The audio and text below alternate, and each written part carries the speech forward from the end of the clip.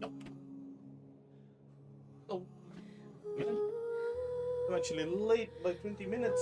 That was on me. I was trying to make some juice after taking a nice bath just to relax.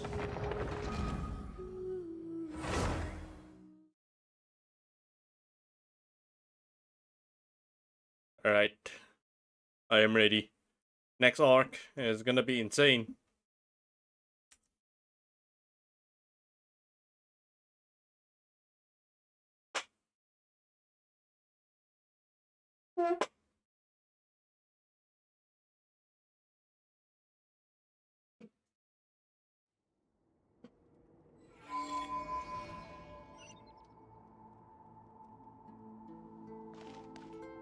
Okay, let's see. Previously, it was this, it was that, and then there was this, there was this one, and then bazum bazum bazum, magic happens. So let's continue from there. I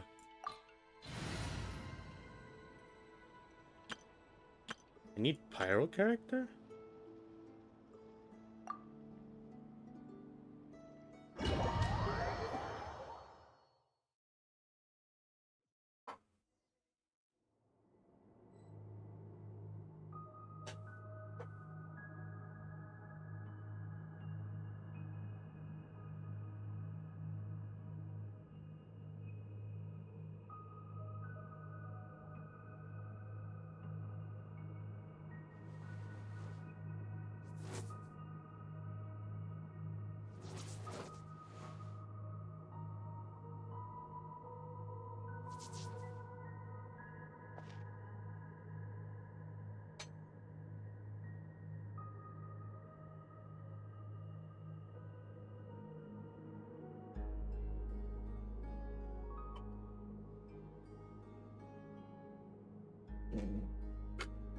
Something you wish to report? Go on. Oh, that feels so You good. have my Oh my god. undivided attention.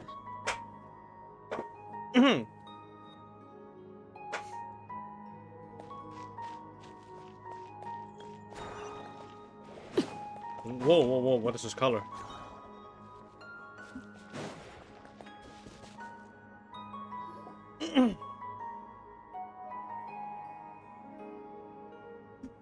Are these people...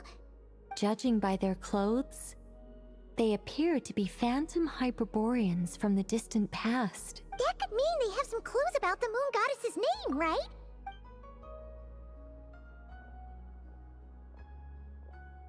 Hey there!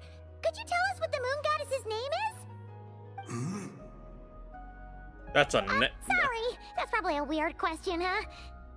How do we explain this? How do you pronounce this name?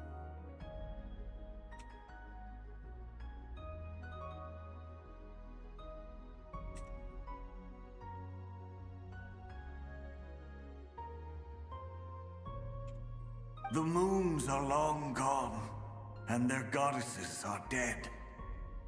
Their names no longer mean anything.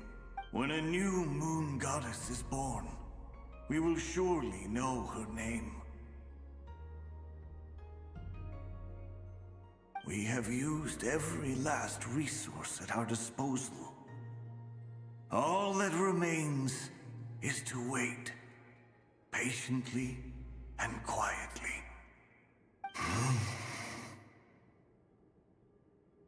Are there significant changes between Shoyu and Nezuka gameplay?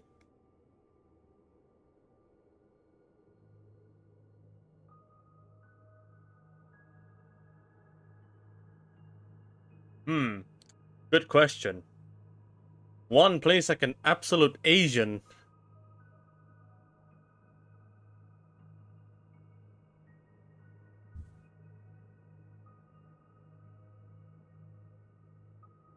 The other one is a humble farmer in the middle of the street.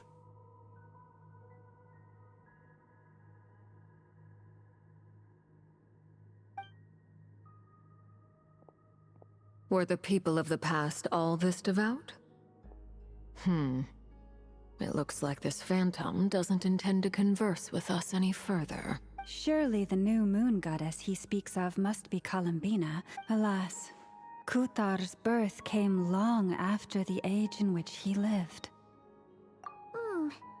But, maybe if we find a phantom from a more recent age, they might know Columbina's real name. I don't catch the passages.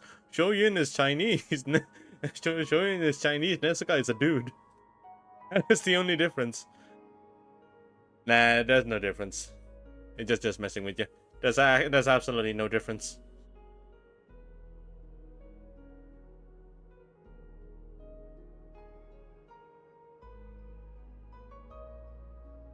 Why would you? Why do you ask if there's any significant changes? Like, the only changes are the names.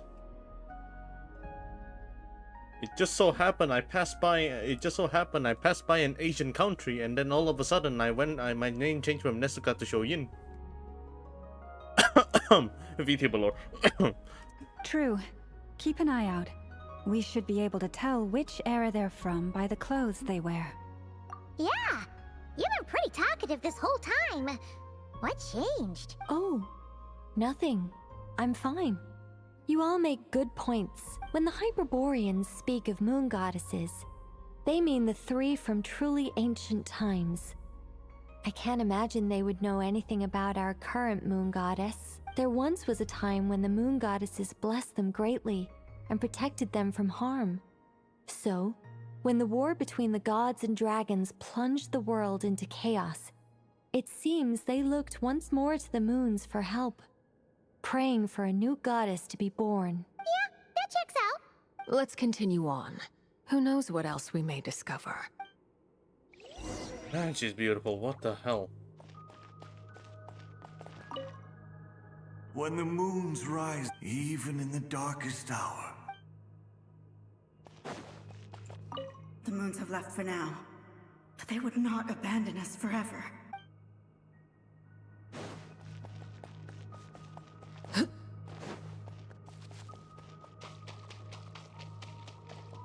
There's a door blocking this path. Not a problem. Try this. According to TS player, there's a difference between Yatoro and Radan gaming style. That sounds so ridiculous. Hey, wait, Mingo. Is Blast Slam ongoing right now, or? If I'm a TS fan, I can see tits. Oh my god. Oh my god, how could you say something so vulgar? Is Blast Slam ongoing? Is it active? I've been watching Blast Slam for a while now, like the 5th one on Sing Sing stream. I'm just hoping I could actually just watch it on the weekends if it's available. Yeah. Explore the space ahead. Bucky.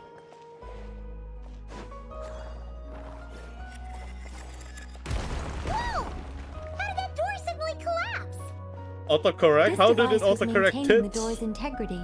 Remove the core, and the device stops working. But I got you. It's fine. Ah, I've seen this place before. Is this our destination? Oh. Impressive. More precisely, this is a device that will help us reach our destination. Let's go. We still have a long distance to cover. Oh my god. She's a fucking mobile message.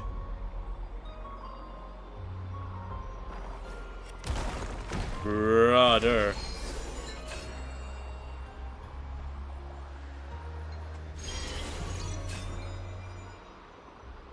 Duh.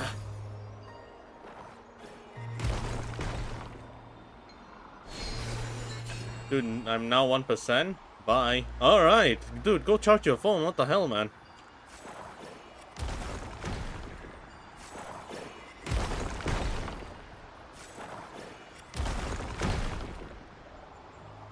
As a TS fan, I can actually see a different playstyle between Radan and Yatoro.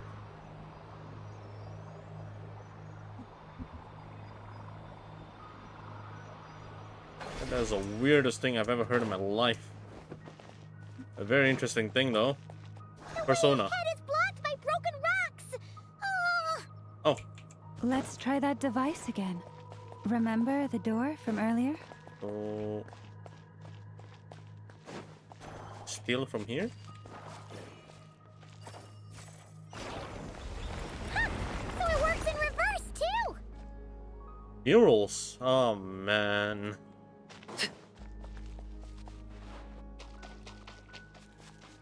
The humans we see are all phantoms. Oh, I see why. But the monsters are real. What a fascinating place. There'll be plenty of time to admire it later.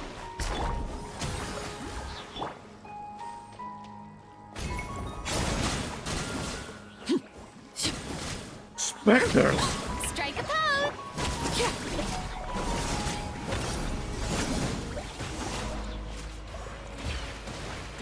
Oh, Get to work! Ooh, there's a whole bunch of artwork in here. Seems pretty old. Nicole, this is probably your area of expertise. What do all these paintings mean? Let me see. To understand these murals requires some knowledge of the history surrounding the War of Funerary Flame. I shared a little of this with Lauma before. Stones tree. Yes. I think I follow. The dispute between the Moon Sisters. The transformation by Nibelung. Oh, okay. Wait, hold up. Oh no, it's no trouble. I'd be delighted to share the tale again. Alright then. Tevat's 3 moons and their goddesses were brought into being by the will of Nibelung, the then ruler of Tevat. To understand these murals requires some knowledge of the history surrounding the War of Funerary Flame. I shared a little of this with Lauma before. Oh no, it's no trouble. I'd be delighted to share the tale again. Tevat's 3 moons and their goddesses were brought into being by the will of Nibelung, the then then ruler of Tevat. but when the heavenly principles came, they changed the world completely, down to its very foundations. The moon goddesses were nowhere near strong enough to challenge this entity. But the heavenly principles did not view them as heretical entities that had to be removed. Essentially, the 3 moons existed to keep this planet alive and operational, which did not directly conflict with the heavenly principles' aims. Nevertheless, the inherent precariousness of this arrangement would soon be revealed. Did not directly conflict with the heavenly principles' aim. Okay. Nibelung returned. Yes. He did, and thus began the War of Funerary Flame, It's a dragon. a battle for dominance between Nibelung and the heavenly principles. Discord would soon emerge between the 3 moon sisters. One would voice the opinion that they should follow Nibelung, for it was he who first hung the moons in the sky. Another would argue that taking sides in the conflict would only bring the world closer to ruin. There was no telling where it would lead, especially since their creator had returned, bearing the perilous power of the abyss. Nibelung would eventually discover their disloyalty. He had all 3 imprisoned before transforming the moons into weapons with which to fight against the heavenly principles.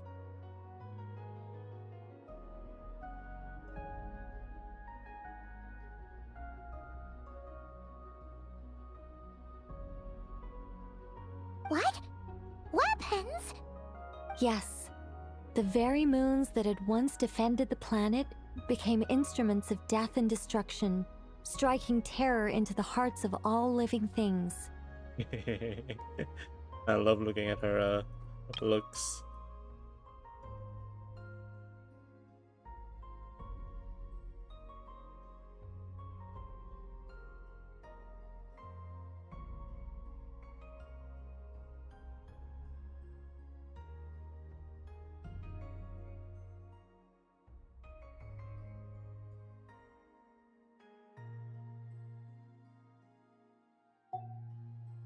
And although the heavenly principles and the three moon sisters had once been at peace, it now seemed that the moons posed an unacceptable threat to Teyvat. It is possible that the heavenly principles did not know of the goddess's imprisonment. If so, the weaponization of the moons would surely have been viewed as an intentional breach of the peace agreement.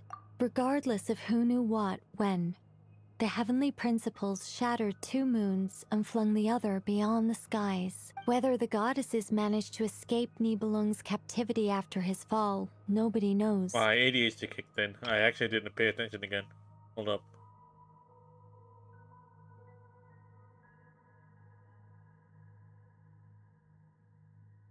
Okay, two moons shattered and flung the other beyond the skies. But this much is certain. From that day on, the moons no longer belonged to Teyvat. The rejections slowly drained their power until eventually they passed away. So that's the full story. You say the moon ceased belonging to Teyvat from then on. Why then would Columbina be born here?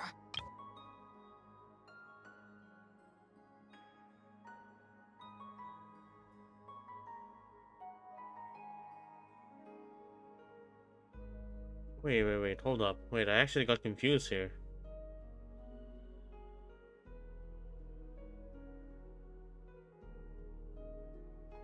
Oh wait, there we go. Right here. The vast three moons and their goddesses. Oh my god, I actually got confused. I thought the goddess is the moon themselves, but it's the other way around.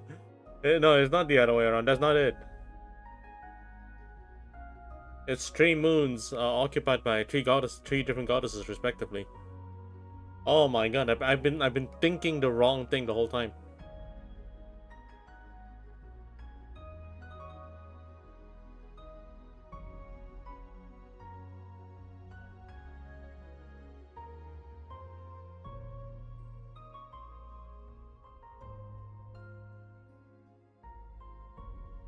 They should follow Nibelung, who was he who first hung the moons in the sky. Another would argue that taking sides in the conflict would only bring the world closer to ruin. There was no telling where it would lead, especially since the creator had returned bearing the perilous power of the abyss. Nibelung will eventually discover the disloyalty and had all three imprisoned before transforming the moons into weapons. Okay. The very moons that once defended the planet became instrument of death and destruction, striking terror. Although the heavenly prison by the three moon sister had once been at peace, now the moons act as an unacceptable threat to that. There's a possibility that the heavenly principle doesn't know that the goddesses are in prison. If it is, the moon being used as a weapon is an intentional breach of a peace agreement. So the two moons are shattered, and then the other one just got fucking yeeked out of the skies.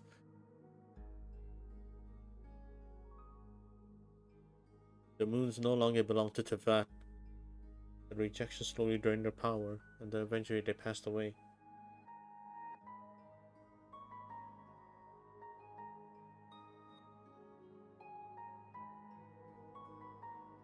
That is perhaps due to the lingering connection between the frost moon, which was not shattered, and this world. Yeah, it was yeet. You could see it as the three sisters' dying wish. They never desired war. All they ever wished for was to protect this land.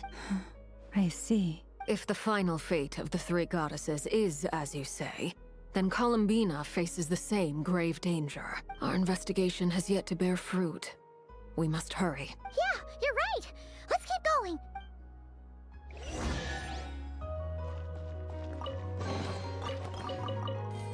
You can use as a weapon?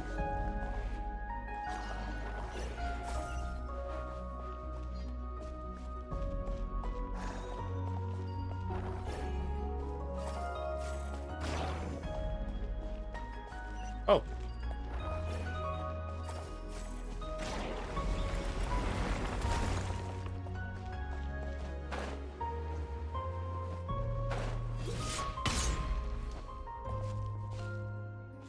Wow, those are names. The shelves are stacked with books. Unfortunately, none are related to the birth of a new moon goddess, and there is no mention of a Columbina. Zerinia. Artaraye. Should we Rai. trust him to keep his promise? We have to. There's nothing else we can do. Yeah, well, I guess they did reuse the assets. Why? Why do the creators of this world no longer show mercy upon their people? Remember his words. We must change our fate with our own hands. Wait, that's odd. Who is he? Is something wrong? No, not really. It's just that over 30 possibilities emerged in my head, so I can't be sure who he is. It's been too long. My memory isn't as sharp as it once was. Okay. 30. Wow. Impressive. Why do you say it like that?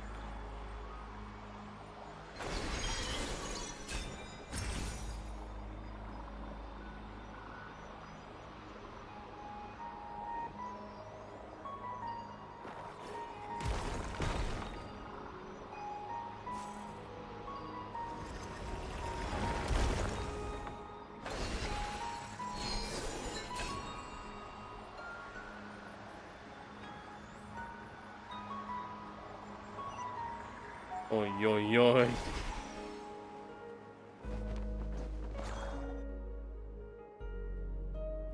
We're finally here. Guessing we'll need to activate this thing? Indeed. I was a little worried about that at first, but as we got closer, I sensed that the Kuvaki within it flows unimpeded. It should be functioning normally. The only issue is how to activate it. It's looking a little worse for wear. What about the cores from some of the other devices we've seen? Can we repair it using those? In all likelihood, yes. I imagine that would have been the Hyperborean's backup plan. Let's look for some cores.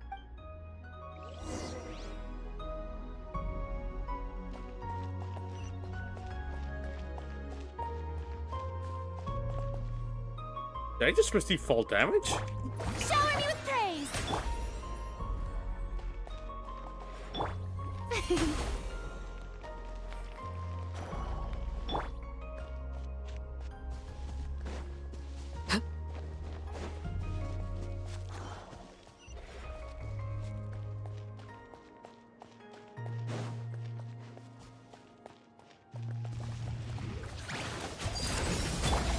Strike a pop! Show no mercy!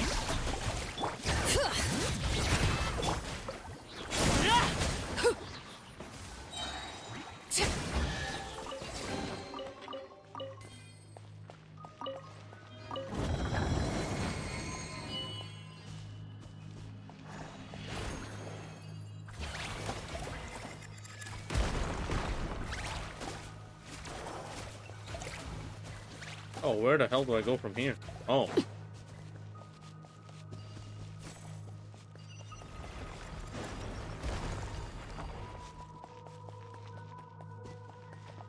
Paimon found a core! But how do we get across? Walk up, then jump down.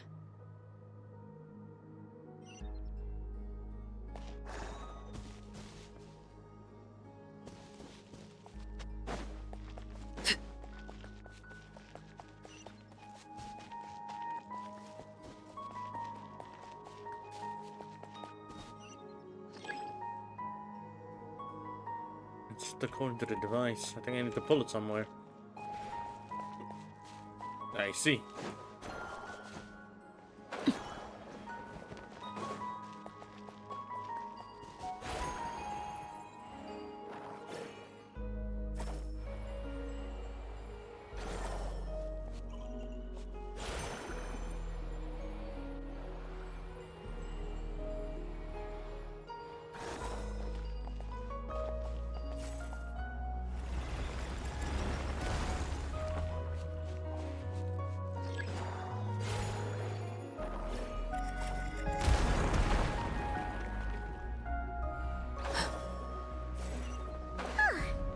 of course. Let's head back. What?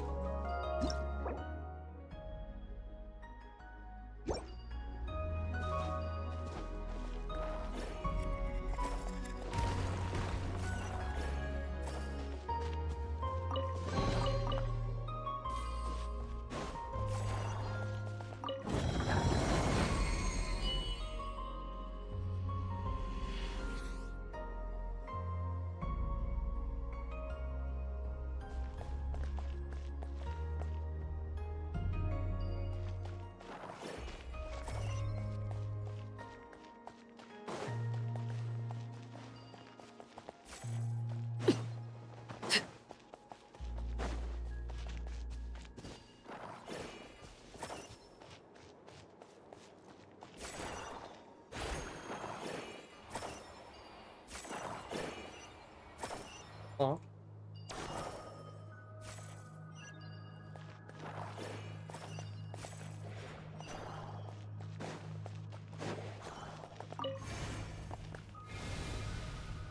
The device is up and running.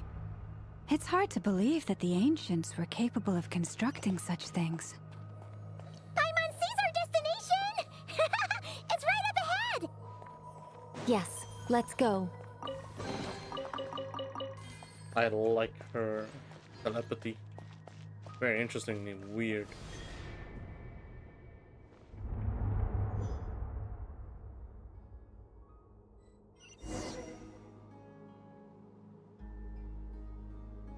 Wait a minute.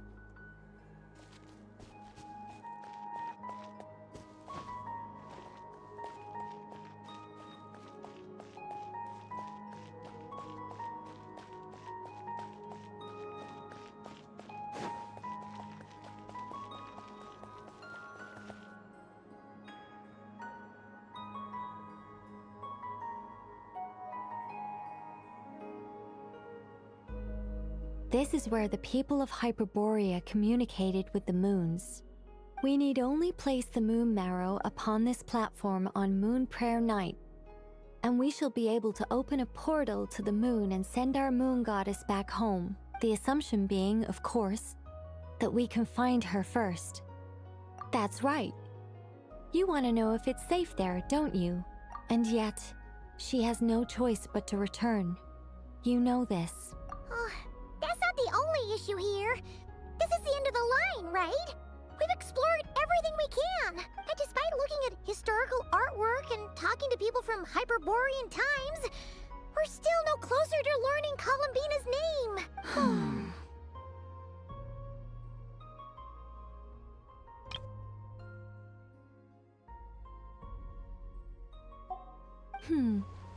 If it's not too much trouble, could you tell me exactly what Alice said to you about finding her name? Oh, sure. What she said was... Then your first job is to find it. As a moon goddess, I'm sure she must have a name she identifies with. Oh, huh. Neither Columbina nor Kutar is her true name, and she's never really accepted either of them. Is it not also possible that she has never had a true name? Not at any point in history?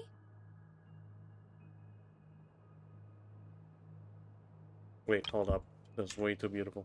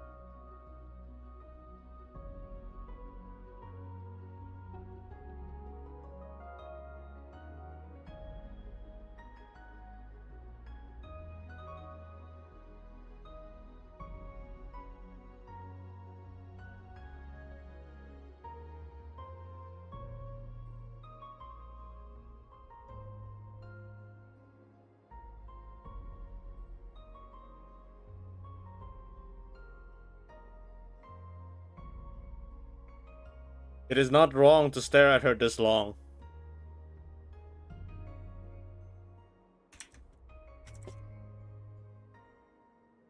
Yeah, it is not wrong staring at her this long. Oh my god, it's so beautiful. Holy shit. How do they do this? That would be a hard pill to swallow. But at this point, we may have to accept that that is the truth. No one knows how she came into being, and she certainly doesn't have parents in any sense that we're aware of. Perhaps she was never granted a name at all. But does that mean there's no way to get Columbina back? She's just gonna disappear and there's nothing we can do about it? Huh?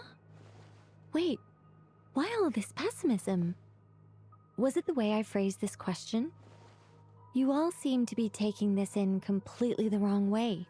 Well, just because she's never had a real name in the past doesn't mean she can't have one now. What? Think about what Alice said again. She never once said that you'd have to find a new name, did she? Are you saying what I think you're saying? Yes.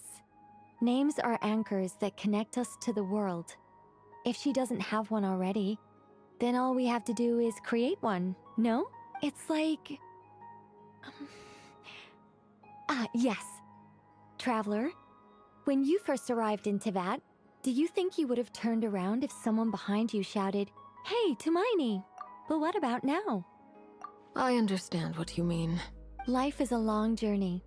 Even the friends and family by our side can change over time. When people call you by different names, what matters isn't so much the words themselves, but what they symbolize. Some call me Yoon, some call me Shoyun, some call me Ness, some that are not familiar with me just yet call me Nesuka. And of course, whether that resonates with you. Either. So, close your eyes and picture the moon goddess in your mind. If you were to call out to her in this moment, what would you say? Columbina. Columbina. Paimon would call her Columbina too.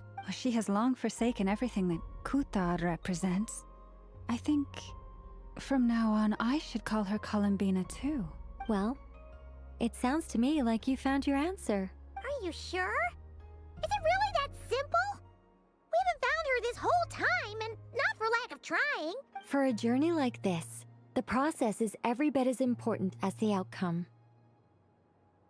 Had you not searched far and wide, rejecting every other answer you were offered? How could you have come to an answer you felt was finally correct? Oh, it all makes sense now. This has Alice's fingerprints all over it. Are you suggesting that Mage knew from the start that Columbina never had a real name to begin with? I can't say for sure. But I can definitely imagine her chuckling in satisfaction somewhere right now, saying, "Ah, what fun." Llama! Your antlers! You should hurry. The festive moon has begun to rise. Oh no. Her internet. Do not worry, for when you called the name Columbina just now, I could sense that the power within was enough to summon back the moon goddess.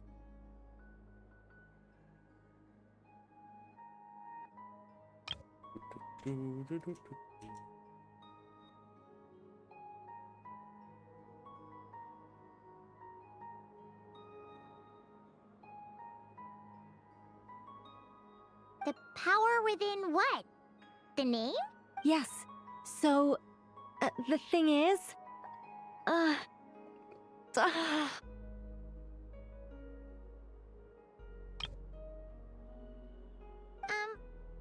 What's wrong now? This is so annoying. I really want to explain how that whole thing works. Starting from the founding principles of Teyvat and... Oh, I could talk about this for hours, but... Deep breaths, Nicole. Deep breaths. You're an angel. A sober, sensible, solemn angel who has her priorities straight. Okay then. Sorry for asking. Clearly a bad call on Paimon's part. Anyway, you all need to hurry. Last thing, remember how it felt when you called out that name. Then it is agreed. By the name Columbina, we shall find her. Then we'll throw her the best Moon Paranite party ever! And at last, we will send her home.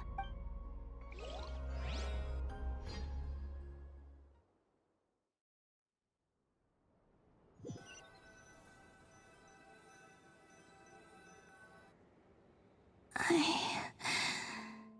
can barely move anymore. My consciousness is fading away.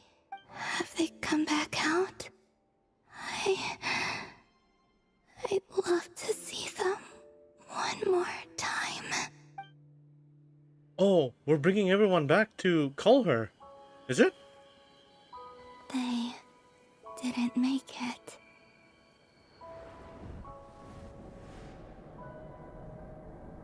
Could you tell me your name? My name is... Columbina!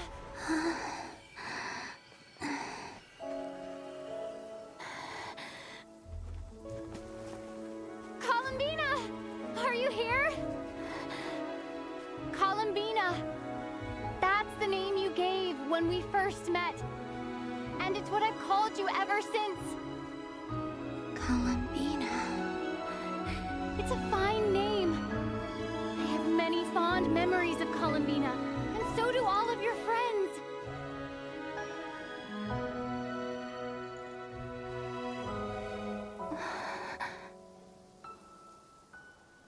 If you like this name,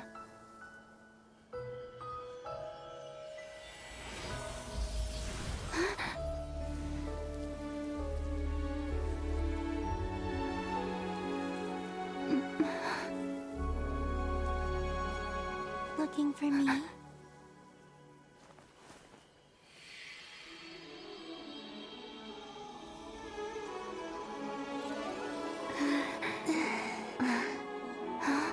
I like it. You can carry on using it. My name is Columbina Hyposelenia. That's the last name? Oh my god, that's the last name? Columbina Hyposelenia. That's a wonderful name. Wait, there's a last name? Selenia. I never thought that Columbina would become my real name. But after I met you and my other friends, the things that this name stood for slowly began to change. It went from being a Fatui code name to something my friends call me. How much she's changed since we first met. She never used to share her innermost thoughts. What is it? Why aren't you saying anything? I'm just so happy for you. Thank you. So, where's everyone else? We can go and meet them very soon. Everyone went to different places to try calling your name. Great. I'd like to thank them as well. Everyone's done so much for me. Searching for my name, entering those ancient ruins. Huh? Wait, so you were... Yes, I was there. Not physically, but my consciousness was still holding on. I followed you the whole way. Starting from when? You turned around and called out my name while you were in Nasha Town. Do you remember? But that's what that was. It was sworn I felt someone pat me on the back, and deep down, I think I knew it was Columbina. Let's go. We don't want to keep them waiting. Sure. In that case, come with me. But... Before that... Could you call my name one more time? Sure. Come with me, Columbina Hyposelenia. She has a last name. That feels so nice. What? Hyposelenia. Spread the good news to your friends by way of animals, small animals, and Kurenki. But since not everyone speaks Critosine language, some friends took longer than others to get the message. Columbina! Oh, this truly is wonderful. Llama, I can't breathe. Ha ha! Just in time for Moon Prayer Night. It's good to have you back, Miss Columbina. Yeah, we were worried sick. Thank you, my friends. With your help, I now have a name that belongs to me. Columbina Hyposelenia. Where's the second half from? You added it yourself? Yeah, I was wondering about that. That's right. It means Born beneath the moon. yes. And by extension, it can also mean born beneath this world. What? A fine name. Now, as much as it pains me to interrupt this beautiful reunion, I feel obliged to remind you that the Moon Prayer Night celebrations in Nasha Town have already begun. Don't you want to enjoy the festivities? There's so much to see and do. And some of the ambient lighting and entertainments were sponsored by the kind souls in the Hexen Circle. Nicole? Why have you turned into Dodoko? So you're Miss Nicole. Thank you for helping us, and for helping me find my name. It's nice to finally hear your voice. You're quite welcome. Guiding lost people to hidden treasure is what we Seelie do. And if you ask me, spiritual treasures are far more precious than material ones. Chests are all well and good, but this was what it's all about. Ah, so satisfying. Anyway, I had to go help Alice. It seems like she ran into some trouble. That's why I couldn't be here in person. But don't worry, we're with you in spirit. We'll be celebrating right along with you. Keep an eye out for the Hexen Circle's festive stalls in Nasha Town. I think you'll like what we came up with. Alice said she even managed to rope B in this time. What? The Frost Moon Scions have also prepared various attractions. I believe Aino, Nefer, and their crew are setting things up as we speak. On that note, Nefer, about that request I made. It's all in hand. Yehoda is on site to ensure that everything goes off without a hitch. You know, it feels so weird that all this time, all you need to do is to just accept the fact that she has her name and her name is Columbina. Like, that is the solution after like 1.5 hours of story time. Wonderful. In that case, Traveler? Huh? Hey. Come on, Columbina. It's time to celebrate the best Moon Prayer Night ever. We're going to a domain?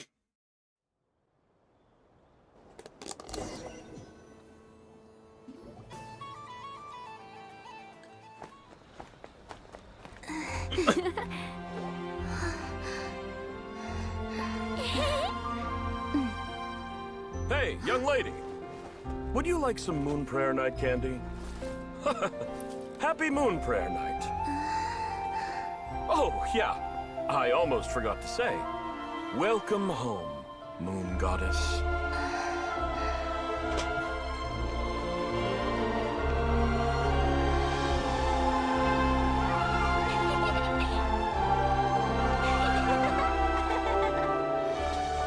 This is Welcome just... home, Moon Goddess. This is just Christmas with extra steps. Welcome home, Moon Goddess. Welcome home, Moon Goddess. Turning Nasha Town into her home is a festive gift. A rather brilliant idea. Perhaps this is what Nodcry, Columbina's home, should have been like all along.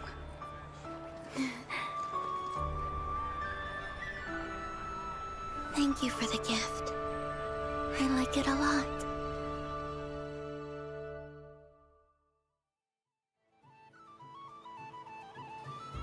This feels like the surprise of my life. I do. I never imagined I'd ever get to enjoy Moon Prayer Night with everyone so freely. If you're happy, we're happy. Quite a strategy you came up with. Hide the tree in the forest. It's not your usual style, Lauma. Is there something about Moon Prayer Night that enhances what's in your head as well as the antlers on top? Apparently so. It even inspired a perennial penny pincher to use their resources for a greater cause. It truly is a magical festival. Oh, shut the fuck up. Let's listen to the music first. Whoa.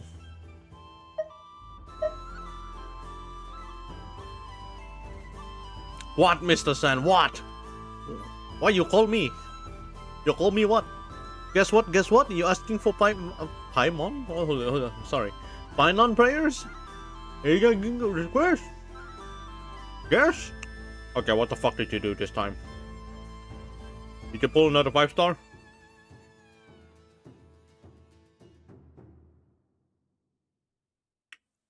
Damn, that music is like, it's so good. Okay, anyways.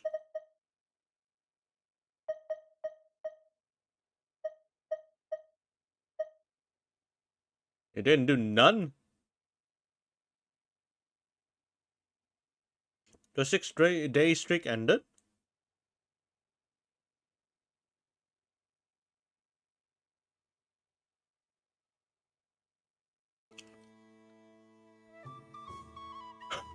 You're going to lose all 50-50 now.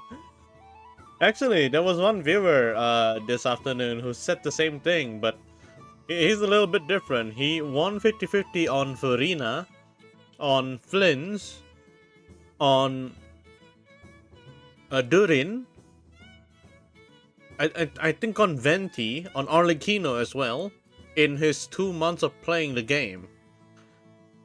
And now he doesn't have any friends.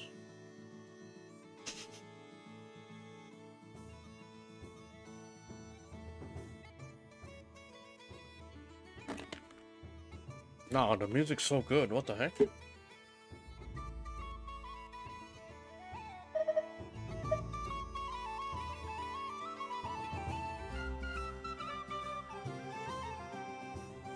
Oh my god!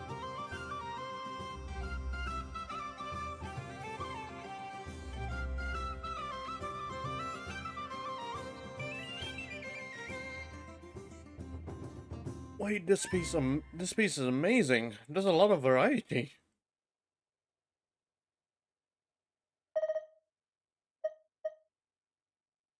What server am I in? Asia, go Asia. If you're playing Genshin, go Asia.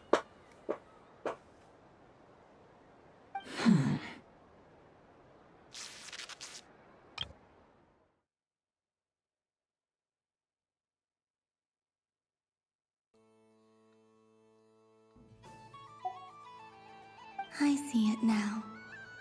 This bickering is actually a sign of a strong relationship. Huh? What's everyone doing here? Oh! Miss Columbina, you're back! Your laptop don't got enough space. I'm a mobile player for a while. Yeah, you're gonna be you're gonna be mobile. Okay, what is Aino do? Oh my god, everyone's cosplaying as Columbina. Oh, I just realized. What?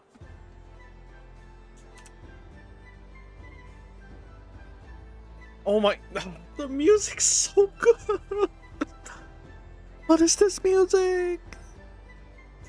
Wait, hold up. No. I'm gonna. This is just like Monaco from Expedition 33. Like, his music just made me AFK. I didn't even fight. I didn't even play the game to begin with, but I made the music on loop. Oh, that's so good.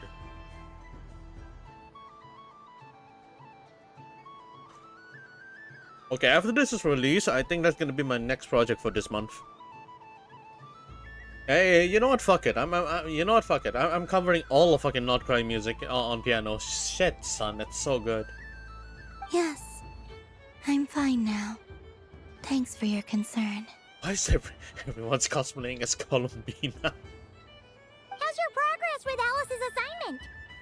Very well indeed. I've never heard her sound so excited. Not like this. This time her excitement seems more serious. Seems like she's had a major breakthrough. She said she'll contact us once she knows more. In the meantime, we're free to relax and have some fun. Enjoy the time off while it lasts. I have a feeling that our next task won't be so simple.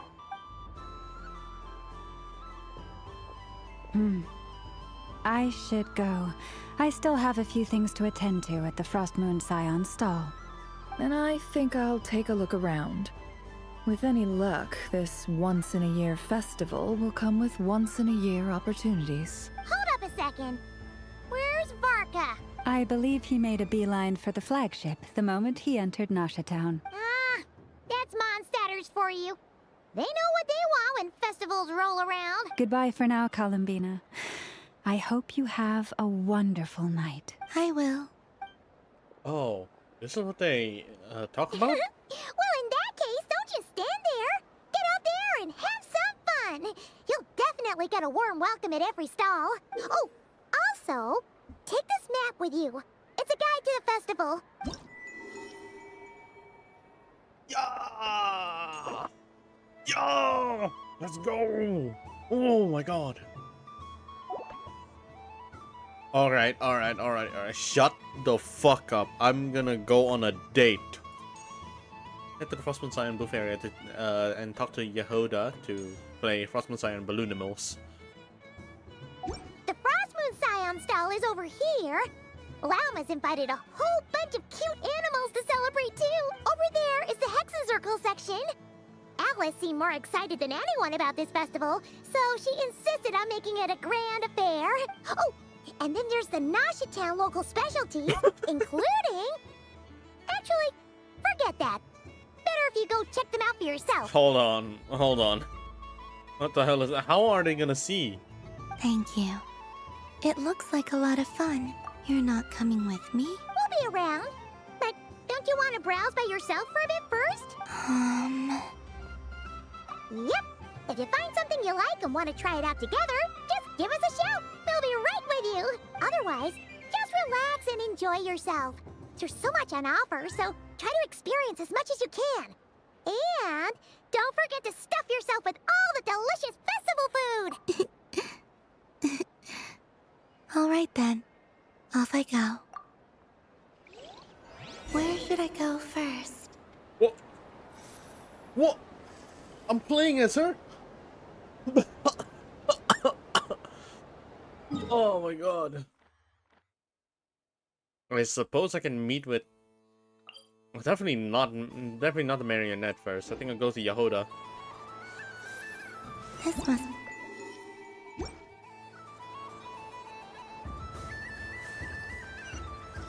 Oh my god. Alright, what do you have?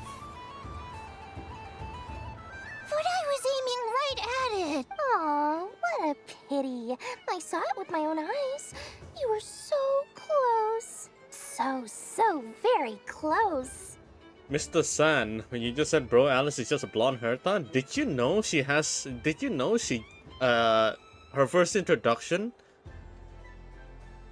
at the start, she did the Cyrene pose? Twice? Not only she's a blonde Herta, but she has the same energy as Cyrene, apparently. The only difference is that she's a mom.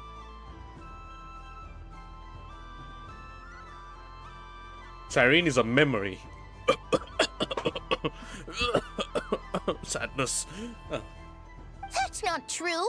It dodged out of the way right as I was about to snag it. I'm sorry? You heard me. This paper frog can move. I swear. Oh no, they talk? I know them. Dear, oh dear, what are you saying? How could a paper frog move? Unless you believe there really is magic in this world. Even if I, the mere humble merchant that I am, nice knew such magic, surely I would not use it on a paper frog. I'd sooner give Mora legs, so I could walk right into my purse. My dear, dear customer, Why not have one more try? This time I'll give you 12% off. A very generous discount for one of my most regular customers. Just think about how much experience you have under your belt now. You're sure to win the next one. This is not Dota? Of course it's not. This is Waifu Simulator. I'm collecting them right now. Darn. I used up all my coins. I'll be right back. Just gonna fetch some more from my house. Take your time, but don't take too long. This event is Moon Prayer Night only. Miss it, and you'll have to wait a whole year before I'm back. Next customer, please. Welcome. Hello. Whoa! What's this bigwig doing over here? How do I tell my employees not to go running around this time? Shooting them a glance won't work. I haven't known them long enough. Dory? No. She's a different case. She's a different case. Dory? That there, right over there. There she is. Look at that. The most beautiful girl in all of Notcry. Why, hello there, Miss Columbina. Would you like to play my ring toss game? The rules are very simple, and it's easy to get the hang of. How much for a round? Oh, first time's free. Not a single mora.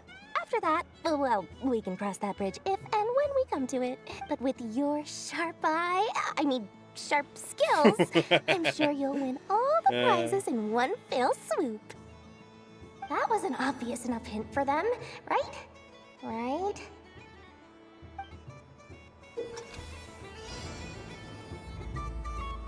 Hold the ring toss button to aim at the prize. Columbina will toss a ring when the button is released.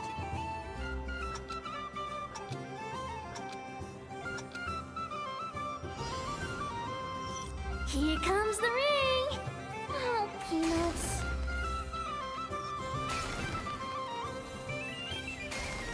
Change tracks. Roselle, should we move or not? Just a tiny bit. All right, then I'll... Oh, sugar plums, not the clock hands. How do I move the legs again? She has her own animation. Oh dear, that's a lot of hint. Stop it! Stop! Let's see now. Let's see. Wow, very good. That's the highest score we've had all night. And here's your prize. Now, how about another round? As for the cost... Happy Moon Prayer Night, Miss Columbina. Happy Moon Prayer Night, Durin and Hat Guy. Are you here to play the game? Yes.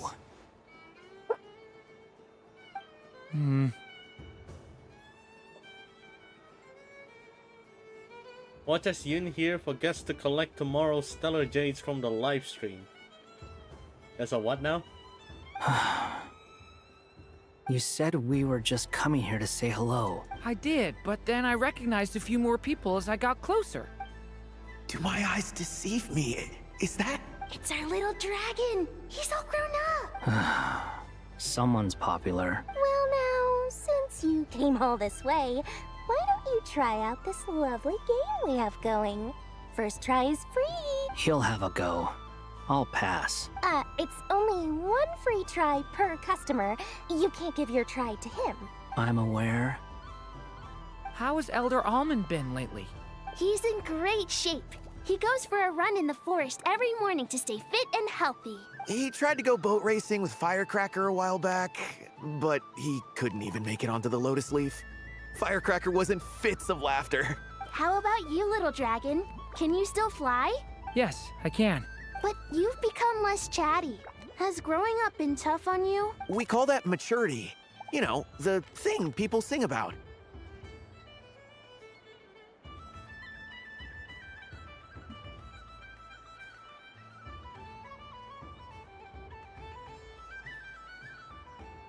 It's tomorrow?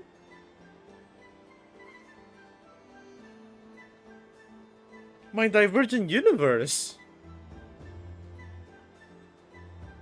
Shit. The knight wields a sword of stone. to defend those hearts that are made of gold. Stone is very heavy. That's what keeps them from talking too much. That's awesome! I want to be a knight when I grow up too. Ring, here I come! Oh, the hat-wearing man. I never thought I'd see you again. You seem more determined than when I saw you last on the train. If you say so. Oh, I do say so. The people you once helped see it clearly. It's because you are once again on the right track. May the engine in our hearts propel us to the station of our dreams. I can move! I can move now, Roselle! What are they doing? Running into the rings like that? You got them all so quickly. I have never seen anything like this in all my travels. Is this guy actually an old friend of theirs? Okay, I get it now. Alright, who... The person who made Simulanka, who is it again? Who's the witch that made Simulanka? Ah, there we go. Okay. Alice Barbalov and Anders' daughter. But the story is Anders' daughter.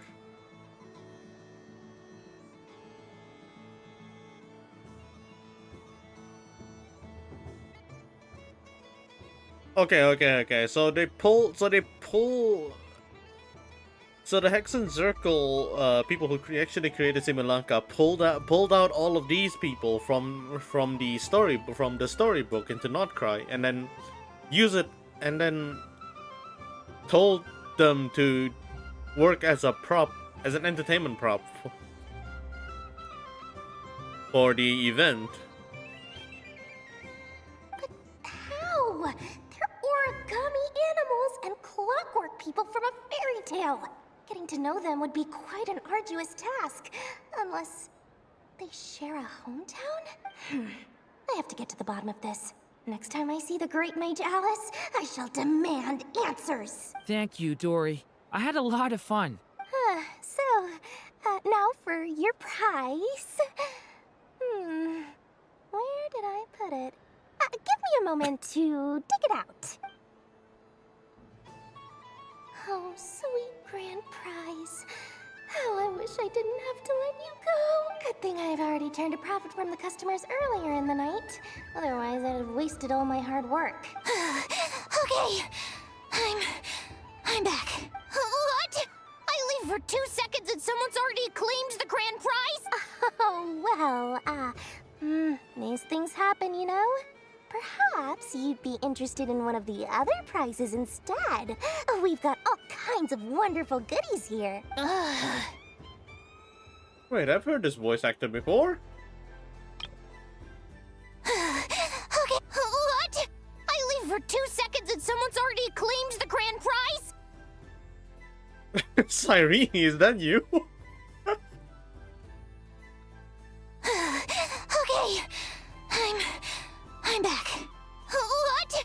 I leave for 2 seconds and someone's already claimed the grand prize?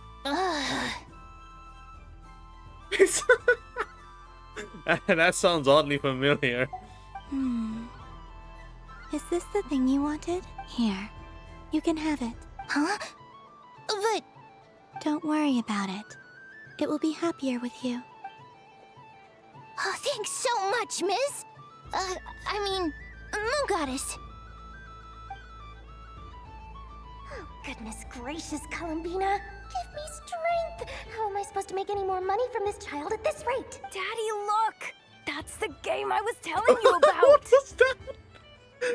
What was that? What the fuck happened there? What the fuck? What? What the fuck happened there? No. No, come back. They got gomaged. Forget it. She is the Moon Goddess after all. I'll think of some other way to swing this. Maybe I can try to hook this new kid.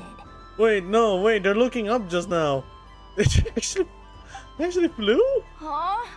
Oh, someone already won the grand prize. You can take mine if you want. Oh no. The auto model detection. What? Why? Why are all these bleeding hearts coming here to ruin my business? Happy Moon Prayer Night, everyone.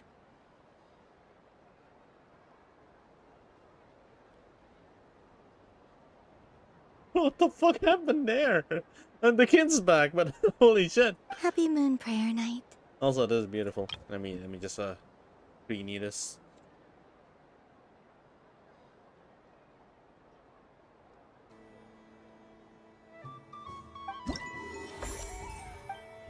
Alright, hopefully there's no flying people.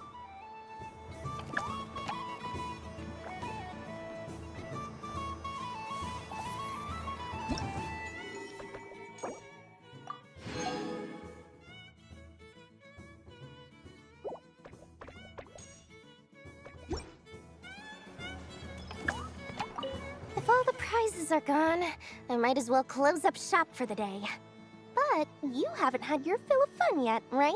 So the next time a customer shows up, you're going to have to run faster, all right? And remember, run out of the rings, not into them.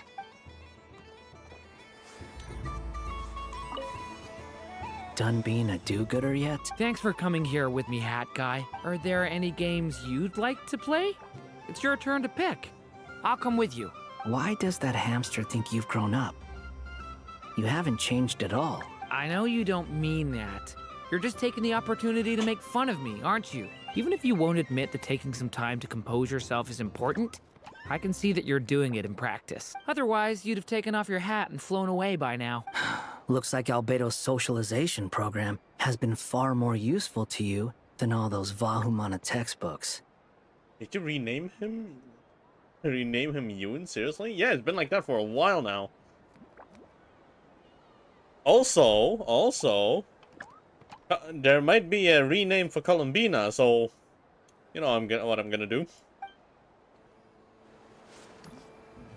Happy Moon Prayer Night, adventurers. May you have a lovely evening. Oh wow, that's a good idea. For Columbina, that's actually a good idea.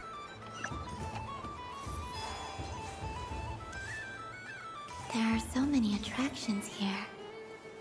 Since I rarely get out, I might as well make the most of it.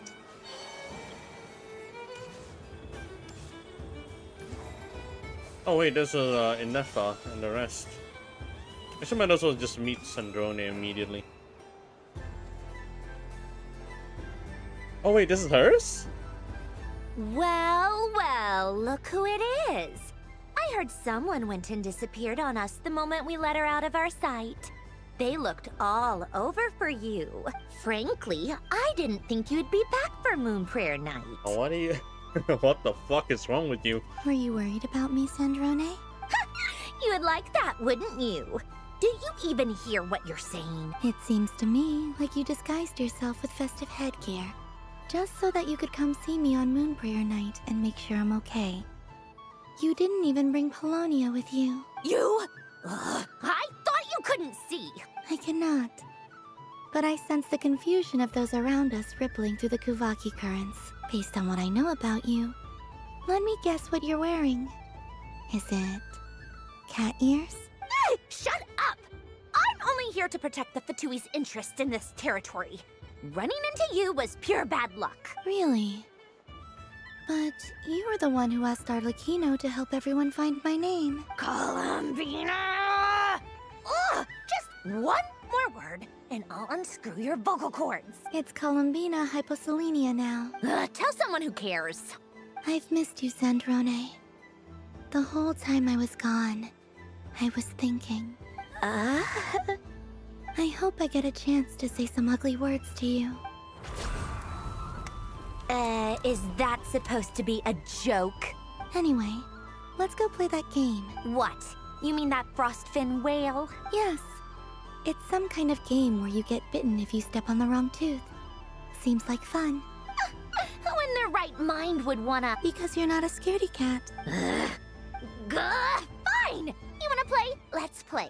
Don't complain when I kick your sorry butt. Valorant chamber. Lovely. You wanna play? Let's play. You old geezer! I'm gonna beat the pants off you! Just you watch! I almost forgot.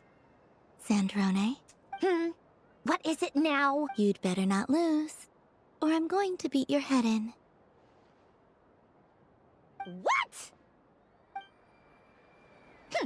Allow me to demonstrate since I'm feeling so nice. You just step on the teeth, like this.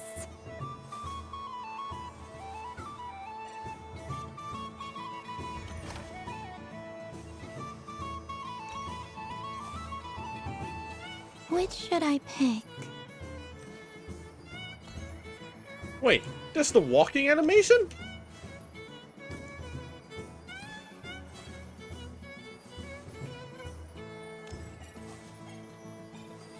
Your turn, Sandrone.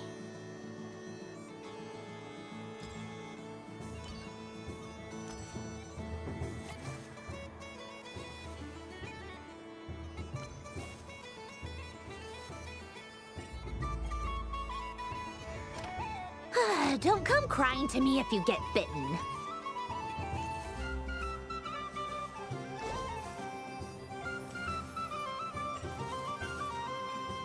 There are less and less teeth remaining.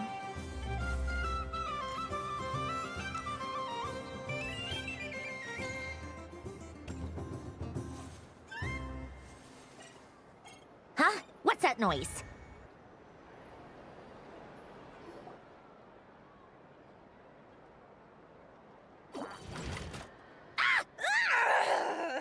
I think you might have picked a bad tooth, Sandrone. Shut it! Do you need any help? It seems like you're stuck. No! It's just a blasted toy! How is its grip this strong? Stop laughing! All right. Well, you lost. So just like I promised. Hey! What are you doing? Are you seriously? Hiya! Why, you... Oh, just you wait! Rematch! Are you all right, Sandrone? That was quite a strong bite. Are your clockwork parts? Quit your fussing! I don't need it! All right. I'll go first this time.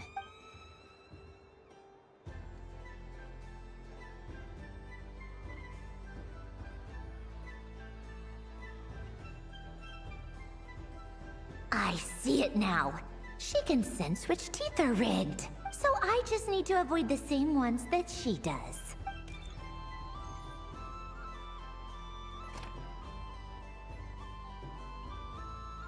This one... Seems fine.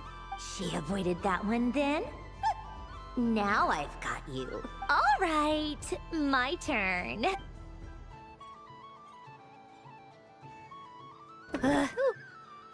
What? Looks like you lost again, Sandrone. Wait! There's more than one bad tooth! No! I missed the bonk! Putangina!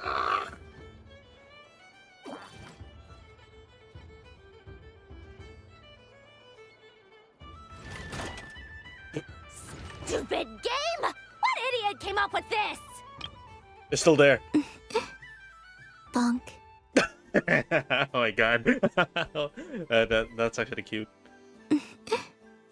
Bonk. Okay. Are you alright, Sandrone? You said some nasty things just now. It's time, Columbina. Say some profanities. Oh, I'm peachy. Should I let you bonk me on the head as well? Ah, forget it! Come on, bonk away. It can be your consolation prize for losing so badly. I told you, forget it! Gah, you've always been so annoying. Singing right outside my door, inviting yourself to my tea parties, going AWOL. And now you're off to the moon or something. Of all my days with the Fatui, The times I spent with you, Arlecchino, and Rosaline. They were my favorite. I will not forget them. Just as I shall not forget this moment. We'll always be friends, no matter where we are, right? Who'd want to be your...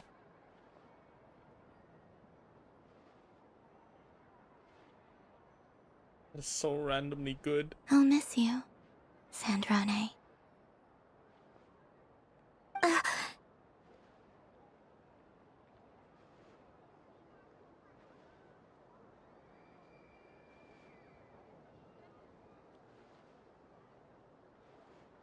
Goodbye, Sandrone. That hug is enough to make Sandrone a playable character.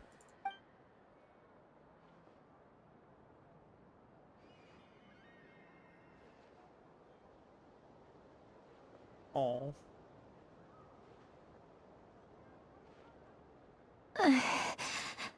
I'll miss you too, Columbina. Sorry, what was that?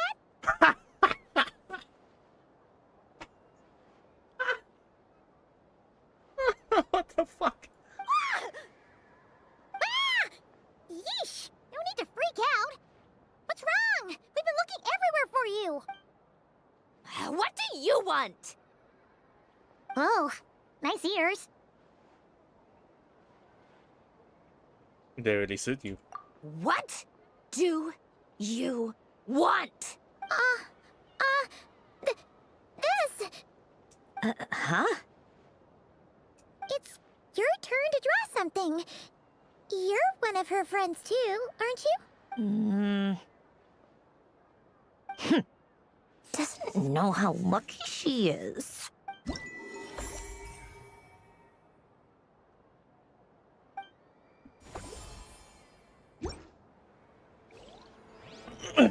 What's happening to Columbina? Because the world rejects her, her power is slowly diminishing. Her power is slowly diminishing to Tevat, and since the Frost Moon, I presume, the Frost Moon, is being blasted beyond the sky, and by beyond the sky I mean beyond the fake sky of a Tevat, she needs to go back home.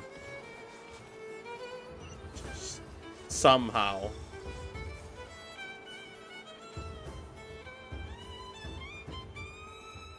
What is going on over here? How's my It looks character? like fun. How's my character builds in Starrel going? I don't know anymore. I'm just, you know, one of those things where you just like check relics and be like, I'm gonna go and grind this relic. So I went and grind without thinking of anything. I didn't even check the relics yet. As in like manually filtering out and then be like, ah, this one is shit, and then go along with it. I just hoard them. Hold it right there! You can't run away from me, Moon Goddess. Are you talking to me? Of course. Do you see anyone else here dressed up as the Moon Goddess besides me and you? Hey, come on! Call me by my title. Happy Moon Prayer Night, Moon Goddess. And the same to you. Anyway, there's no time to waste. Get ready for the duel of a lifetime.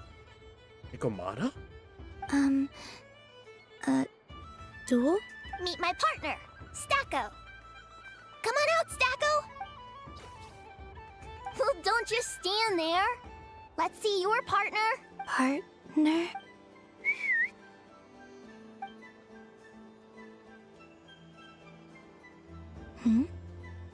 So I need to select a partner and command them in battle. Partner.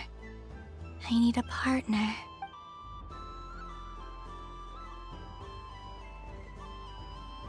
Dude.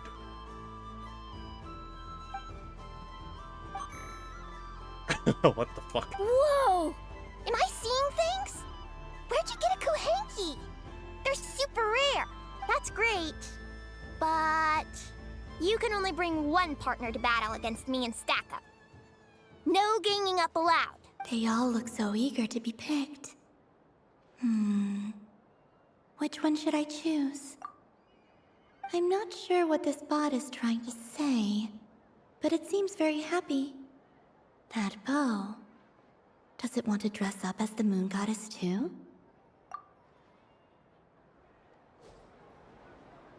Testing! Testing! Oh, this is an emergency broadcast! An exciting battle is about to take place right here at the Nashatown Special Arena! In this corner, we have the Moon Goddess and her robot partner. And in the other, we have the Moon Goddess and her other robot partner! Ugh, this announcer stuff is harder than I thought. Why does everything I say sound so dumb? If I could cringe any harder, I'd fold in on myself. Only one Moon Goddess can be victorious in this ultimate battle of destiny! But who will it be? There's only one way to find out! Now, without further ado, let the Battle of the Moons begin! I don't care who we're up against. Stacko and I ain't gonna lose. Let's strike first. Stacko, formation shift. Ho ho ho! The robot has kicked things off with a change of formation. But how will this affect the battle? Nobody knows. Cautious play from the opposing team! This Moon Goddess has come prepared! Where will it go from here? Okay then. Stacko, maintain formation and enter your empowered state. Empowered state! There we go! Now we're talking! Absorbing the immense Kuvaki present on Moon Prayer Night, this lean, mean machine has greatly increased its offensive power! Here it comes! A Lockaberry! Oh, what could the Moon Goddess be planning now? So dumb. Frankly, I don't have a clue, so your guess is as good as mine. The battle is heating up fast! I'm about to start sweating machine oil over here! Go for it, Stacko! Set Kuvaki to maximum! Can their opponents withstand this blow? And what will this Moon Goddess do? Don't be afraid. Fight however you wish.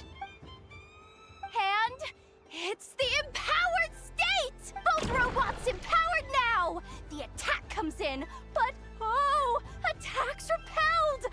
Opposites attract, but likes repel. And now you've seen it in action! What a powerful repulsion! The robot crashes into the wall! Can it keep going?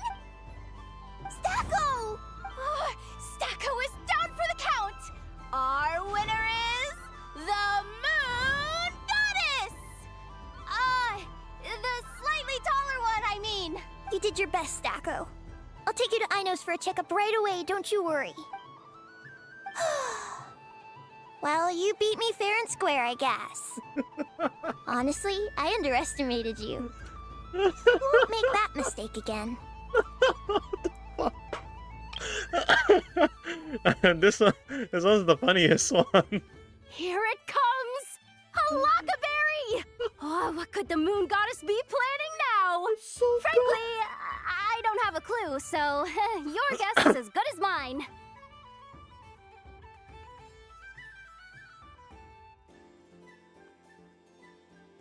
And then she just takes out a Lockaberry like that, like here, I have a Lockaberry. Oh man, that's what the fuck. Also, Yehoda is a good cast there. The voice actor for it is actually done a really nice job here. Holy. Both robots empowered now! The attack comes in, but oh, attacks repelled! Opposites attract, but likes repel. And now you've seen it in action! I think my partner deserves most of the credit. Just you wait. When I'm a little bit older, I'm gonna come back a whole lot stronger. Be ready for a rematch.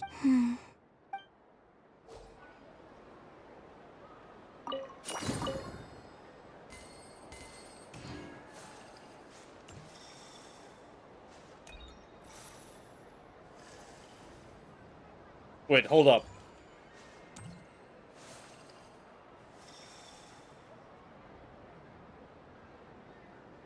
He's using Lear.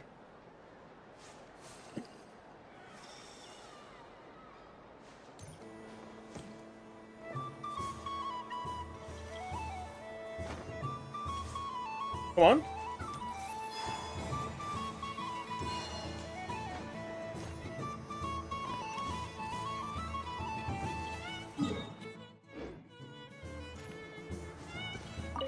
What's there to see on that moon anyway? Let her go up there and cry alone. See if I care.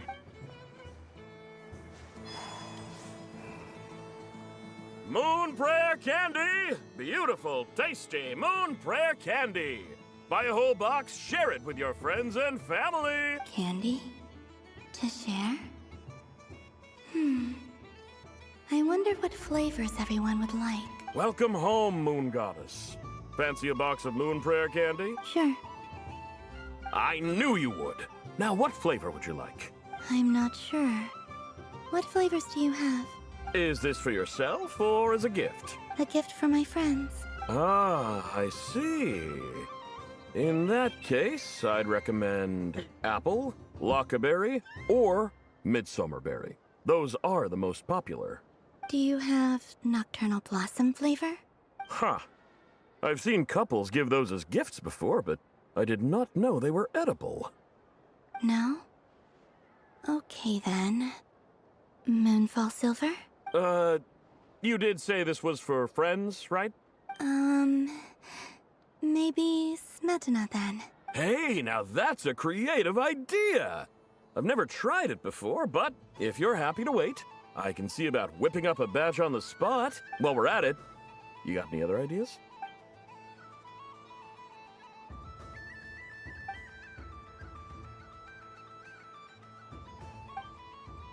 Ta-da!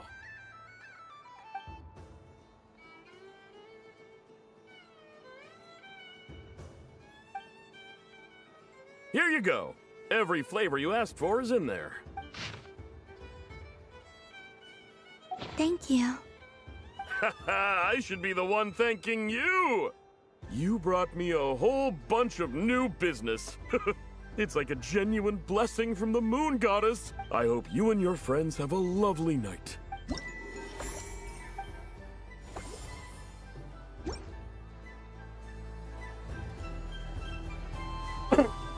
Assorted Moon Prayer Candy! All your favorite flavors in a box!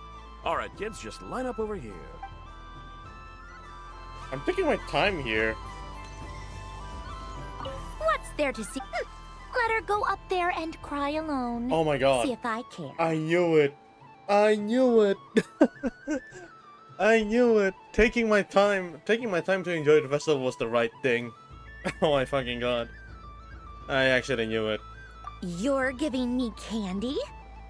That isn't like you. This had better not be some weird prank. Coffee flavor? I thought you hated coffee. It's extra strong too. Huh. You didn't do all this just for me, did you? Hey! Don't take it away! I never said I didn't want it. I mean, you can't unmake the candy now. I knew that's a new interaction. God damn it, man. Oh, wow. Oh. Wait, those are Kavaki lights. Yeah. Right? Those lights.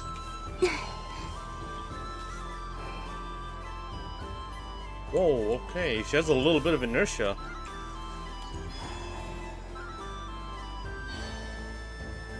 Oh, that's so accurate.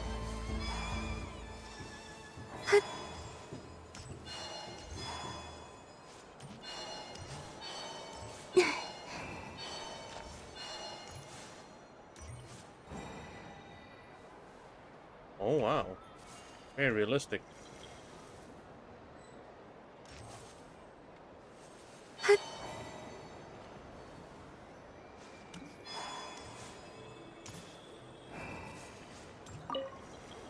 done being a dude. Thanks for coming here with me. Are there any games? Why does that happen? I know you don't mean, even if you won't admit, otherwise you'd have taken.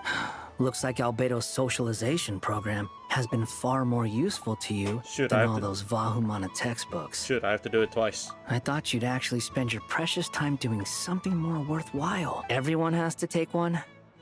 Well, fine. I'll take mine. Done being a Thanks for coming. Are there any? Why does that? I know you don't, even if you won't, otherwise you. Looks like Albedo's socialization. A moon prayer candy for me? Huh, thank you. It smells like baked apples and butter. Reminds me of Good Hunter, a restaurant in Mondstadt. I always have to resist the temptation to go there unless I'm ordering food. I understand your homesickness, Miss Columbina. I have a double dose of it, because both Simulanka and Mondstadt are my home.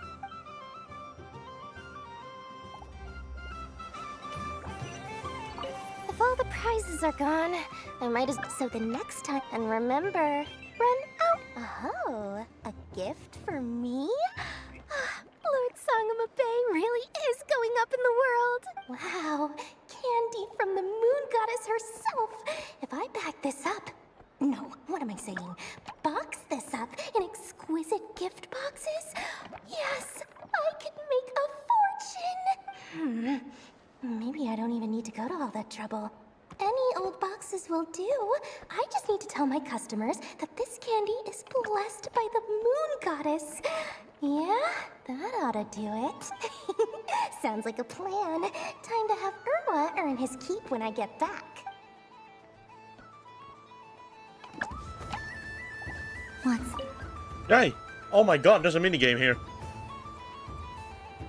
Come on, Citrus. One more round. Just one more. But my neck. Oof. It's acting up again. You should take a break. Health comes first. Yeah, don't push yourself. We'll find someone else.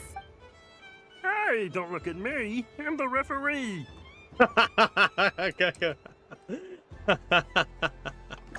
Hermit? What are we gonna do then? Do you need any help? Yes, we do. We need one more player for our game. All right. Could you teach me how to play? It's really simple. You just throw the dice and move by that number of tiles. First one to reach the finish line wins.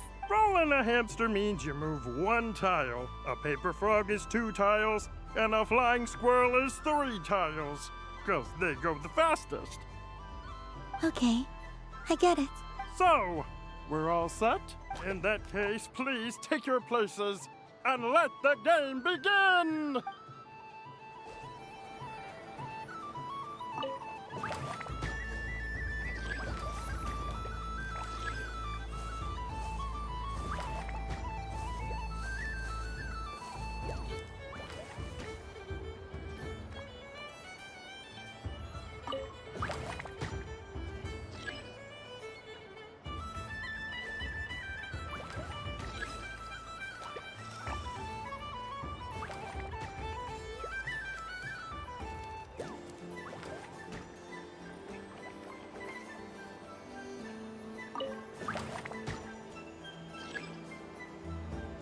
Dude. And the winner is Astape! Well done! It's a pity that my good friend Faro Bear is busy working on a training program for Princess Semest. If he could have been here, the victory might have been his.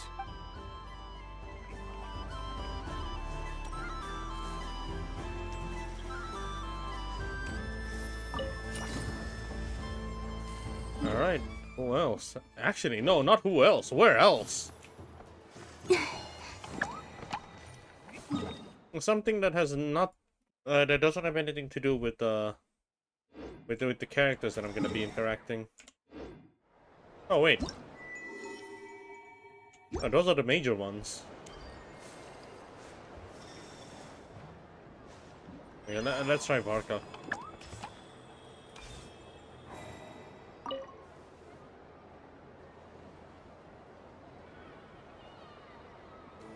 I wouldn't say it's unfair, exactly. I mean, Your voice goes right into people's heads. How would you explain that to the kids? You can't just explain it away as magic.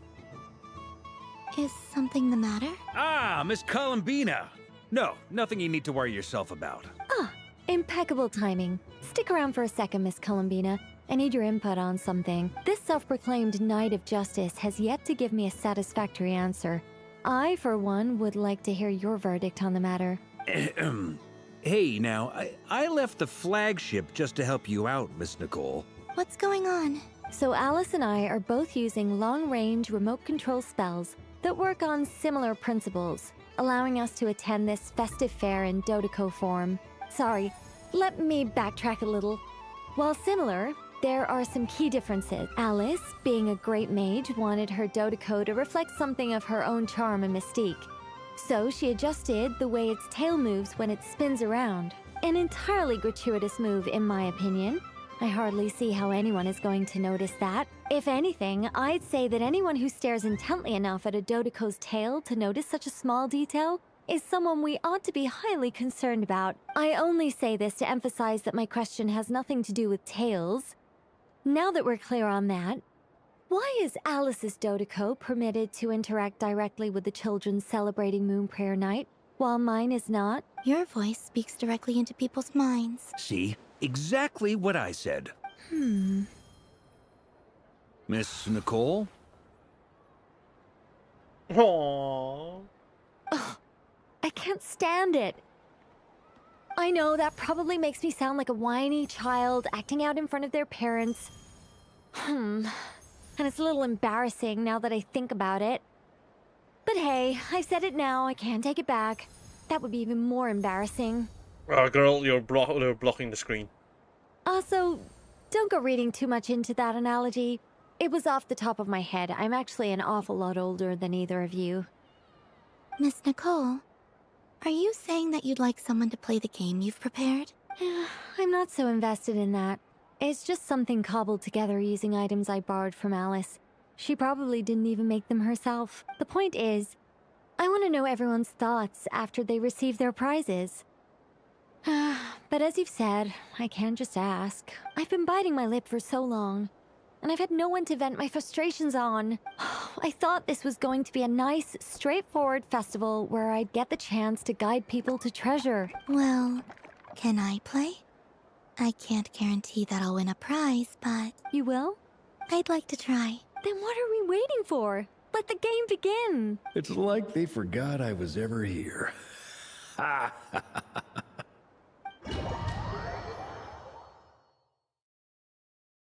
Wait, what? Where are we? Oh my god, it's this game. Adjust the aiming line left or right and then press the launch button once you select the desired direction to fire the bouncing Dodoco ball. You can I'm playing pinball. You can use the flippers to oh my god, I'm playing the pinball.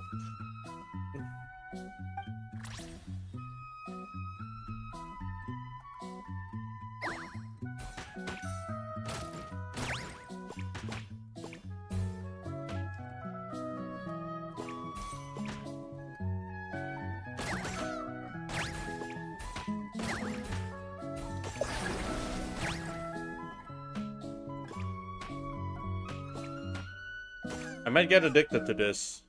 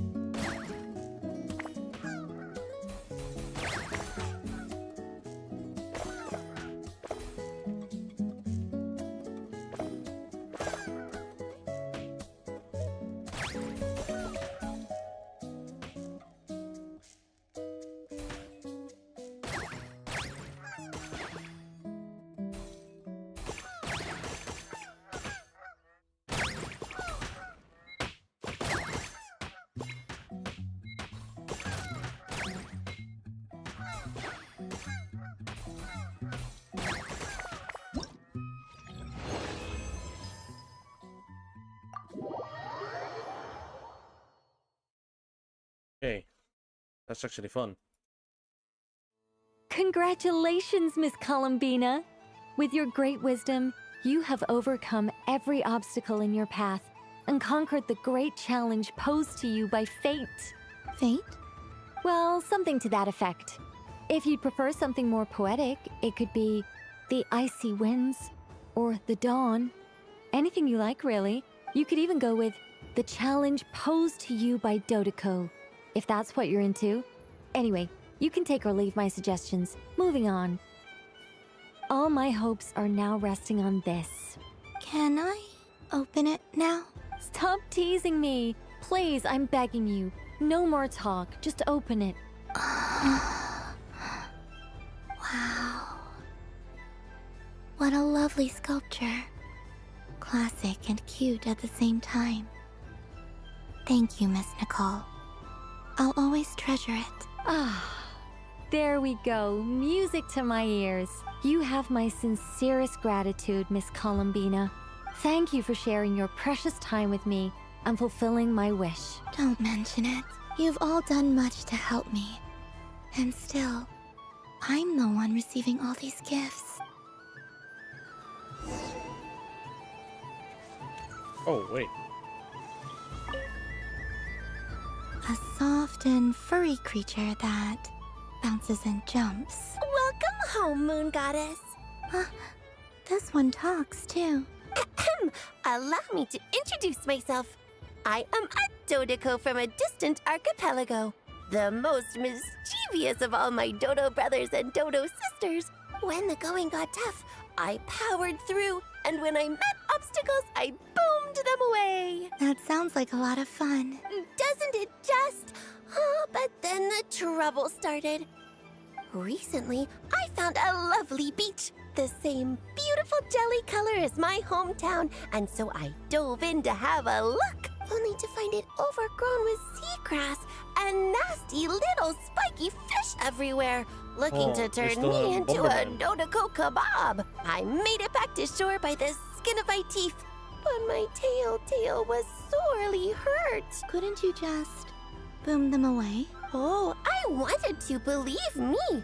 But I've heard that you, Moon Goddess, can understand animal speech. The last thing I wanted was to cause a gigantic fuss and get taken to court by a school of spiky fish.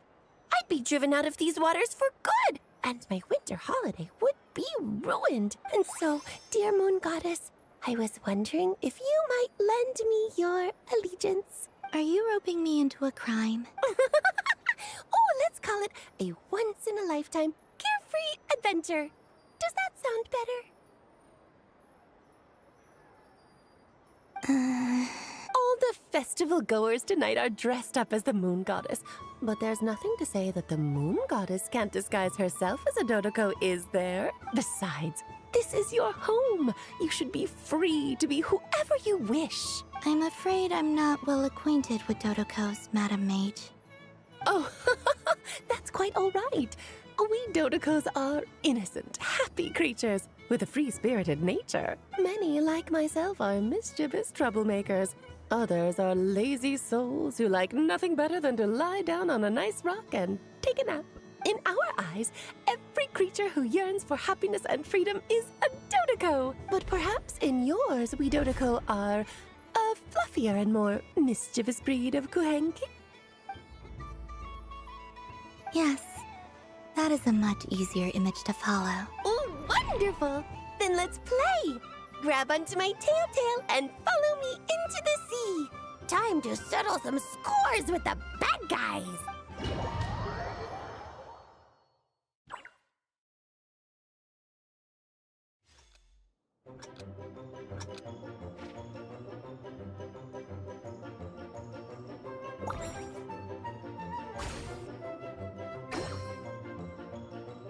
Oh, the game improved.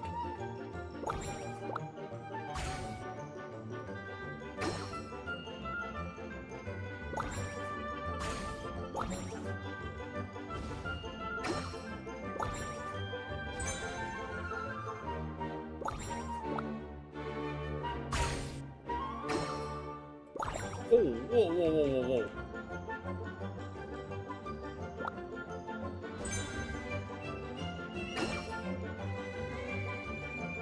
Ooh,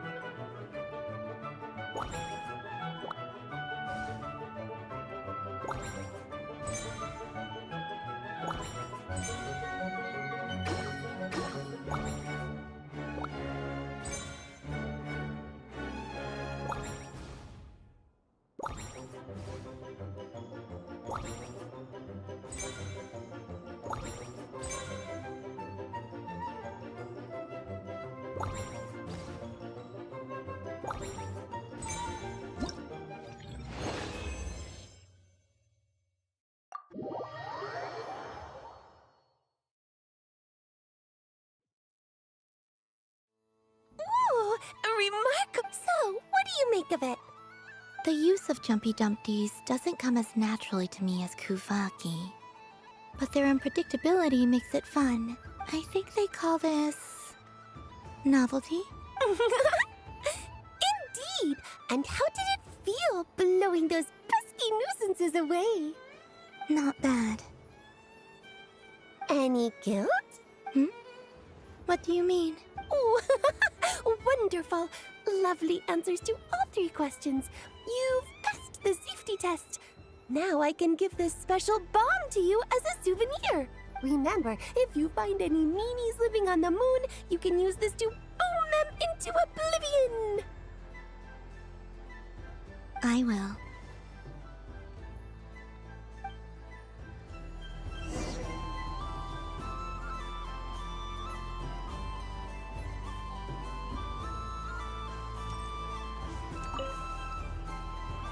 Welcome home, Moon Goddess. Oh, you're the genuine article. Alice was right. This Moon Prayer Night was worth watching after all. Another one that talks. Greetings. Pleased to make your acquaintance. I am the Hexenzirkel member they call B. Barbeloth Trismegistus. Columbina Hyposelenia. Pleased to meet you too. Hyposelenia. A fine name indeed. Now then, Miss Columbina, do you wish to hear a mage's divination? Divination?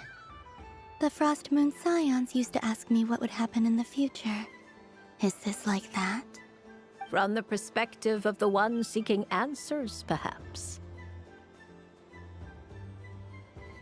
As you look to your journey ahead, if you seek to understand the unknown, resolve your doubts, and soothe the confusion in your heart, divination could be for you. The unknowns on my journey. Of course, if one wishes to peer into fate, then hydromancy is the more precise option. But that is a complex affair, and to relegate that majestic art to the status of a festive amusement would seem somewhat uncouth. Besides, it is sometimes better to not know fate with great certainty.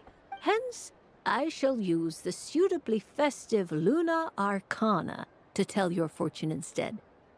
It is more popular with the youth in any case. Lunar Arcana. Indeed. Unlike hydromancy, this will only display possibilities and trends. People like to think of themselves as creatures of agency and free will. Peering too far and too clearly into the future is detrimental to both body and soul. I'd like to give it a try. Of course you may. Come then, take a seat, Miss Columbina. Before we begin, are there any specific questions you would like to ask? Let's stick to general possibilities and trends, like you suggested. Ah, very well. Then I shall use the basic Lunar Arcana deck. Now, try to relax. Cast your mind upon the things you have experienced and the things you are soon to experience. I will shuffle the deck. Would you like to cut the cards yourself? You do it. No problem. Now then, to make things easier for the Seeker, that is to say, you, I shall decipher the cards from your perspective.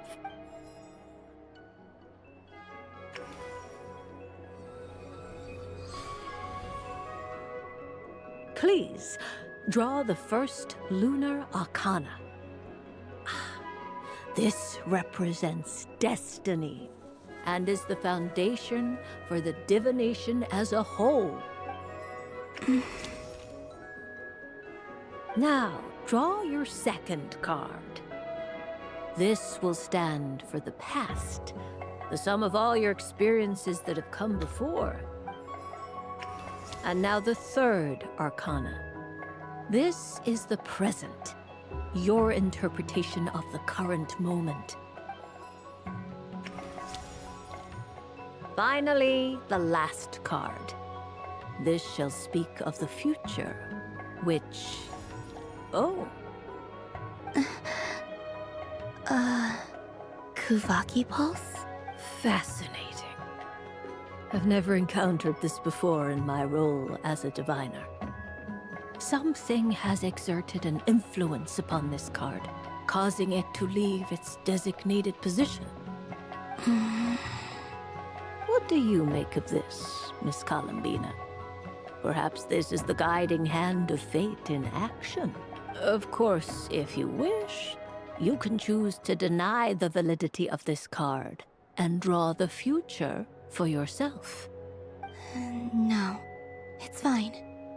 Let's go with this one. A bold decision. I must say I'm looking forward to the results. Well then, let us flip the lunar arcana in sequence and see what emerges. Sure.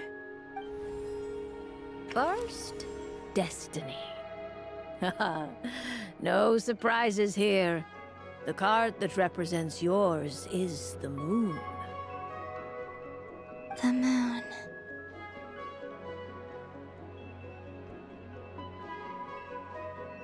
Indeed.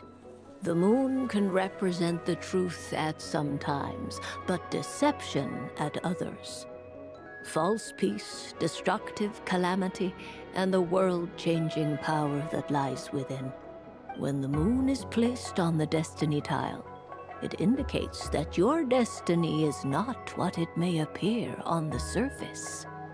Instead, it may yet have a hidden side. It symbolizes a journey through the fog, fraught with uncertainty and deception, where one must face inner challenges head-on. I don't understand. Patience, my dear. This is but the first card, which serves as a basis for the interpretations that follow. Our divination will only grow clearer from here on out. Now then, flip the second card, the one that speaks for the past. The Hermit, but inverted. Inverted? Yes. The Hermit symbolizes solitude, introspection, and the pursuit of truth. When inverted, it represents isolation, truth out of reach, and a path that leads one astray. Combined with the moon as one's destiny, the Hermit inverted represents a choice you made to stand alone in the past. It was a choice made not out of fear or arrogance, but for reasons that others could not perceive. You fumbled through the darkness without a guide, but you did not find your way. Rather, you went astray. More than once, it would seem. Is this about how I became Kutar despite not wishing to become a god? And how I joined the Fatui because I yearned for a place to belong? I suspect only you know the answer to this question. All is not lost. The past is in the past, and so it shall remain. Shall we look into the present now? Oh my. The lovers. One of the most interesting Luna Arcana. What does this one mean? This means that you have had an unprecedented emotional experience. The joy of finding your soul becoming intertwined with that of another. A precious and wonderful thing indeed. It's true. I've made a lot of friends recently, and they are very good to me. I like them a lot. That sounds lovely. I am most delighted for you. The lovers can also represent important decisions, perhaps related to a parting of ways.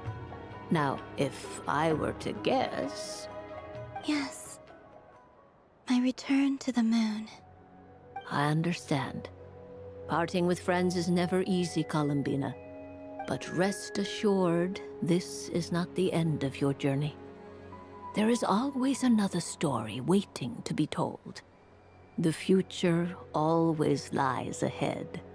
The future. Well now, it's finally time to flip this most mysterious of cards. Why did it appear? And what does it wish to tell you? I'm ready. Very well. Flip this card and see what lies on the other side. Oh. Miss Barbeloth? What is it? This card is death. That doesn't sound very good. It depends on how we interpret it. It is true that it can represent an agonizing death, a complete and utter end, but at the same time, it can also represent rebirth. Do not forget that your destiny card is the moon. That lends your future many different potential meanings. If death spells the end, is it unavoidable? As I have said, divination can only display general trends. It is a rough guide, but it does not show predetermined outcomes. Allow me to summarize it for you.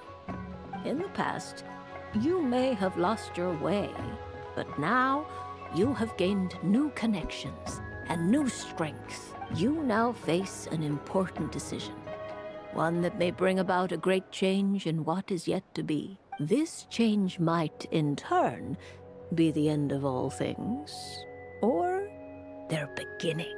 But remember, everything is subject to change because of the moon present in your destiny. You must see the truth clearly and face your innermost thoughts. The truth. My innermost thoughts. Thank you, Miss Barbeloth. Don't mention it. Some people dislike divinations, for fear of glimpsing an ending to their story that they wish was not so. But I can see that you're different. The result of this divination will not sway your decision. This is a rare quality, and one that diviners always hope to see in the seeker. We are here merely to guide, not to exert undue influence. I understand.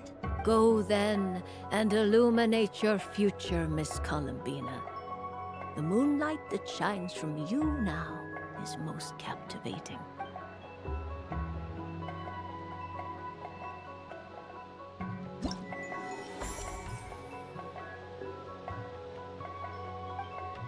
Damn, that's so long. Oh wait, there's Albedo.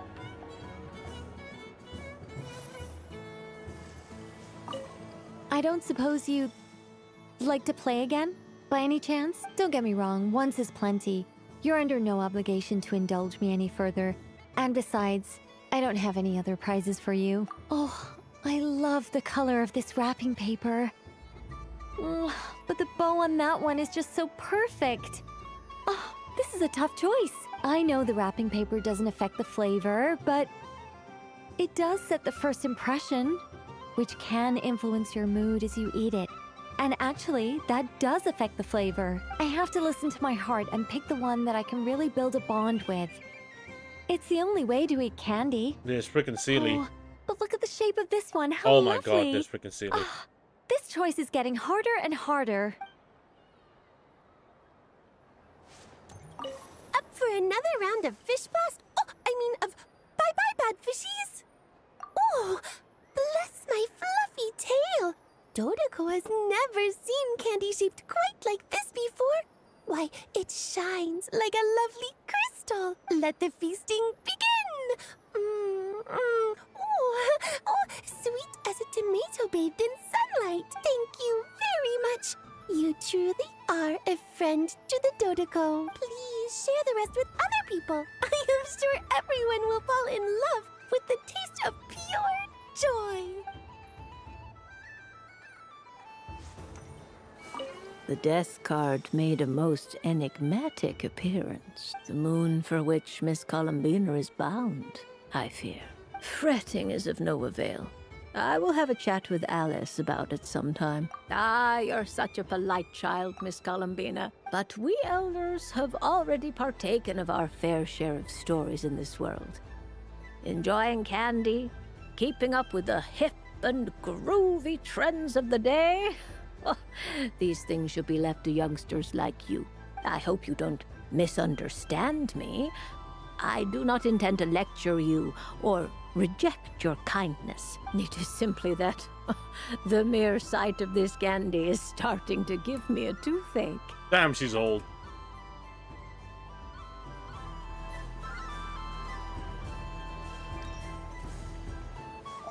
Oh my god, interactable balls.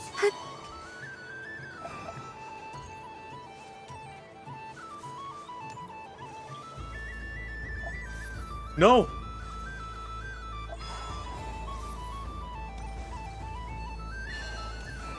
I am physically bound by this one ball, by this barrier.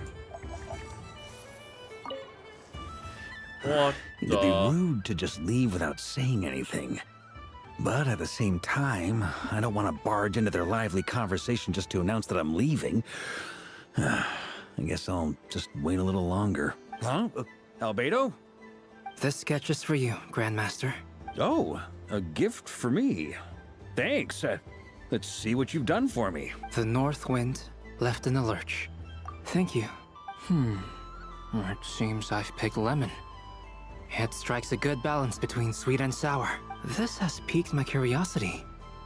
What if we were to add citrus and other spices, then enhance the flavor via caramelization? I wonder what the end product would be like. Perhaps I should take the time to try this out.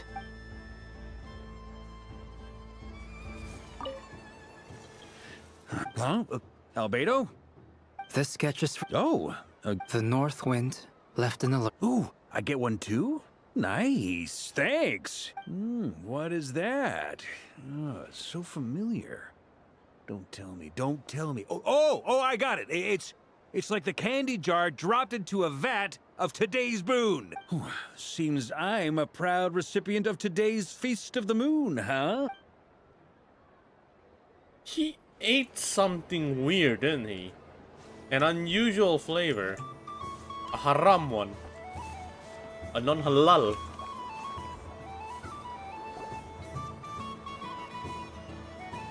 Dodoko's Whirligig! Come check out Dodoko's Whirligig! Ah, welcome home, Moon Goddess. Might I ask what this is? Ah, it's a very special amusement sponsored by the great mage herself. Ride on a soft and furry Dodoko and embark on an unforgettable adventure. I say that, but I'm just following a script here. Who is this mage, anyway? And what the heck is a Dodoko? I'd like to ride. No problem. But, are you by yourself? Is that not okay? Oh, no, it's fine. It's just that each Dodoko can accommodate 2 passengers. Would you like to bring a friend along? My friend. That should do it. Now, we just need to get everyone else to draw something on it, too. But we gotta keep it a secret from Columbina. Oh, I like this. This time, Columbina is the main character of the story. Traveler. Ah! I want to go on that ride. Will you join me? Oh, but I'm still monologuing this. Spinning the Doka? Ah, I see. It's a ride for two. Let's go then. One moment. Don't worry. Paimon will do the rounds. You go have fun. All right. I think we have to wait in line over there. Please take your seats. For safety reasons, you mustn't try to leave the ride before it comes to a complete stop. All right, you're all set. I wish you both a wonderful journey. There's a safety issue, huh? I'm always relying on us for weird and wonderful gadgets. What did you think? Not bad. It reminds me of riding a moon lane. Sometimes, the Kuhenki circle around me like this, playing their beautiful melodies. Yeah, I'm going to miss them. I wonder what Columbina will find on the moon. Perhaps even she doesn't know. Does it scare you at all? It does. I've felt scared in the past, too. But this is a little different. You know something? I got to see a lot of fascinating things during my disappearance.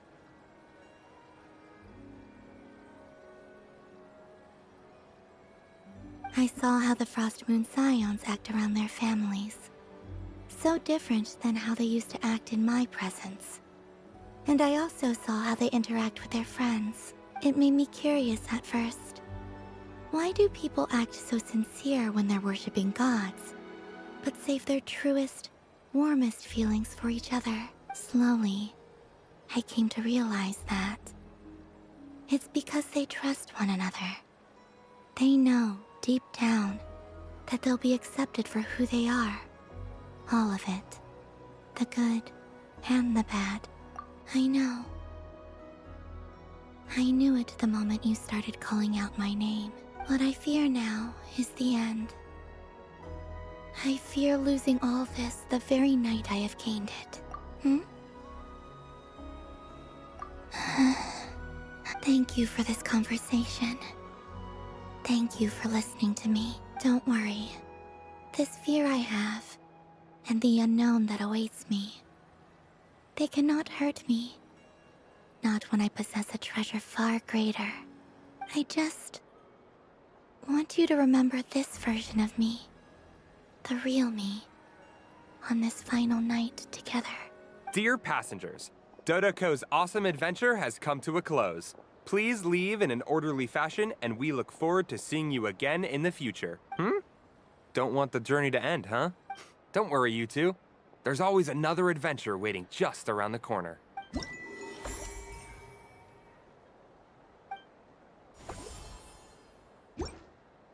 So this is the Frost Moon Scions area. It feels very familiar. But everyone looks much happier than usual. Fun ride, huh? You and Columbina looked pretty sad to leave. This isn't gonna make Paimon dizzy, is it? Oh, candy for us? Thanks a bunch, Columbina. Don't mind if we do. Whoa, this one's intense. But it's so tasty. What about you, Traveler? How does yours taste? Oh, sounds good. Paimon's drooling now. Are there any more Smetana candies in the box? Yes, I believe so. Okay, gotcha. Let's see. Sure. This one, and yep, this one looks right too. Okay, that's 3.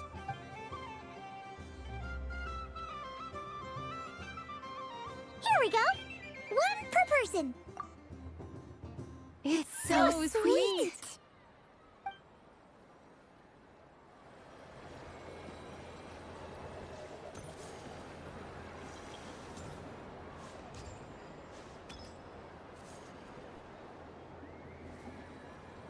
Wow, the Frost Moon Scion stall looks kind of plain, but it's pretty cool once you get into it. Oh my I don't god, go to Yehuda. Hisi Island much, but it's got that, like, old world cultural feel. And if culture means we get more festivals, I'm all for it! Hello, Yehuda. Columbine... hello, Moon Goddess. That was too close. I almost gave the game away in front of the staff. Oh, wait. What's the deal with her shoes? They don't make a sound when she walks. I could do with a pair of those. Why is she speaking the minds of the whole Genshin community about her heels? Do you like balloons too? Balloons? Oh, you mean those?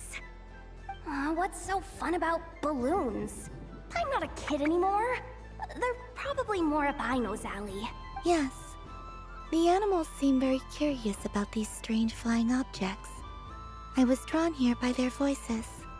I recently learned a fun new game you can play with balloons, so I decided to come and give it a try. A new game? Hello. Welcome home, Moon Goddess. Here to buy some balloons? Yes. Could you give me a few that haven't been inflated yet? Are you sure? I guess it's not a problem, but... Yes, please. Thank you. Uninflated balloons? But those are just little rubber pouches. What does she want with those? Would you like to play the balloon game, Yehuda? Huh? Sure. I guess. How do you play it? Wait here a moment. Oh. This is so weird. What have I got myself into now? I thought I saw Columbina nearby. What the heck? Uh-oh! That's the Fourth Harbinger! Although she's helped us out quite a bit, she's good people, right? Is she looking for Columbina? Oh, guess that's my ticket out of here. I'm not sure my heart can take being sandwiched between two Harbingers. Which stall is she checking out? Oh, it's that other Frost Moon Scion's one. Try on the headgear, see what it's like having antlers or animal ears for a day. Oh, I wouldn't be caught dead wearing that stuff.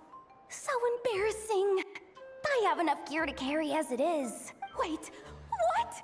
She put it on? How peculiar. This would take some getting used to. I wonder if this is what it's like for Lynette. It really suits you, ma'am. What is this? She was so intimidating a moment ago, but now, dang, she's really rocking those ears. How does she make them look so cool? I suppose I may as well keep them on for now. All part of the festive experience. She's coming this way. How do you do, Damn. Miss Yehuda? Oh, jeez. Don't talk to me while wearing that thing. Where am I supposed to look? Oh, hey there. I'm looking for Columbina. Have you seen her? She just... Huh? Wait, is that what she meant by balloon game? No, don't throw it. Yeah. Huh? No fair. How come I get caught in the crossfire? An ambush from the rear? Is this a declaration of war, Columbina? Would you like to play too, Arlecchino? Seriously? Are they gonna start some beef right here, right now? Gladly. That said, I believe there is another who would like to join. Boss Nev! Thank goodness! You've got to get me out of here. Things are kicking off big time. Hello there. I'd like 10... no, make that 20 balloons, please. uninflated. What? Miss Moon Goddess, I hope you're prepared to pay the price for assaulting my employee. Welcome to the game, Nefer. Just to be clear, let's keep this a fair fight, okay? No strange powers, please and thank you. Naturally. Don't just stand there, Yehoda. Aren't you going to team up with me? Huh? Do I have to? Of course. Don't forget, the Curatorium has a reputation to uphold. I knew something like this was gonna happen.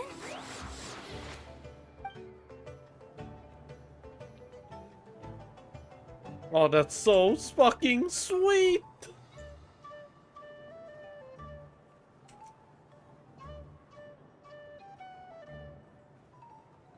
Yeah, alright. I guess I'll die. From cuteness. What is this shit?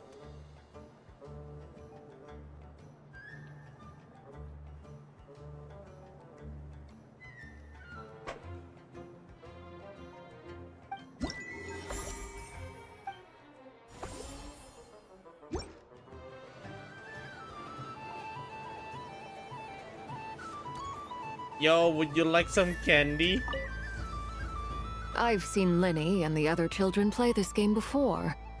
It would seem that it's not a bad way to relax, once in a while. Candy? Would you mind if I took a handful extra? I'm sure the children will enjoy them. I must say, Columbina, you really have changed. You never used to show this much consideration for other people, even when prompted. I'm sure Sandrone would agree when I say, I like the present version of you better.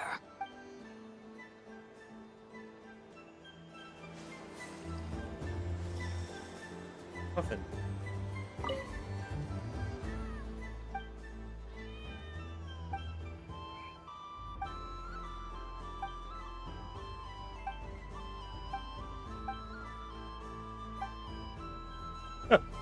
What?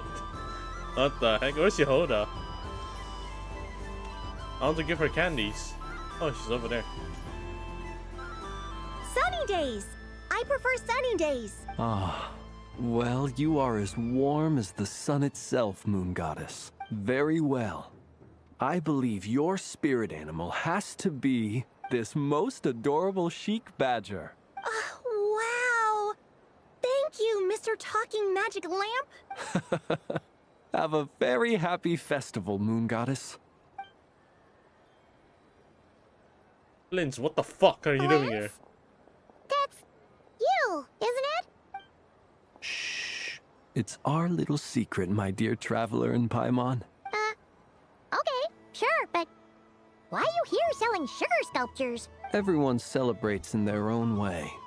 After gazing into the abyss and spending time around gravestones all year, what better way to relax than to see sunny smiles on the faces of the living? Maybe.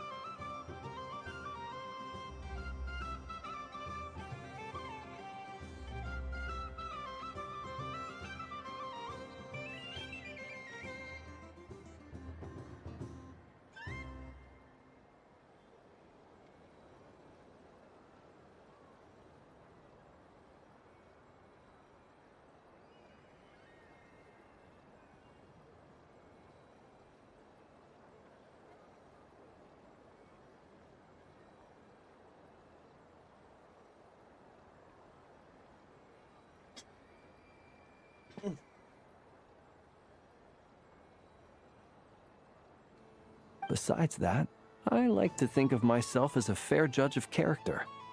I dare say matching personalities to confection suits me rather well.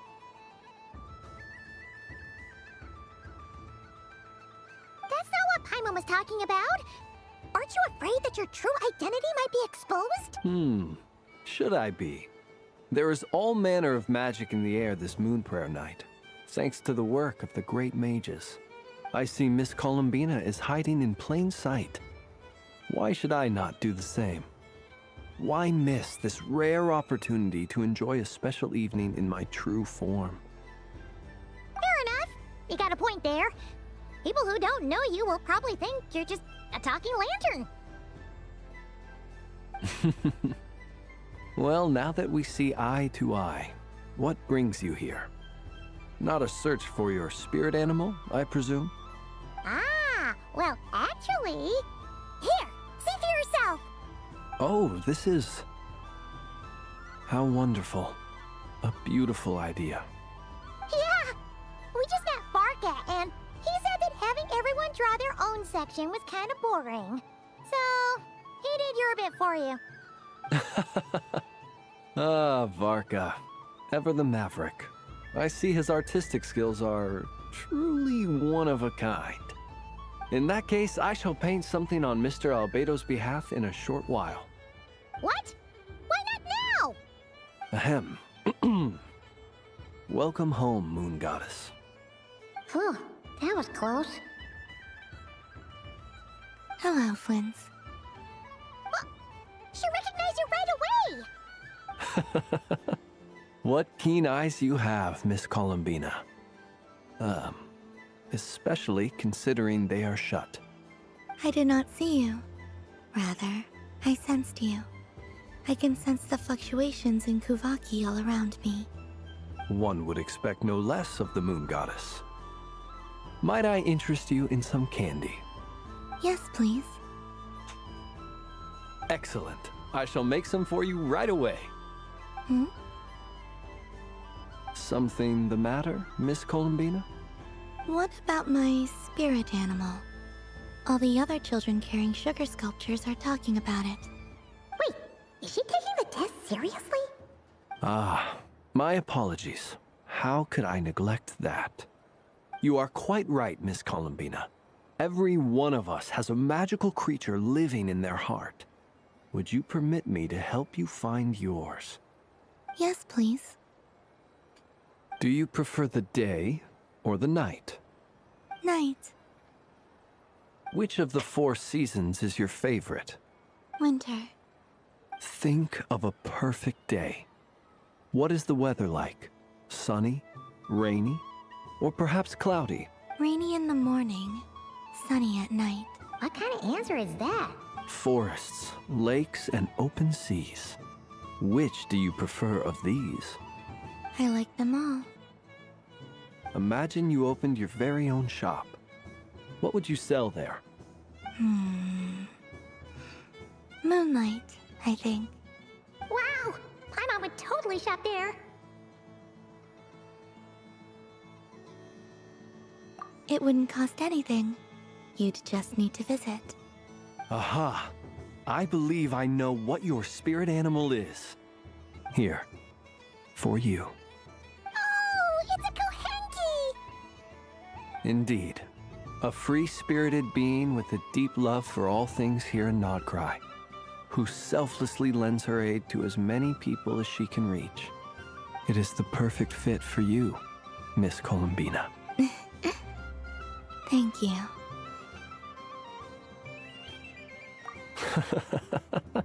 It would be my honor, but you shall have to forgive me. We have known each other for quite some time. I doubt there is any answer I could give that would come as a surprise to you. So instead, would you accept this sugar sculpture as a token of our friendship? It's a lantern. Hey, why don't you two go enjoy your candy over there? Paimon wants to try out this spirit animal thing too. Right, Flint's? Come on, play ball. I got this drawing done. But I want to hear Paimon's answers. Ah, but it'll probably take ages. Paimon's a complex soul. And we don't want your candy to melt while you wait, huh? Oh. Okay then.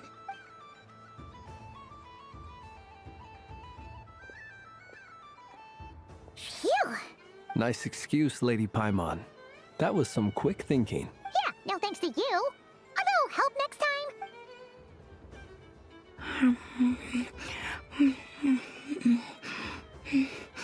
It's sweet. Is that Laka berry? I wonder what flavor the traveler got. This way, this way! It's the candy-selling lantern! I'm coming! Of course. Traveler, maybe we can share? Yes. I found out recently that people share their food sometimes, so I'd like to try it. Or... is that a no? Thank you. Whoa! This shot is amazing.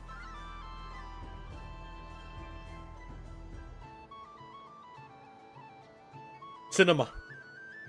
Peak fucking cinema. Oh my god, my hands are up. Holy.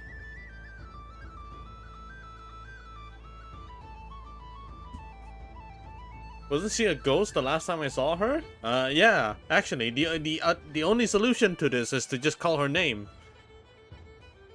And then she's back. The world of Tavad was about to reject the shit out of her simply because her moon got freaking blasted outside of Tavad, leaving the false sky. So the moon is no longer part of Tavad, and then because of that, the world rejects her.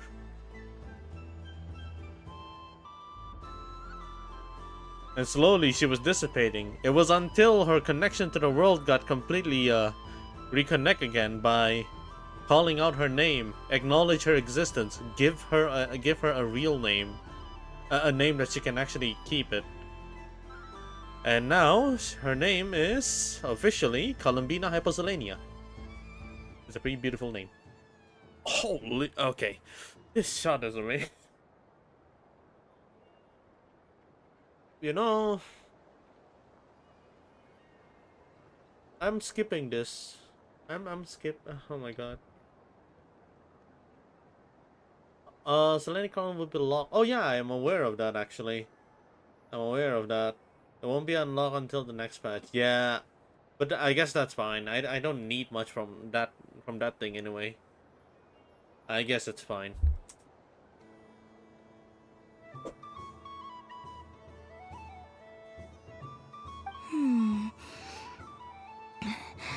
Yours is a little more sour than mine. Here, you try it. Are you sure? Amazing. My sugar sculpture has shrunk, yet my heart is filled with feelings of sweetness. Damn. What is this Riz?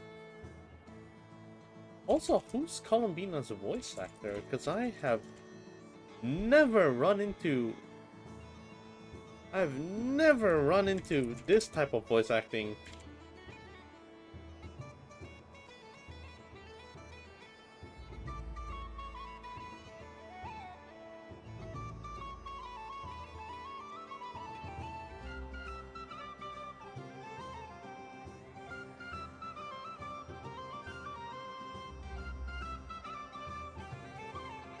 Ah, that's terrifying.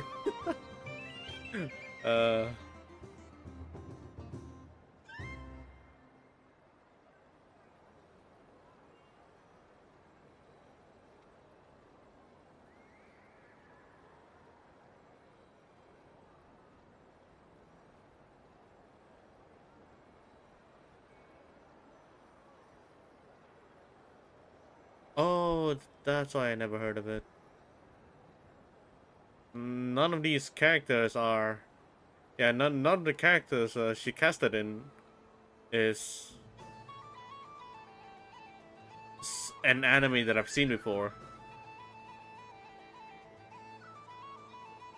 I thought she became a ghost after Revered. I think it's more like she used up a lot of her powers to fight against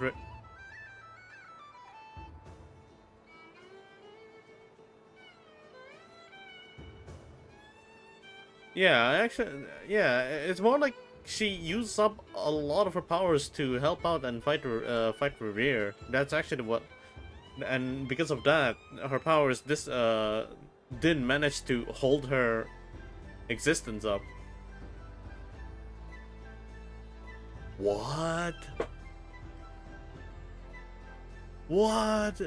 She voiced Destiny from Tuk Top? Run Me? And Lucy from Cyberpunk? Hold on a second. Mao Mao? She voiced Mao Mao?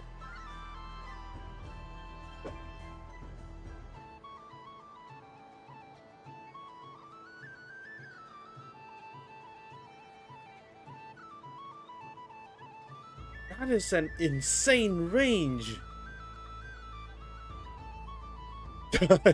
she also voiced Keigo.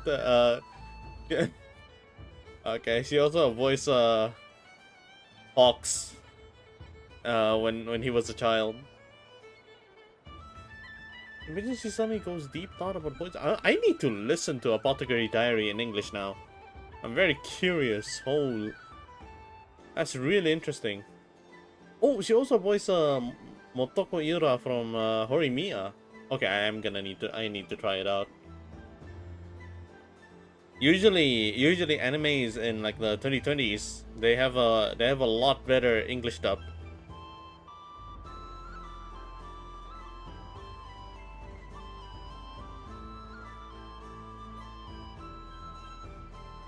Oh, these are nice. These are amazing cast. Holy. Okay, Nasha. That's Lucy and Natsu's a child.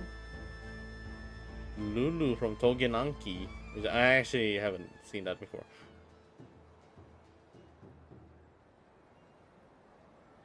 Oh, that's interesting. Oh, her... What? Her voice... That is so unnoticed. It's very unnoticeable. I have no idea who her voice was, who her voice actor was from the beginning. Because there's no what you call it? There's no familiarity. That's a huge range. I wouldn't even guess that it was Ronmei. I will remember this feeling. Yeah, because it's high pitch. Ronmei's a little bit lower if she whispers it like this. Sure.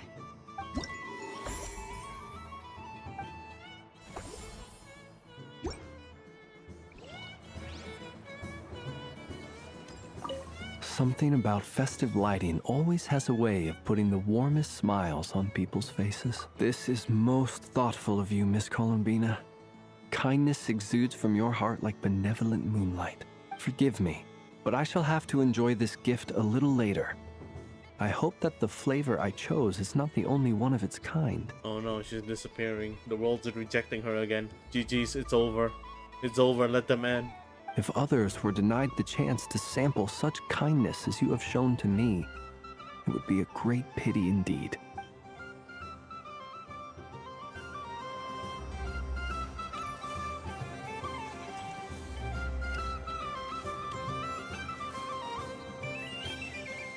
That's a name. That is a name. There's a dude named Kantor. And there's a girl named Liyiliki. Holy crap, Liyiliki. Miss Liliki! Akin's been following you all this time. All right, I guess that's how you call it. Oh, so it has. Hello there, little kitty. May the moon light your path. Did Lady Llama send you? Or was there something you needed? You'd like some moon prayer candies? No? I believe it wants that box. The one with the moon prayer candies in it. Oh, I see. Here, kitty. Come on. Here you go. Thank you, Lady Huh. Mr. Cantor, did you see that young lady dressed as the moon goddess? When did she leave? Sorry, no, I was looking at... I was watching the... cat. I see, Cantor. I see. I know, it's fine. I'll keep an eye on you. It's like the 2 for 2s in a Lantern Rite event. I'll keep an eye on you.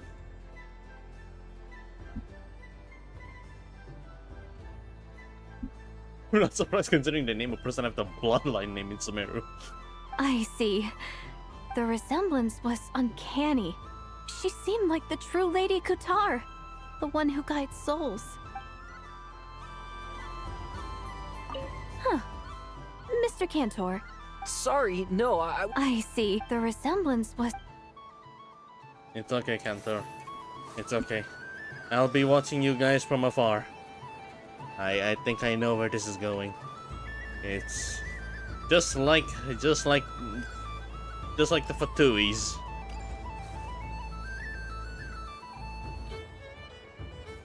I wish for a never-ending supply of laka berries. What a humble wish.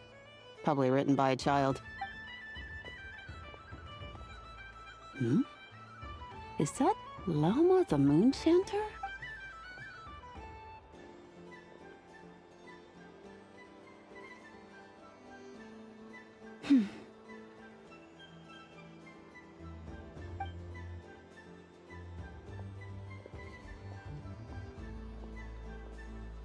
I wish that the long plume ibises would stop biting me. Oh dear, poor Lauma. All right, I'll write that one down for you. I got it. While everyone else is celebrating Moon Prayer Night, you're as busy as ever. I don't mind. It's rewarding work. A good kind of busy. Is it me or her antlers becoming super antlers? Or is it just always like that? It's just glowing. It's oddly huge. Llama plan making everyone dress like Columbina. That's actually, yeah, that's actually true. Like even if you say it in a sarcastic way, it's actually partially true.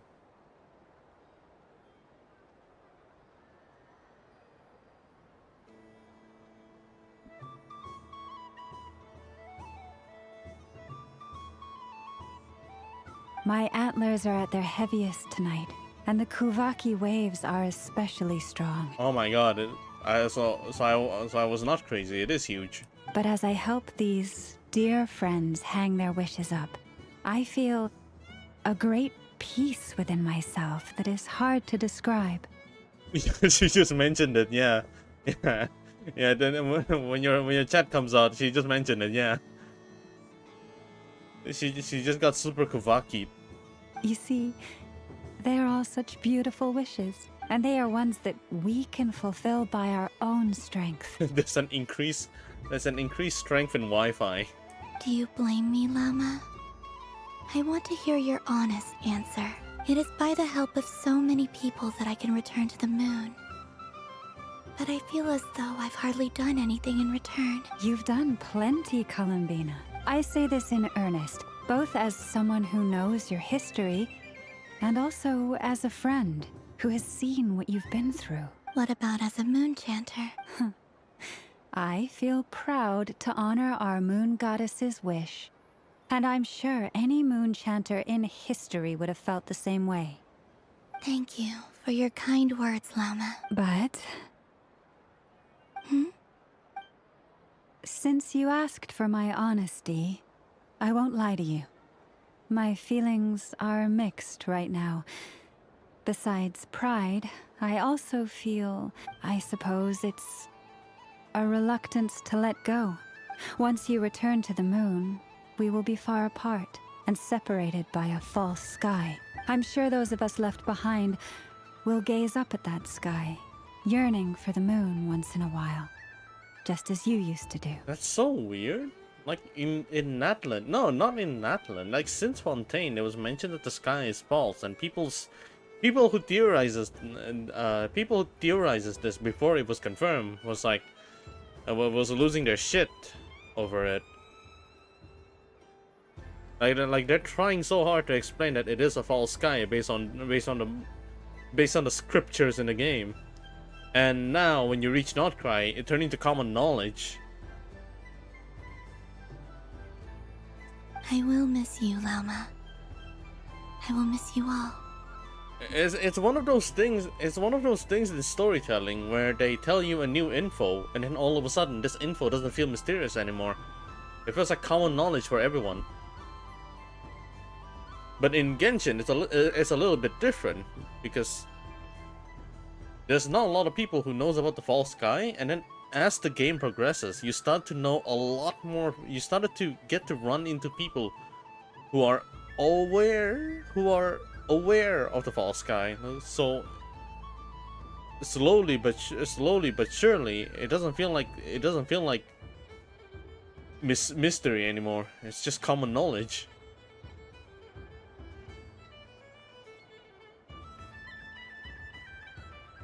Oh my god, the sky was false at the start, and then eventually, and then suddenly you meet.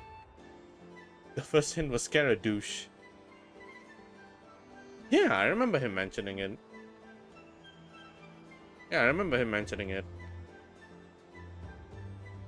And then you go to Natlan, and Natlan actually shows what's beyond the false sky. And then when you reach Notcry, almost everyone knows that the sky is false. And it's one of those things where it'd be like, oh man, I went to the sky, it feels so mysterious. And like that was like 2 years ago. And then 2 years after? You know, the moon was blasted beyond the sky. And beyond the false sky? Beyond the false sky. It sounded like that now. It sounded like that, like, oh dude, I fell from the sky. Did you run into a wall? Yeah, man. Only if the same shit like Euphoria's guy will happen when Cypher died. We need to find the specific person who was actually holding the sky. Who knows? We might actually end up meeting. Oh, I don't know. A freaking Sky Titan ish being.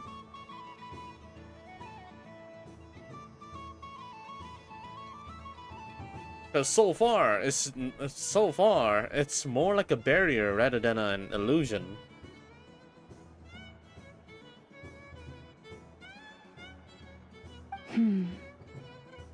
I hope to stay in touch.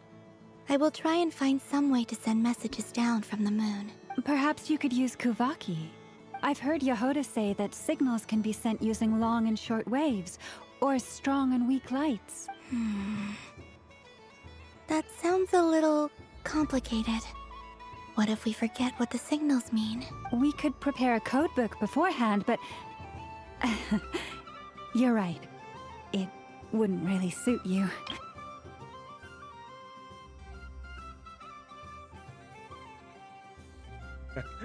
Morse code? You want the Morse code, Columbina? Still, whatever happens, I believe that you will find your own unique way of communicating with us. And now that I think about that, my heart feels lighter. Because you trust in me? Yes. I have faith in you, and in the power of truth. In my experience, the truth tends to be difficult. But that's what makes it stand out from what is false. Oh man, I think the Genshin community kind of ruined it already. When they found out about Columbina's model, and then tries to like make animations, make custom fan-made animations out of it, they reveal her eyes. And so now it doesn't feel surprising anymore because I saw her old by accident, but yeah, it was a shame.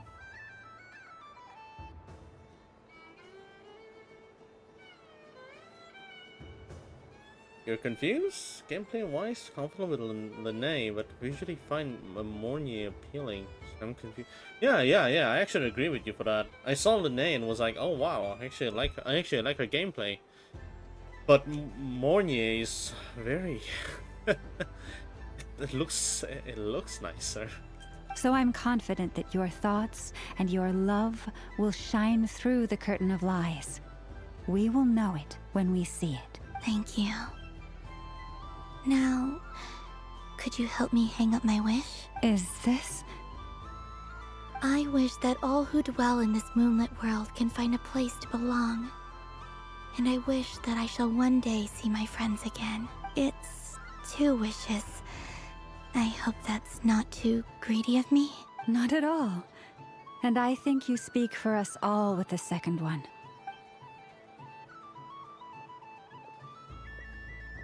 I shall continue to pray until the day that all of these wishes come true.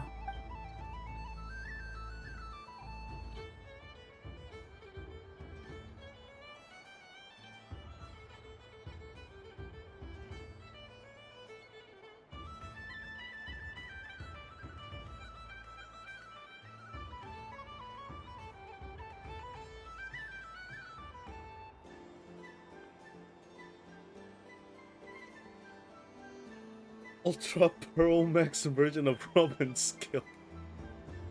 Oh man.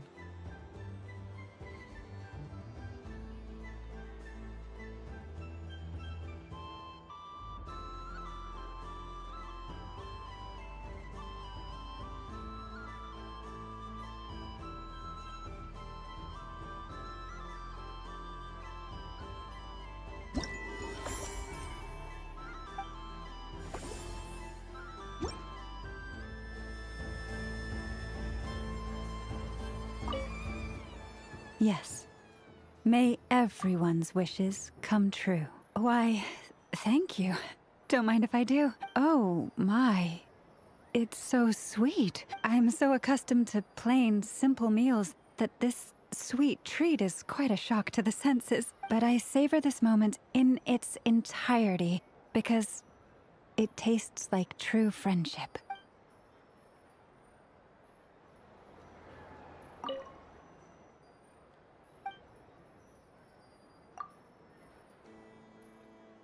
Want to adapt to human society more quickly? That's Durin's.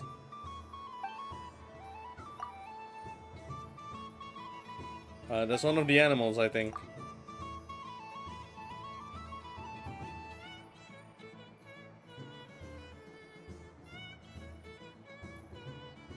Paimon?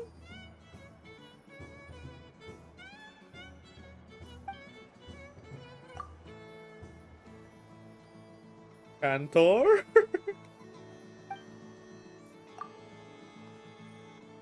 Yehoda? Oh, it's randomized. No, wait. Okay, I think that's it.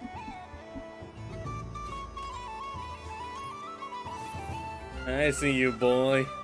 I'll see you in the next Moon Festival. I see you, Cantor.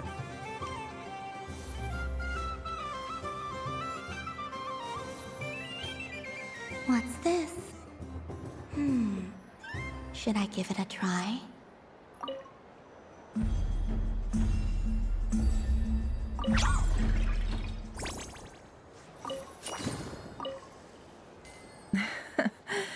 That was fun. It's a shame Ashru doesn't like playing with water. Or I'd have roped him in as well. Oh. A gift? You shouldn't have, Miss Columbina. Very nice indeed. Candy is one of many luxuries that the desert folk could never afford. How I yearned for candy when I could not have it. Yet, now that it is readily available to me, I never seem to crave it. May your moon prayer night be one free from regrets. Luna Crystallize basically summon 3 turret-like things around the enemy every time you trigger a reaction. They do AoE geo damage from what I observed. The team was Columbina, Zipai, and Navia. Interesting. Damn, it would be so nice to have Navia. Damn, it would be so nice to have Zipai. Zipai is gonna be a rough pick for me. Like, I don't know. I actually see her as a Genshin Yixuan. I can't talk to Yehoda.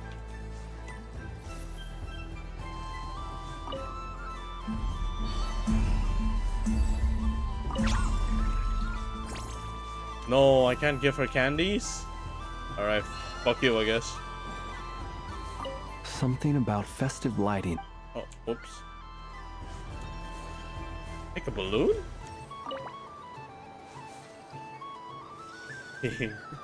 That's nice.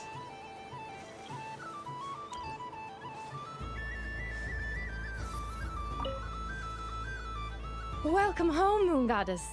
Would you like to try on some animal-themed headwear? I always hear Llama saying how heavy her antlers are. I wonder how it feels. Let me give it a try. Oh my! It really suits you. It's a little itchy. And it's hard to turn my head. Should I keep wearing it? How does this look? How does this look? No. How does this look?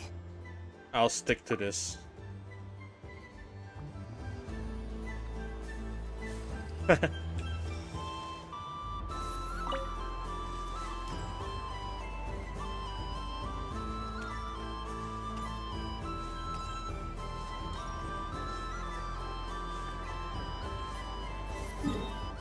think I'm done on this section.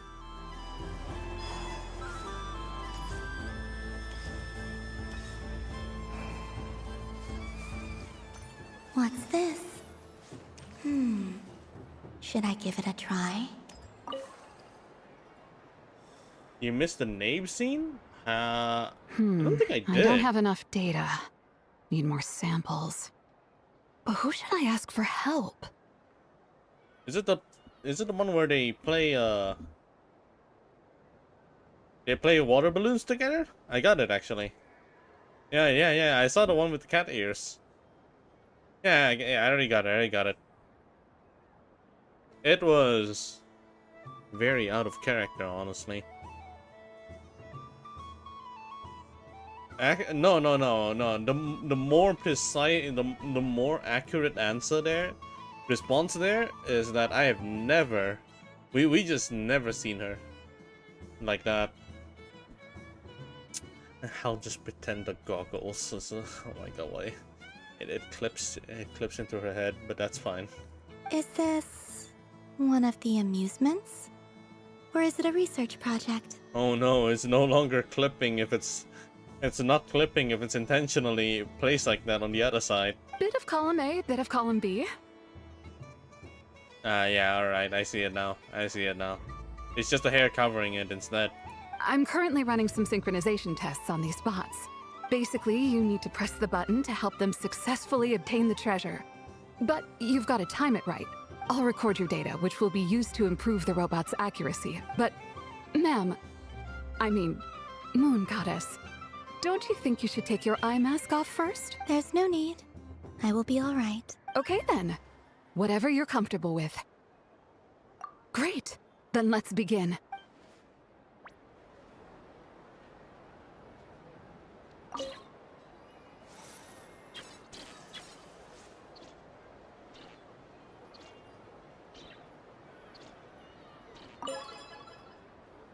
Oh.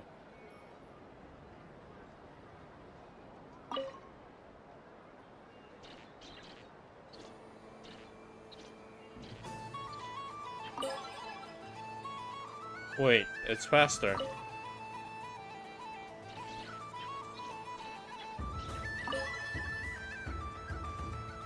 Nice. Data collection complete. Anything else?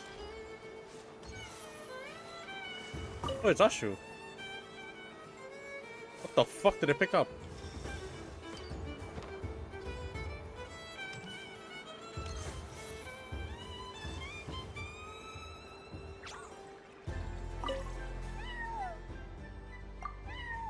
I have a fish flavor one if you'd like. Of course. If you prefer mint, then mint it is. They know she's the moon goddess and not going fangirling on her? No longer, actually. Don't mention it. She has become a Kutar for so long enough to go MIA for like hundreds of years. which actually made the people of Nordcry become a lot more lenient with their laws and regulation involving the goddess. So now we actually have Frostmoon Scion interacting with like Nasha Town people, and then some Nasha Town people just started bickering with each other a lot more often. Like Columbina actually explored around this place when she was in ethereal form, and she found out that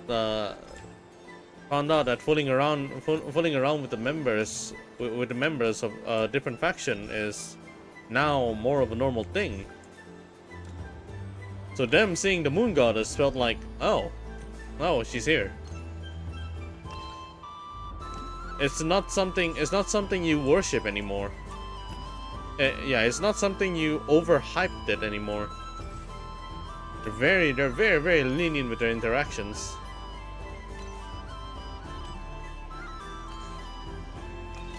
She noticed how evolved already the citizens are.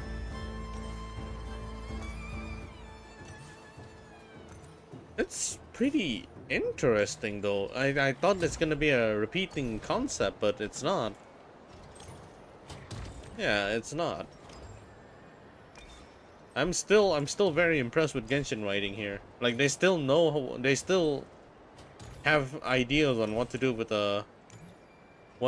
with godlike figures and their stories.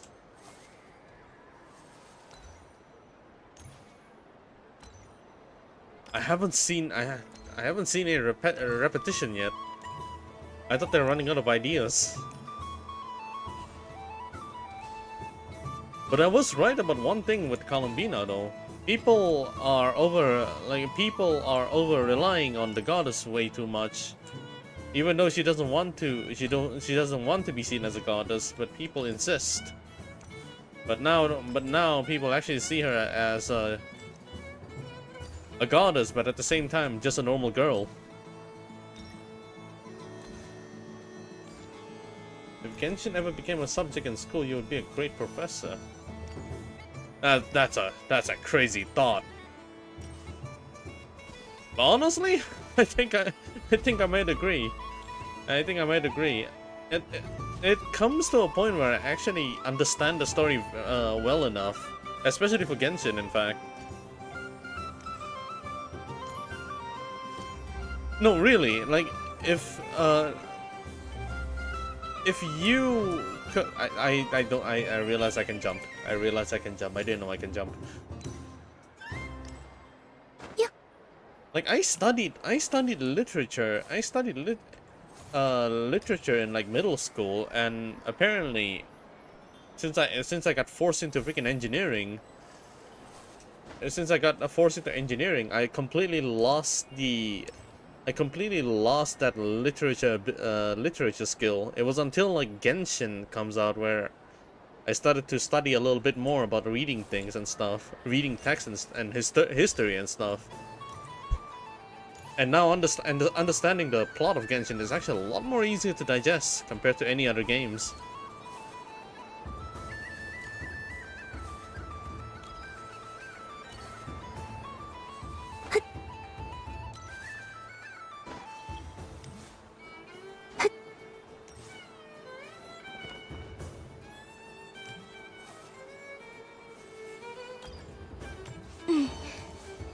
It's a good thing I actually spent like 2 hours here. It's actually a good thing I spent a solid 2 hours here. It's really nice to like walk around here. They've done a good job trying to explain in a very understanding manner that even the first time would understand the basic premise in a jiffy. It's kind of therapeutic in a way. I think so too, actually. You don't see this anymore. You don't see this a lot in YouTube. It's really hard to find this type of content. Now you can see people. Okay, I'm gonna put a really good example here. Expedition 33. I just went through a total of like 4 hours of content trying to go through the literature of it. And boy, they study the game as well as its story very, very well. And it's a little bit of a sad thing to see that Genshin doesn't really do that. Like the content creators, I mean. You'll find it, but it's not enough. It feels like there's something missing always. There's all the details in game. It's completely completely goes over their head. Like when I walk around here, they have a Pokemon battle right here. This guy just casted Leer, and then the opponent's defense goes down, and this guy is powering up just now. This girl just had a duel with me, and I fought her with a Columbina cosplaying robot, and this robot follows you for a bit around the area. Like, I like the little details here. Yep. Another one is I come in contact with Limpu. He gave me a bunch of candy, and then I can actually share it to all of the pale, soon to be playable characters here. All of the characters here. Also, the friendship between Columbot. Oh wow, no, actually, I'll agree with the Columbot. I like the Columbot. That's a nice name. Yeah, you're now the designated Columbot. May we see you again in the next event. They put a lot of thought into this event. You can completely see it. They put a lot of thought. Actually, a lot more than Lantern, right? Do you have any idea how big that is?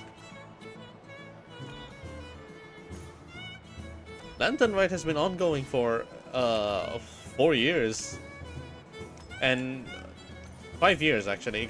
Lantern Rite has been ongoing for 4 years to be exact, and Not Cry just became one of Not Cry Moon Prayer Festival alone just completely power crap League US Lantern Rite. Even though they're a Chinese-based company, they usually celebrate Chinese New Year in a high level way. All of the games, all of the little recalls that they do, like I don't think new players are gonna figure out the fact that they pull out Simulanka from the book just to participate in the festival. So we'll get 4 wishes this time? I hope so. I hope so. I remember Stream and Palisada. I remember Chestnut and okay, not Horolo, but I know Cranberry and Citrus. Those are S Noir and also Roselle. Wheel.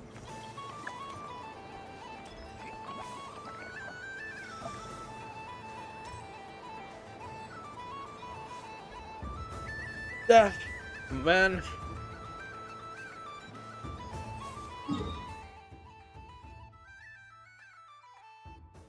If you set aside the things that you don't like about the game in a major way, like from like this a message to the community in general, like if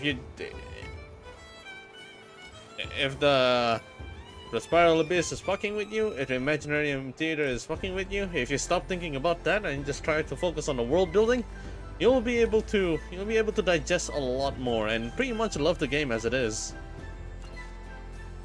But unfortunately, if the game is designed to be mechanically stupid, all the nerd players, all the nerdy technical players will just ignore all of these. It's such a shame. Last time they gave 3 free wishes, so this time it'll be 4. I remember the shitstorm. I hope they give a lot of wishes. It's very well deserved at this point. For us. I think this is the last event. Oh, look at the toys they give. An origami of Doroko.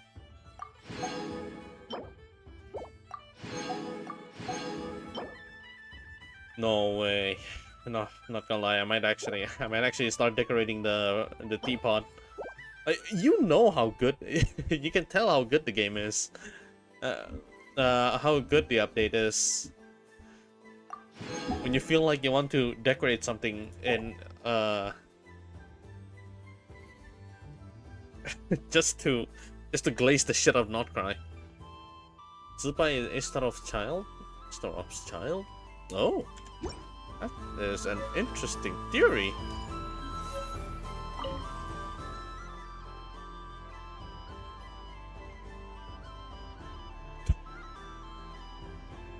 It might not be true. I don't think so. I really don't think so. I don't feel like Luya is involved in any of these type of like these non-Chinese-esque name. Like they just form out of somewhere. Okay, I don't really remember anymore about the Adeptus and the Adepti. Where they come from. Where they come from and who created them. But I know for sure it should not have anything to do with them. I think it's something to do with something else. Brother, I've just been through a breakup. Console me, brother. He's my aching heart. What was it you told me a while back? The scent of love is in the air. So I thought. But alas, 'twas but the scent of dirt in the ground.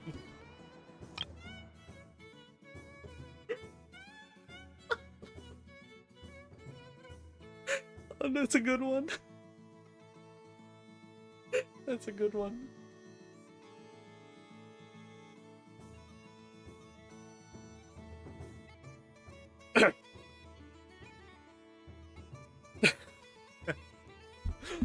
Oh my god. Oh yeah? Well, I'm sorry, but it sounds like your dumb nose is playing tricks on you. Alright, I think this is the last one. What the fuck happened to you? This doesn't make any sense! How am I losing every single time? Wait, Inefa, you're cheating, aren't you? Yeah, that must be it. I am not cheating, I know. Uh-oh, sounds like Inefa's turning into a big baloney bot. I think it's time for some serious maintenance. Moon Goddess, help me. Miss Columbina, I know, is attempting to cheat. What the? I'm not the cheater. You're the cheater. How dare you throw it back at me?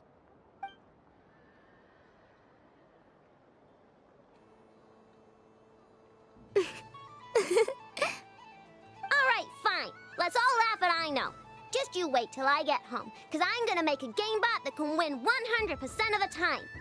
Let's see you laugh when I come back and beat your butts. You'll all have your heads covered in stickers when I'm through with you. We came to check everything was okay after all that yelling, but,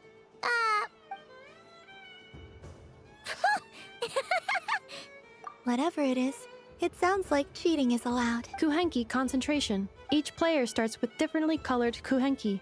Each round, they draw one kuhenki from their opponent. When a player has two kuhenki of the same color, they make a pair and can be discarded.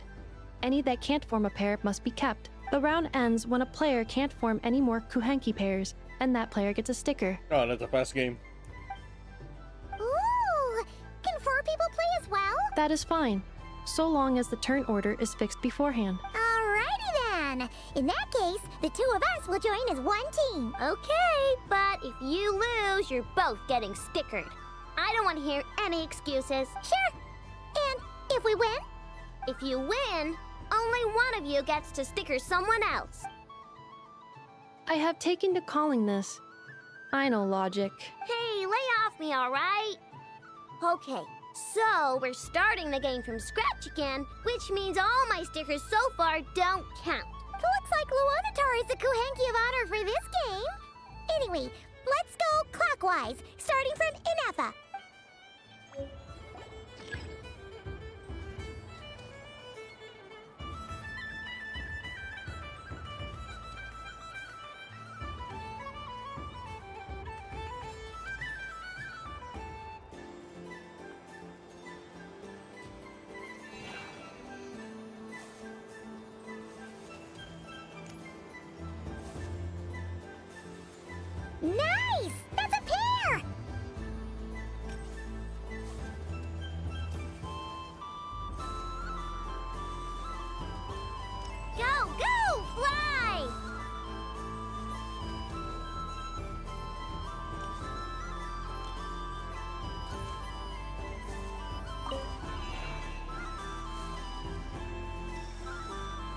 Go on. Oh.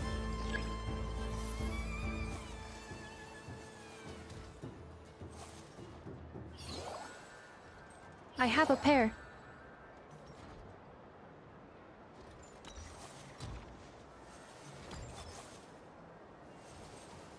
Uh-oh! We gotta pick up the pace!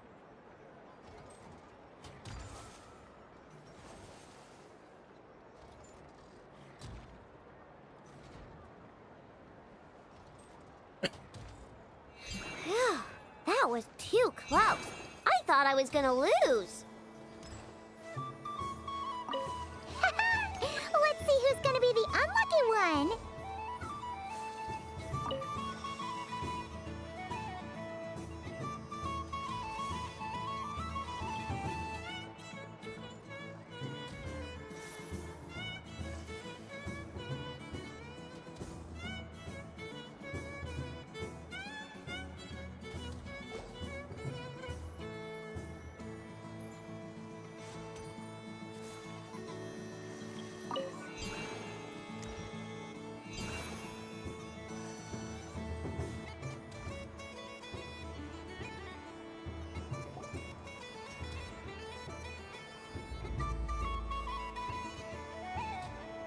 Let me pick a good one. What's it gonna be? You're looking very pleased with yourself there. What happened to being a huge Grumposaurus? I won. Duh.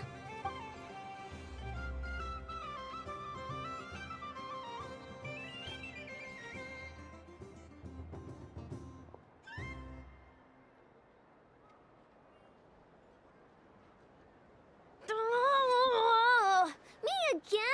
Don't fidget too much, Ino, or the sticker's going to fall off. I don't care. If it falls off, it falls off. If a pair of Kuhengi get discarded, why not a pair of stickers? Huh? Huh?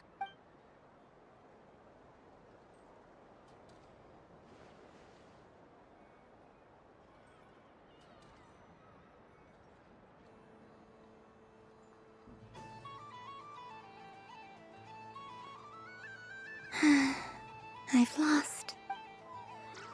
Sticker, sticker, sticker!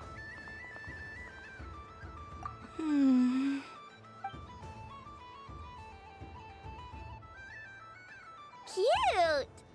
You think so? Shame. I can't see it for myself. What did Luanatar say? She said it looks so cute that she wants me to lose a few more rounds.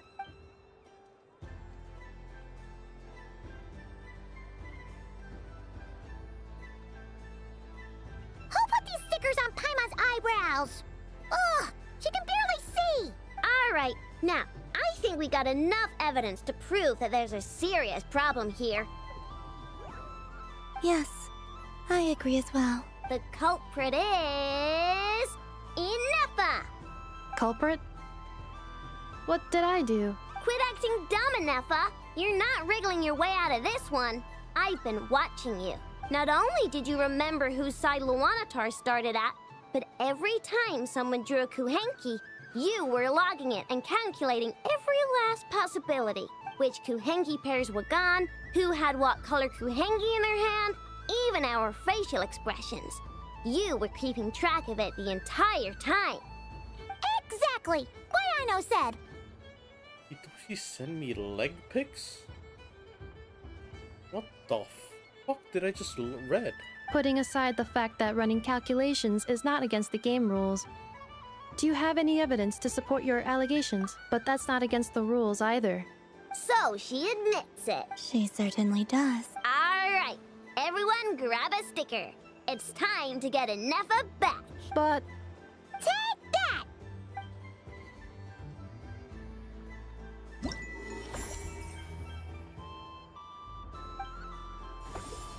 I'm gonna fucking cry.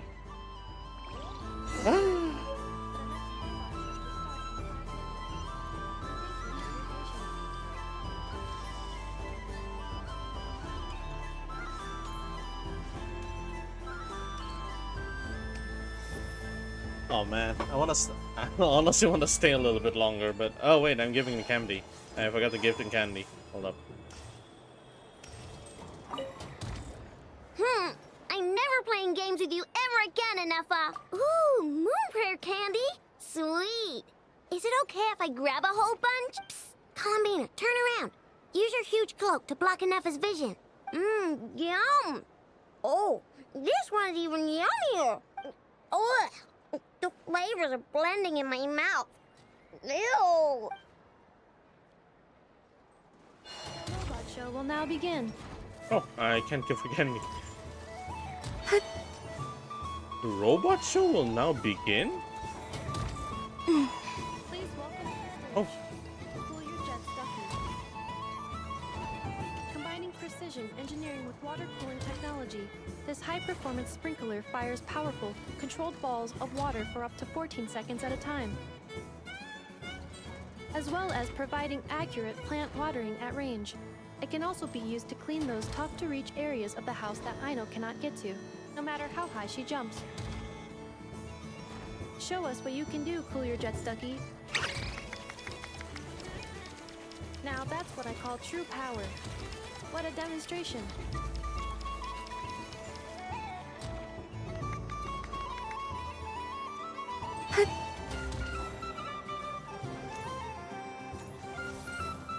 Dealing with stage waterlogging.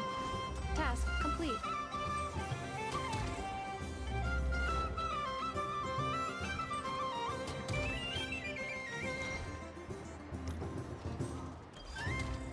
Ding dong.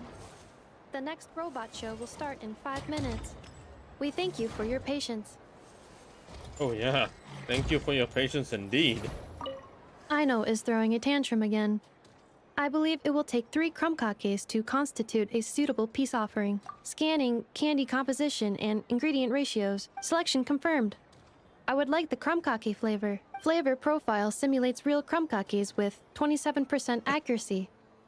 This is a non-viable substitute for Aino's afternoon snack. One moment, please. Done. Please sample this freshly baked crumb-kake, Miss Columbina. I got cake. The robot show will now begin. I wonder what else am I missing here. I don't think I missed a lot. I think I've gone through most of it.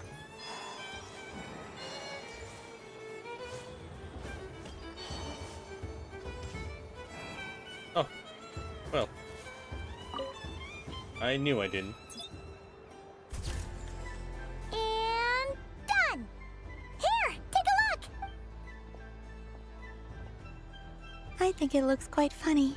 Well, Paimon thinks it's super cute. It looks like a silly chic badger and a rhyme-horn deer that's about to fall asleep. Maybe I'll stand on the chic badger's side instead. It looks like we've attracted the attention of quite a few animals. Let's make room for them. What? What? Invite the rhyme horn deer? What the fuck? If this were any other day, I'm sure it would make for a great photo opportunity. But Moon Prayer Night has rendered my antlers uncomfortably large. So I'm not fucking crazy. Her antlers did enlarged. Doesn't it look like this rhyme-horn deer has 2 sets of antlers?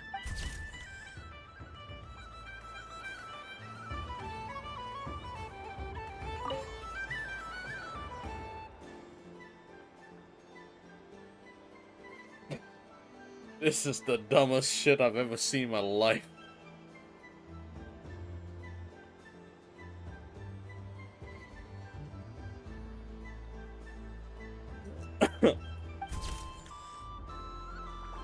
Oh my god.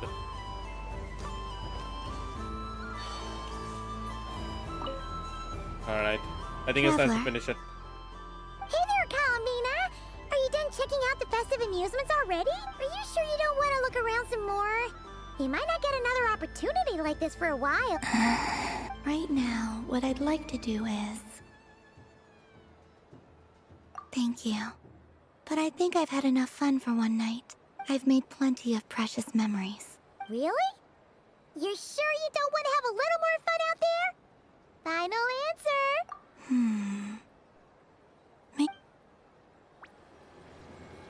Oh, okay. Alright, I'm done. I'm already done. Traveler. Columbina! Finished with the festival already? Really? You're sure you don't— Yes, I am sure. There is enough fun. No regrets. This was the most fun I've ever had on a moon prayer night.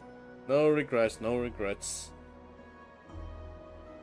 I've already spent my 2 hours watching all of the interactions, trying to find as much as possible, and also I got a fucking glitch in the game. Everywhere I went, people were saying, "Welcome home." And there were friends at every turn. I only wish it could last longer than one night. Oh. Yes, you're right. The moon prayer blossoms. Ooh, look! Look! Moon prayer night has come.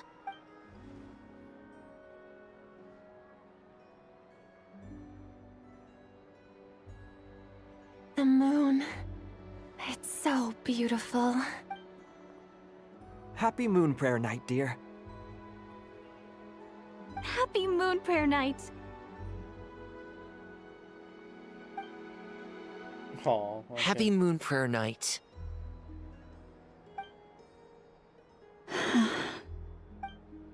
Aww. Huh.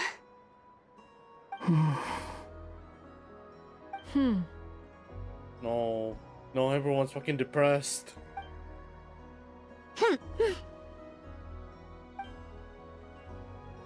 Time flies when you're having fun. Oh, looks like the time has come. Columbina. You're heading off then? Yes, to the ruins you mentioned. And from there, back home to the moon. Wait!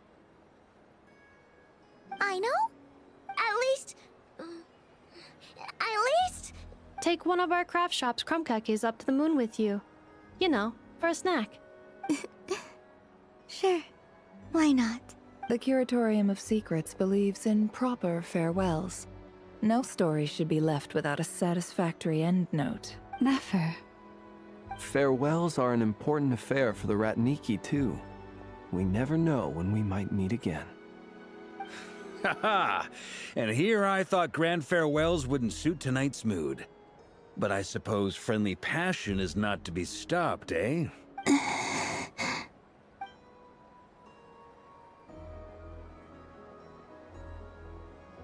We made a little something for you, Columbina. Ta-da! What is it? A Moon Prayer Night greeting card with drawings by all of your friends.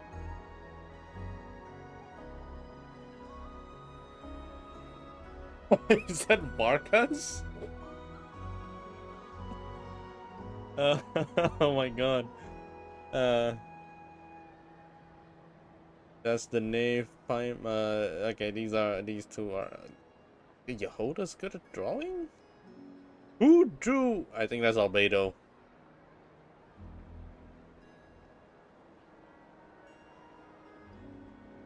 Oh, there's a little emote from Sandrone.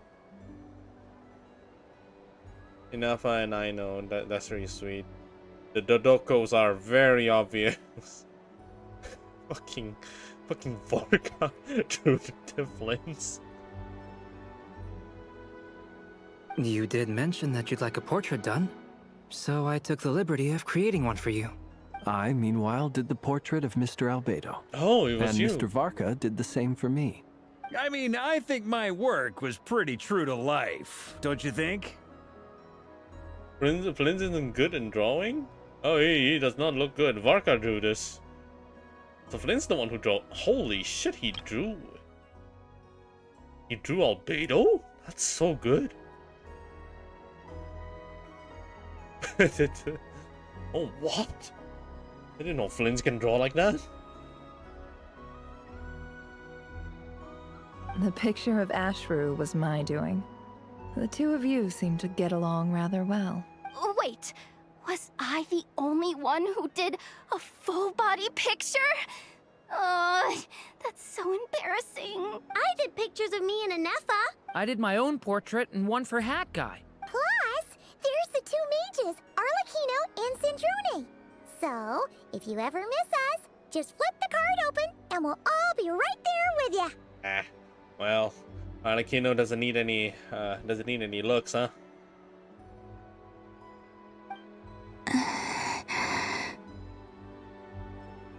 I don't know what to say. Thank you so much, everyone. This whole moon prayer night was more than I could have ever asked for. It is the greatest gift I have ever received. Llama, I figured it out. Figured what out? Remember how the Frost Moon Scions used to use milk as invisible ink to write hidden messages? That was a very long time ago. Oh, are you saying? Yes. When I miss you all, I shall use moonlight in the same way, to write words that only you can see upon the moon itself. Wow, that sounds lovely. Quite. But how will we see them? Simply open your windows on nights when the moon shines bright, and the moonlight will naturally flow towards the words I have written. That sounds most fitting indeed. Very true to form. I'll try to write them in places that won't disturb your sleep. I, for one, would sleep all the better for having read one of your messages before settling down for the night. Exactly. So don't worry about disturbing anyone's sleep. Just promise you'll write to let us know you're okay, alright? All right. I promise.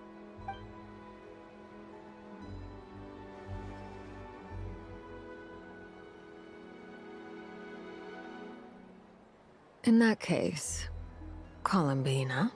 I'm ready. I'll stay with you to the end. Very well. Let's go.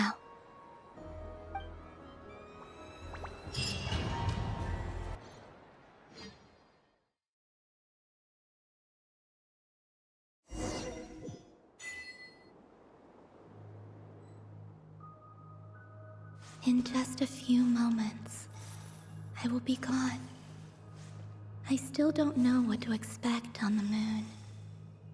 Will I really be able to send messages to my friends? The Kuhenki, the animals of Not Cry. I'll never get to see them again.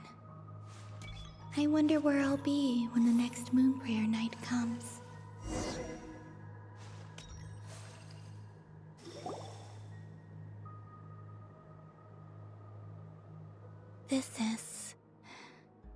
This is where the people of Hyperborea used to communicate with the moons.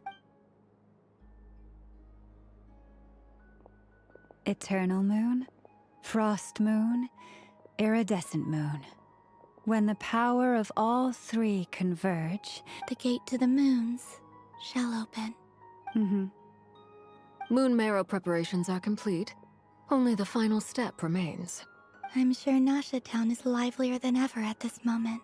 Yeah, it's a shame you couldn't be there for it, but it's now or never, right? It's fine. I'm more than happy with this. My last piece of luggage.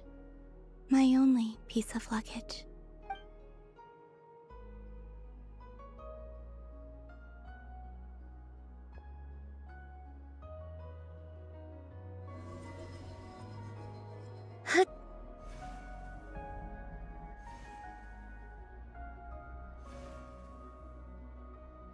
I can already feel the moon calling to me.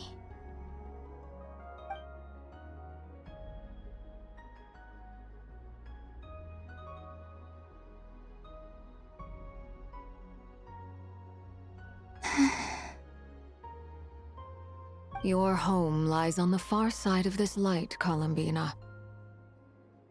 From now on, we will at last have a reason to pray to the true moon. Columbina. Yes? I'm listening. Be sure to come back and see us when you get the chance. 「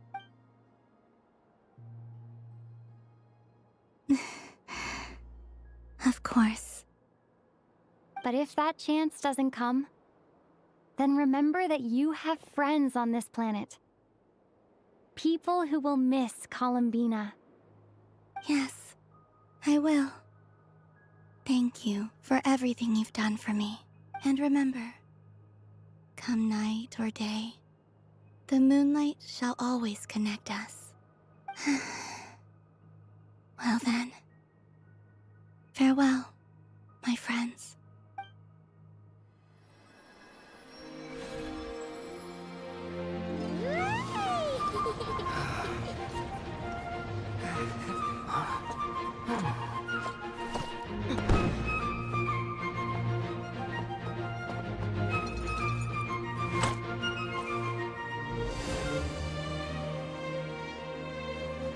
Thank you. This was my happiest night in Teyvat. Farewell, Columbina.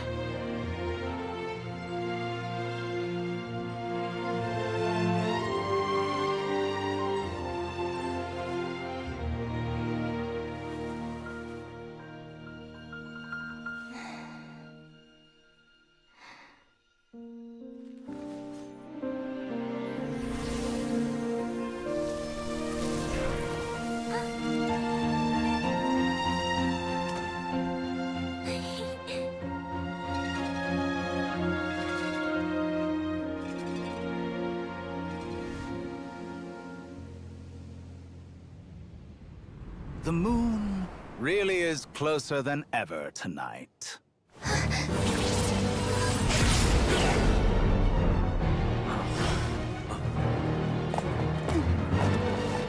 Columbina. All 3 moons in one place.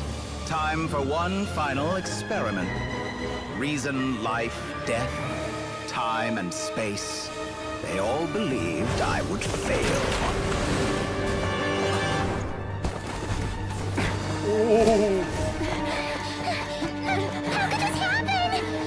Yeah, how could this happen? Oh, I wonder, But man. Teyvat's primordial power never did belong to the throne of heaven.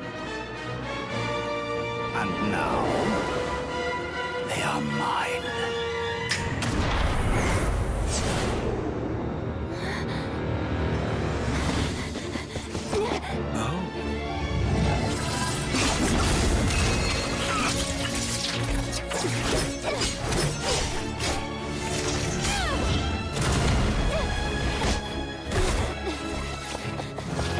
Zandik one Kuwabara! How dare you! No, as long as I'm here. The Doctor is free to wield the 3 moons' power.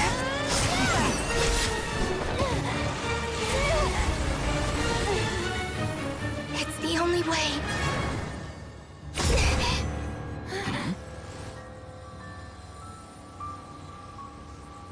I guess I won't be going home today. Columbina! No!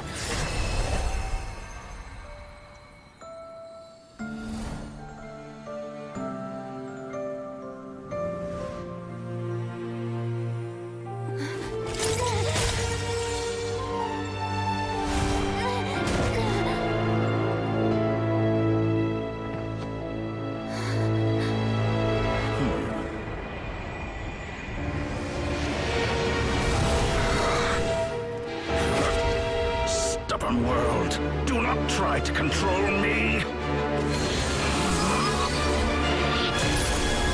Holy shit. Columbina. No, she didn't even bring her.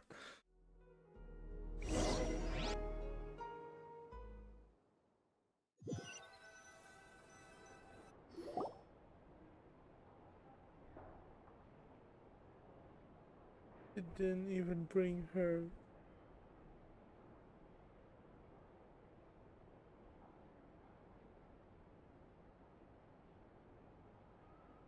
Are you all right? Do your wounds still hurt? I had someone prepare a little medicine that could prove effective. Take it if you need to. In that case, let me relate the contents of the call we made to Alice after the incident occurred. That Dottore is a crafty one. He distracted the Hexen Circle by creating a huge fuss at Tevat's borders. I'd assumed that the cause was an abyssal intrusion from the outside world, which in fairness is a rather common occurrence. But after learning that you managed to influence the phantoms in Nodcry, I realized that perhaps this interference could have come from within Tevat instead. But we weren't able to change their fates. True, you couldn't change how their stories ended, but you did build some variables around yourself. Variables? Yes, things you heard that you could not otherwise have learned, ideas that would otherwise have never crossed your mind. All these things are variables. Of course, most variables usually pale into insignificance with the myriad of possibilities floating around. But the moment you start treating them as building blocks and intentionally stacking them, that changes things. That's what Dottore did, and it's how he created the necessary conditions so that when you activated the portal tonight, it played right into his plan. However, we have no way of knowing exactly what he did. Yeah, we also need to ascertain Columbina's status. And that about sums it up. As I suspected, Dottore has disappeared completely. If it's any consolation, he wasn't able to control Columbina as he might have wished to. Oh no! What? She did what? All we saw was Dottore appeared and used some kind of power. The next thing we knew, he and Columbina were gone and you were falling into the sea.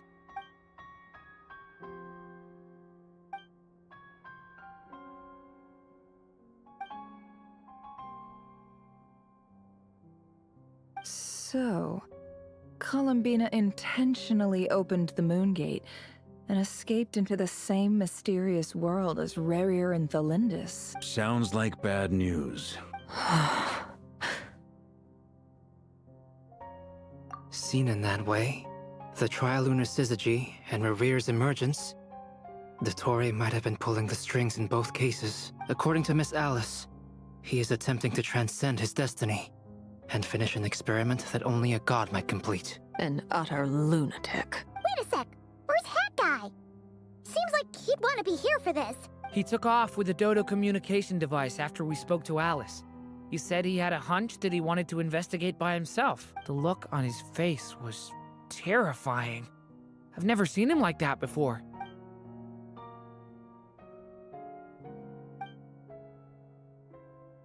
I'm back. Hat Guy! I went to look for the Hyperborean phantoms again. I think I've gotten to the bottom of it. I got them to talk to Nicole on the other end of the communications line. Turns out, the history they describe is different from how Nicole remembers it. Really? But how? Surely Nicole can't have been wrong. It's either been fabricated or it's being tampered. Because the phantoms are the ones who are deceived. They speak of a savior who appeared in their history. One who never should have existed. This savior promised to create a new moon within the false sky, and even bring back their moon goddesses. It is tampered, oh my god. Foolishly, they believed in him, and told him everything he wanted to know about the moons. It's obvious that this was Dottore's doing. Now you mention it, the first time we entered the Hyperborean ruins, we heard the phantoms discussing their history, and I remember Nicole commenting that something sounded a little strange. But Dottore shouldn't have been able to get in there in the first place. He didn't. Nicole said that this was an anomalous state triggered by disruptions in the causal connections between phantoms from the same era. The variables that Dottore put in place were substantial enough that they even affected phantoms that he never met. So it's not that their memories were unclear. They'd been tampered with. Yeah, they were tampered. They were completely tampered. That's exactly the possibility Dottore was trying to manufacture. He turned these variables into knowledge and engineered the situation so all that knowledge would fall into his hands. Then, he harnessed that knowledge on Moon Prayer Night to truly create a false moon. How is that even possible? To be precise, he exploited a weakness in the way the spell works. The spell senses Kuvaki to detect the moon's location. So, as long as the false moon more strongly resembled the moon than the frost moon beyond the skies, the gate would teleport Columbina to the false moon's location. In other words, to Dottoro's side. Once he had her under control, the teleportation spell remained active, and he manipulated her power to seize both moon marrows. At that moment, the moon marrows disappeared right before our eyes. It was already too late, even as we were leaving the ruins. By then, Dottore had already amassed the power of all 3 moons. So, where does that leave us? What do we do now? I'd certainly like to know what Her Majesty thinks, now that the concerns I expressed to her have come to pass. But we cannot simply sit and wait for her to decide the matter. And in any case, it is not the Fatui Harbinger Damselette who sees us as her friends, but rather Columbina Hyposelenia. If, even in such extreme circumstances, Her Majesty will not lift the prohibition on Harbingers drawing steel against one another, then I will do as my heart demands. I will fight as Peruware instead.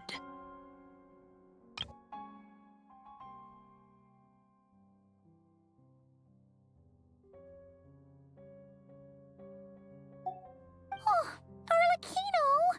Time is short, so I'll make the first move.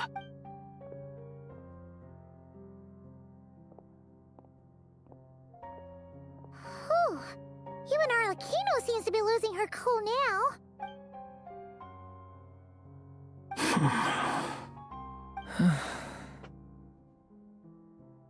To be honest, I think Sandrone is the one who receives this a lot heavier.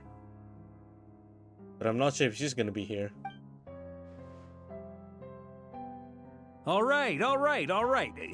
Lose those dejected looks for a moment and let me get a word in. It looks bad, I won't lie. Very bad, in fact. So Dottoro's pulled some real dirty tricks to gain the upper hand. For now. And yeah, it's to the point where even the mages say that his variables have affected destiny. I'm not so sure, though. Many have told me that Tevat's destiny is fixed. And that does appear to be the case. Well, what makes Dottore so sure he'll be the exception? And since he was able to stack these variables up, who's to say we can't do the same? You of all people should not be discouraged, traveler from afar. This isn't over yet. And you're not alone in that. Everyone here does, whether they've spoken thus far or not. But none of us are the type to sit back and wait for the sun to shine again. That's exactly how a knight should roll. If they knock you down, you get back up and get back in it. Don't forget, Honorary Knight, you're a legitimate member of Mondstadt too. Fark is right. This is far from over. Dottore's already way overdue a butt-kicking given his past shenanigans. And after this, he's earned himself a double dose. That's what I'm talking about. How's everyone else feeling? I'll use Kuvaki to investigate Columbina's whereabouts. I am not ready to give up either. Leave the intel gathering to me.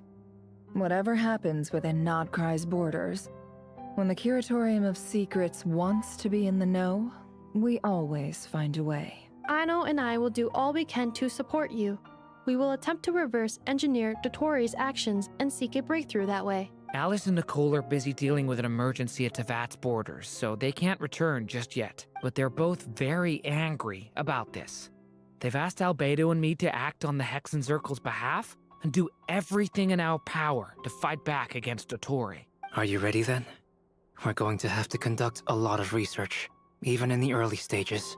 I'll do my best. As for me, I'm pretty familiar with Dottore's way of doing things, so I can try to predict his next move. I'll help with your investigation. Nice! Looks like we have our basic division of labor. I'll get in touch with Flints and Itlua, get them to have a chat with their Starshiner. It couldn't hurt to bring the Lightkeepers on board as well.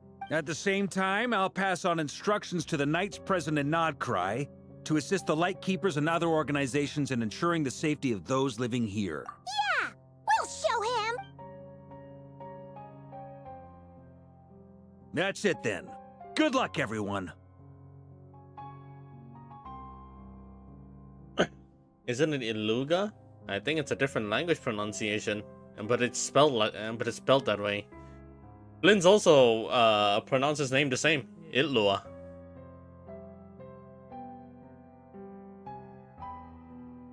It's a sharp I, I think. It's a sharp I, like Itlua. I think G is silent. Or not really silent actually. It still hits the it still hits the G, but very subtle. Itlua.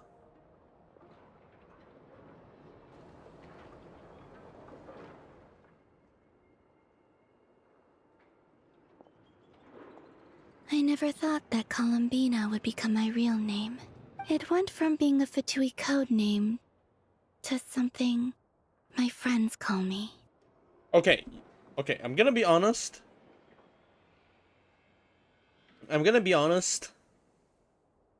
The leaks really just spoiled me a lot, and I am kind of upset about this.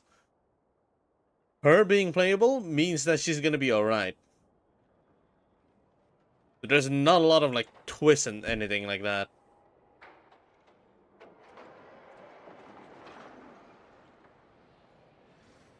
So I don't know. Like, I'll know she's gonna be fine. I just want to know how she's gonna be fine.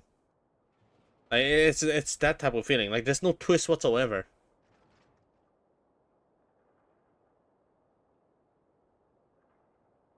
They can always kill her and still make her playable. Yeah, but it only works in Star Rail.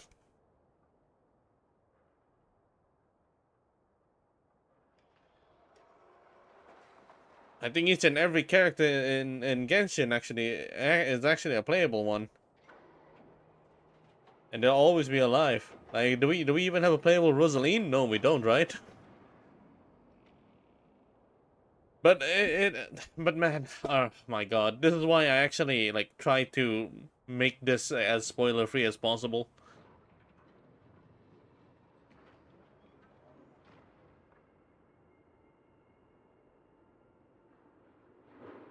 I'm still looking forward though. I'm still looking forward for Columbina. It's just that I know at some point she's gonna be alive because the Traveler is making some kind of like, if she fucking dies, then the Traveler is not gonna live with it. Story wise, she's not gonna live with this forever. And remember, come night or day, the moonlight shall always connect us. Is that the end? Just like that? Oh, that's a good... Oh, shoot. Okay, yeah, it did end.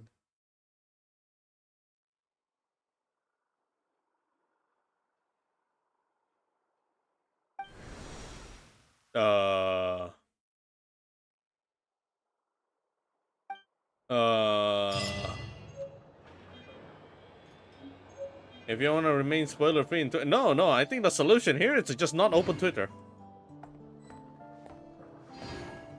I think the solution here is to just not open Twitter at all. In fact, I think I'll just completely change my YouTube content as well.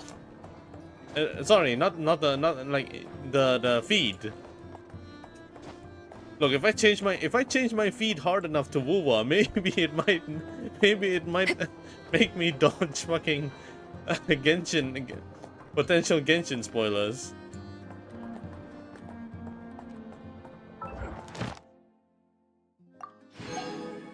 Ah.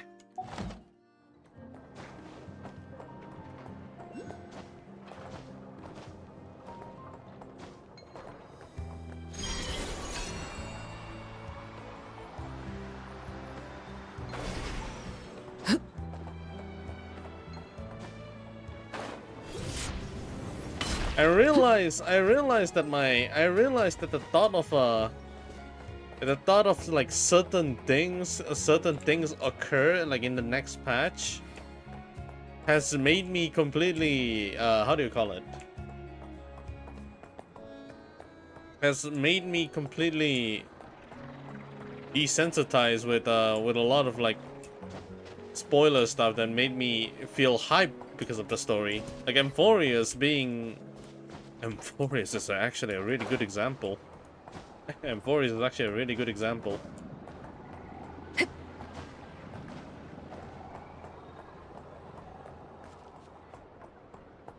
I think I kept a decently long streak for Emphorius. Like I avoided long enough to be able to actually feel something about the story as a whole.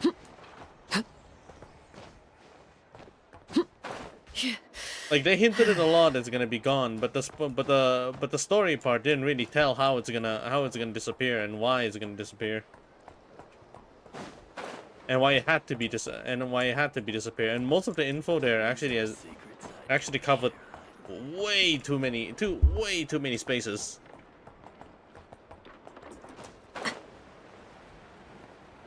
But in this case, we already know that we're gonna be fighting Dottore. I mean, that one is obvious. You can't avoid it. Yeah, for sure. I really can't avoid it. It's already part of the community's gimmick. Like the community will always try to find as many info as possible, so they try to find any potential leaks. Potential leaks to give the player enough curiosity. Enough curiosity to go through the story. Okay. Hold up. Wait. Pause. What's happening there? Why did it froze? Okay, I should stop moving. Holy shit.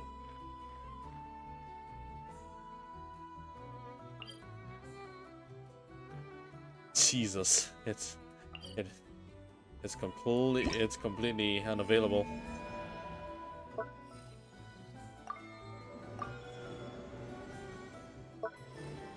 Well, it's not that bad actually.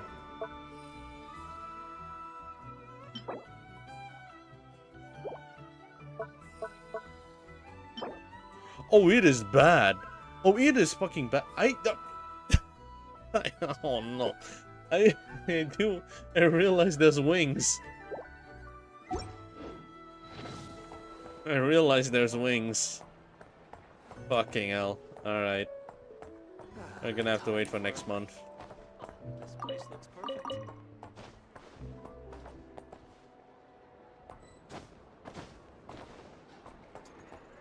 Ah! Man.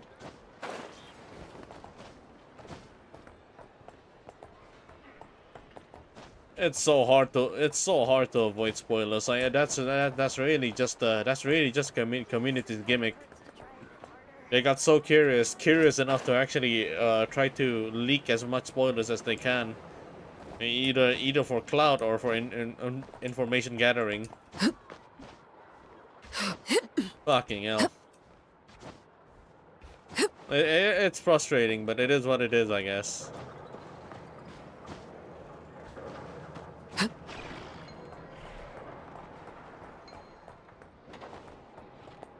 Honestly, when was the last time we had this kind of feeling? You know, like when the patch ends and then be like, oh fuck, what's gonna happen next? And then you just and then you have to wait for the next patch to come.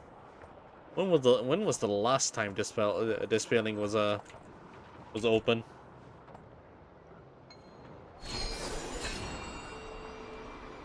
I feel like it's been so damn long.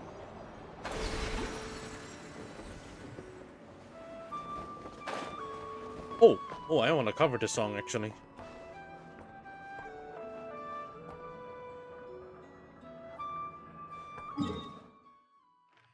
But I'm glad though. This is not. It's still not that bad. It is still not that bad. Visual of the next planet. I'm excited. Yeah, I should try and find time to watch that.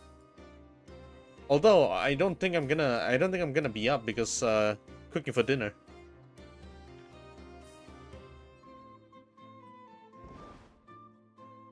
Ooh. I've honestly actually gone really decently far. Okay, so the next map is gonna be like a Next patch, huh? It's not this patch, apparently.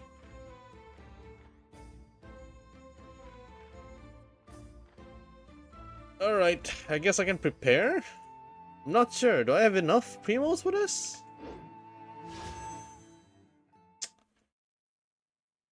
Oh, obviously not.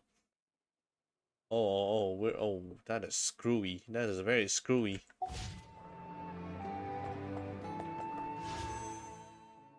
It is not.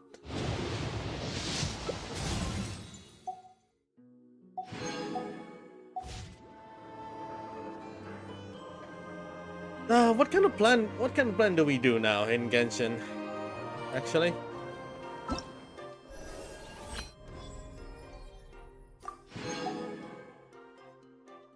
Like, what kind of plan are we gonna play around this time?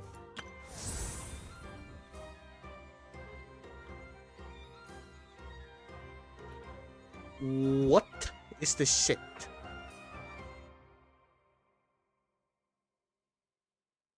You will need 5 calendar days for your quest experience.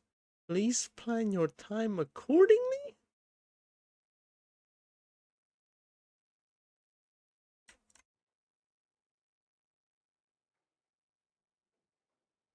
Oh wow, they're doubling it down really hard, huh?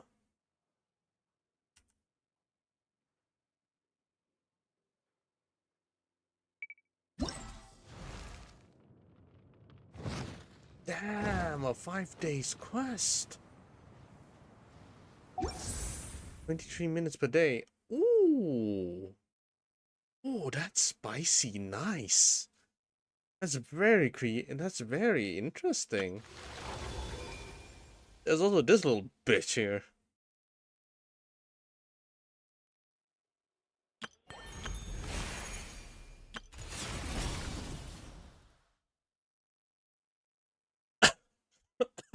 No, really, where is this? In the middle of the bureau? Holy shit, it is at the bureau.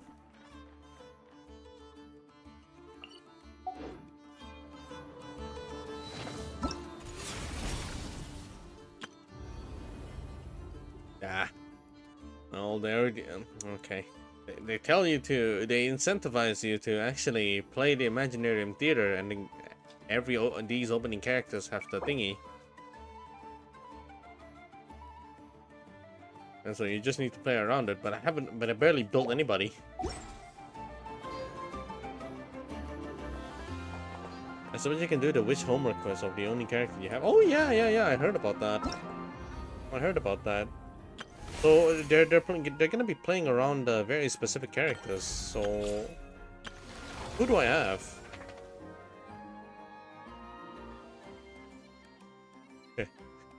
God damn it! Are you serious? Telling me to pull a Venti and freaking Durin? Oh shoot! I want Yehoda though. Wait, hold up. Can I test my luck? I don't even care. I don't even care about getting. I don't even care about getting like a C6 Yehoda. I just want to get Yehoda. Someone Durin? I don't know. Probably not. But I can build Pity through his banner just in case. Like maybe test my luck.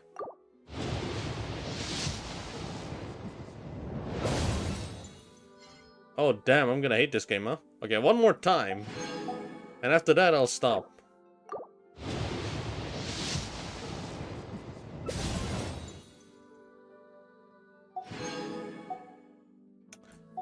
I'm not getting Yehoda. I am not getting Yehoda. Holy. Third time?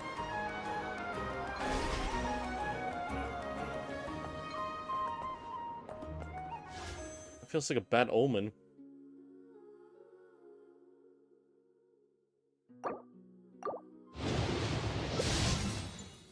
Oh, thank God I actually believed. Holy shit.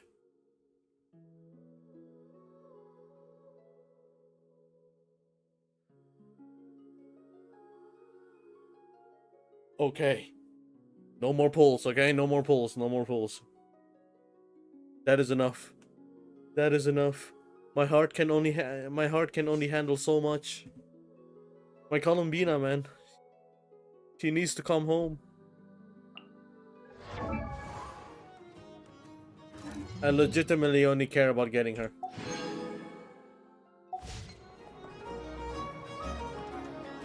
It's just for a simple reason, and it's disgusting.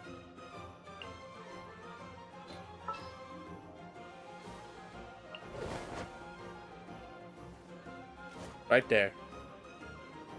Adorable.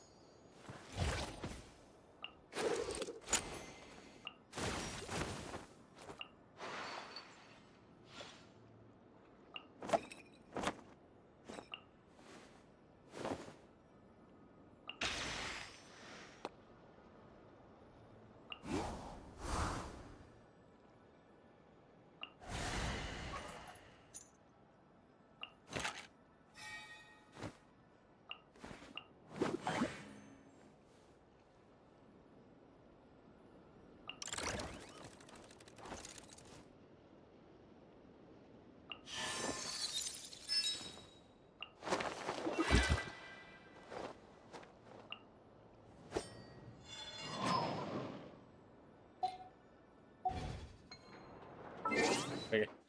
Let's go over the ring kit a bit. It has 2 modes and ults. Light mode, AoE pyro reaction damage buff. Dark mode, single target ult, increases his own melt vape damage. Oh, wow. Oh, wow. Oh, wow. That's an interesting one.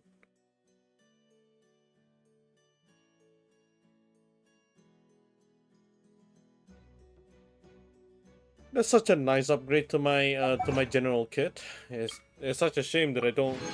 It's not really. I'm actually forced to not be able to take him in. But that's fine though. That's fine though. Like I already have good enough of a kit to go by. So getting him is actually a specific bonus. Not this guy on the other hand. Oh my god. I don't remember pulling for him. But he got one heck of a buff, didn't he? He also got a different signature. Jesus Christ, what the hell? 3 seconds after leaving combat, normal attack element E skill and E burst damage increased by 60%, while in combat this damage bonus increased by 10% per second until it reaches 0. Okay. When the equipping character's normal attacks, elemental skill, or elemental burst hit an opponent, the damage bonus for the corresponding damage type is increased by 10% until it reaches. Oh wow, it stacks. Explain her kit tomorrow? Oh yeah, sure. Go for it.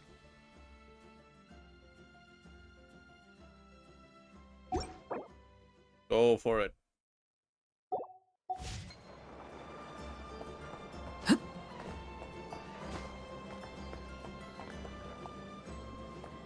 Well, I also wouldn't mind the next patch's spoiler kits, because I'm pretty confident that they're not gonna die. They're not gonna disappear forever and then be like, oh shit, whatever shall I do? I think this is the only one time that a potential death flag character irks me a little bit. Surely there's no Sandrone self-sacrificing herself, right? Surely. That's impossible. It's impossible for Sandrone, at least Polonia, to die. Please don't.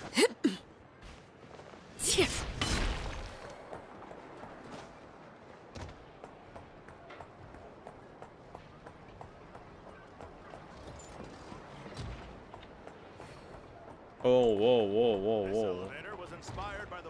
When did that happen?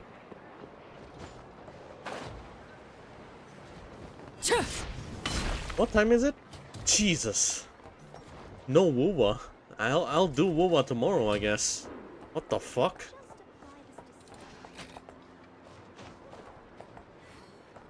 Okay, I mean, all right. I don't regret spending 2 hours on the event, so that's fine. Holy. How much? Okay, you know what? I think I'm gonna dedicate like some Genshin stream that's very specific to preparations to kill off Dotori. You know, getting my getting my artifacts. Staring into my eyes is Shush. Getting my character artifacts to have high enough level to beat the shit out of Dotori when he comes. So far, I still don't have any reason to like him.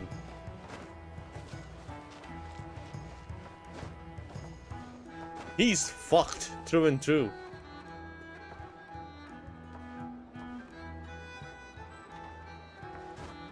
Even his messages as Zandik and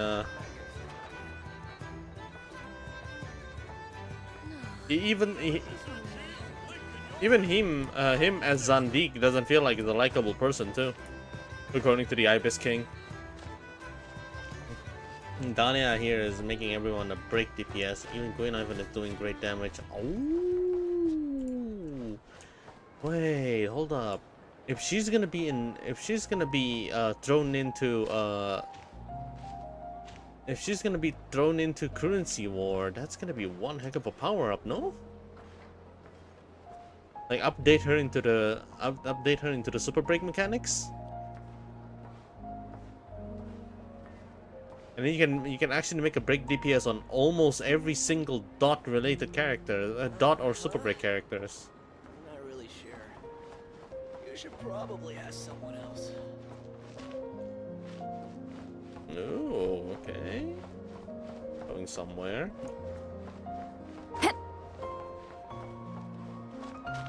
Specialty of doing break damage without weakness breaking an enemy is speed, bro. It's so. I find that so weird.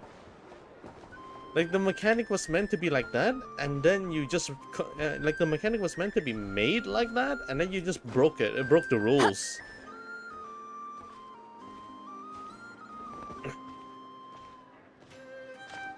you just totally broke the rule just like that. So freaking casually too.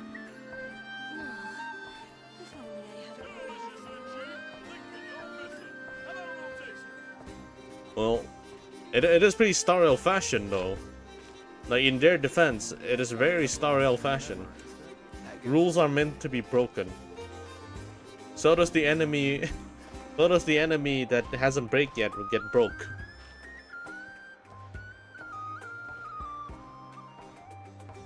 Wait, I just realized this music is actually amazing. After listening to the drums. That means you can just put break set on any character.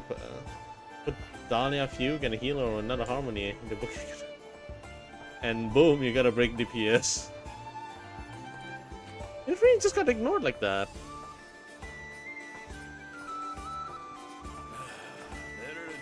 But it's pretty interesting though. That means you know one of those enemies that sometimes lock their weaknesses, so you can't really break them. It's a very team specific. So I guess that's one way to bypass them. Just get Dahlia.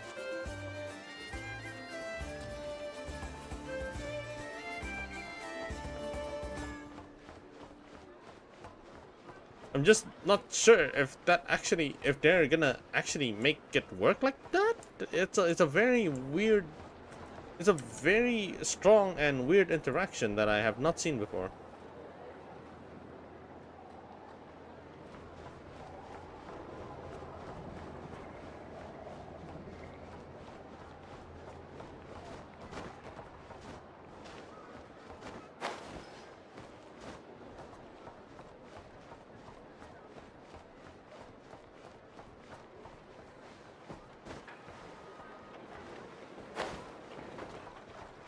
I've seen someone use Topaz to make main break DPS. Ooh, that's a nice way. That's a nice way to play Topaz. No, wait, it actually applies. It actually works.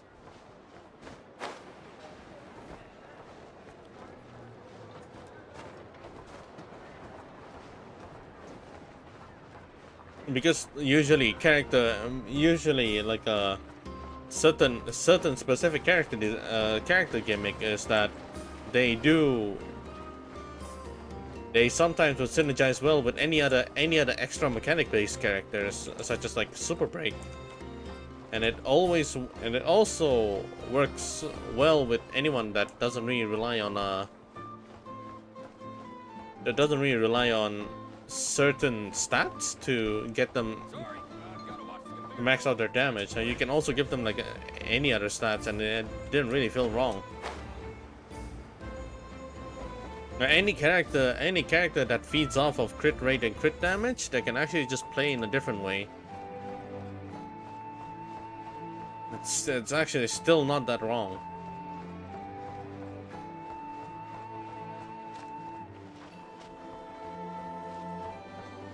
That's actually what I find interesting for Star Rail. There's a specific theme that you can still play around, like March 7 and Fei Xiao, but who's to say that you can't really, who's to say that you can't do March 7 Super Break follow-up theme?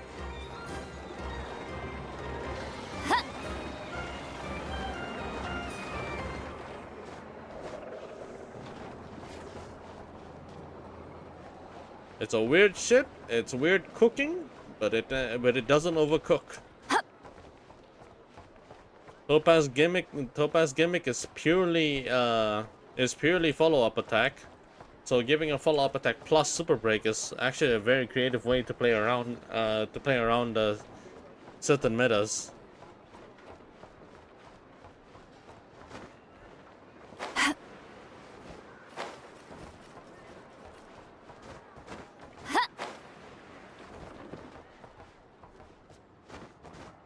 It's already 1:30 a.m. God damn it! Oh my god, didn't get to play Wuwa.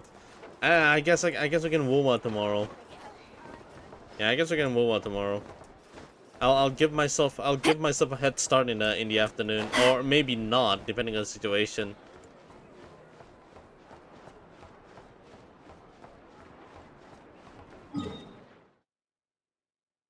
Okay. All right. Let's see. What the fuck happened?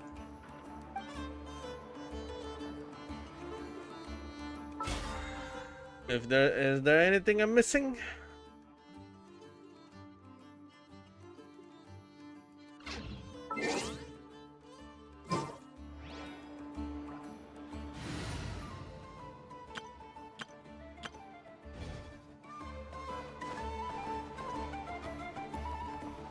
You know what? I don't think so. I think I'm gonna go to sleep. There's one YouTube channel who uses team recommendation given comment, and she used Break, Cypher, Jade, and Argenti and Downhill.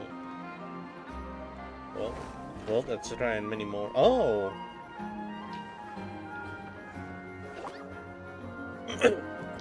Actually, ever since the Super Break mechanic,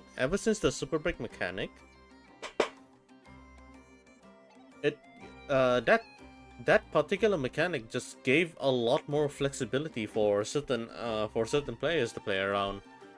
And they can just give that particular stat, and then it's not really that wrong anyway. It only works to mobs, to enemies whose mechanic doesn't involve like locking their freaking weakness to oblivion. It was until you had Dahlia where it just counteract that particular rule are meant to be broken rules.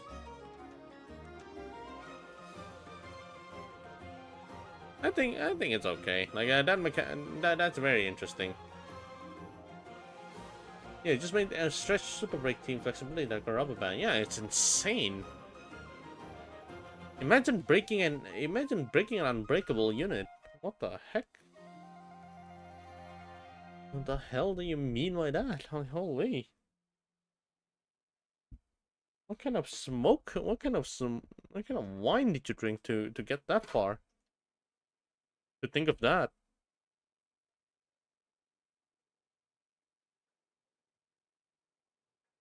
But it's good that they, but it's kind of good that they explore this in a more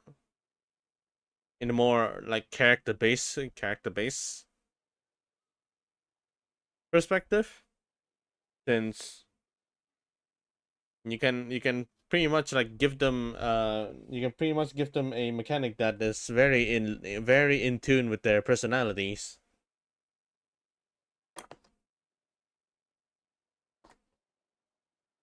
Like delaying the shit out of you to oblivion simply because the black hole distorts time as well.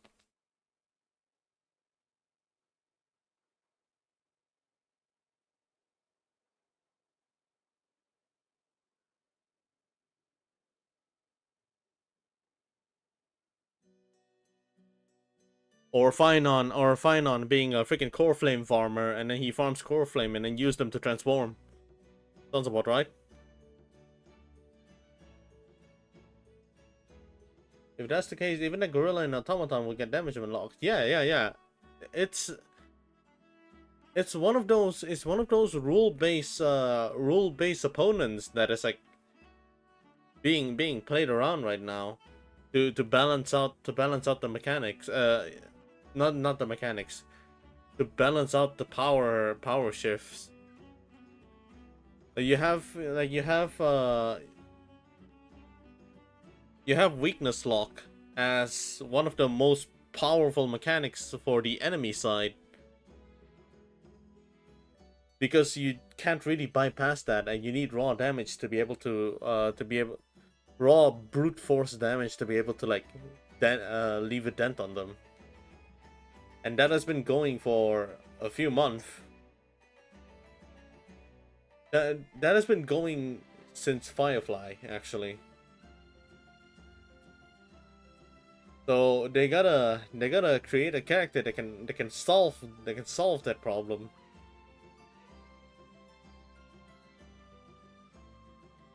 And balance out the bullshit.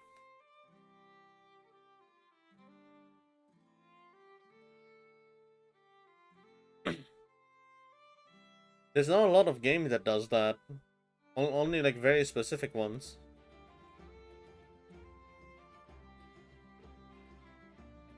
Like some games have this absolute mob mechanic that you can't really solve unless you actually have a really particular and very specific meta to actually solve it. But Star Rail tries their best to be flexible as possible. I think Genshin also does the same thing. I'm not really sure. Like they do have the monsters right now. They have very specific mechanics too. Like the monster is immune to cryo, but if you hit cryo enough times, it will stop being immune to cryo. Like it shatters itself. That's the one mob that does that. They're just seeing the enemies and making characters negate their abilities. Yeah, exactly. Exactly. They create a particular role for the enemy, and then they try to create a character that actually counteracts that. That way your character sales goes higher. Now all you need to do is just make them likable. But hey, Dahlia is already likable. Dahlia is already likable from the start.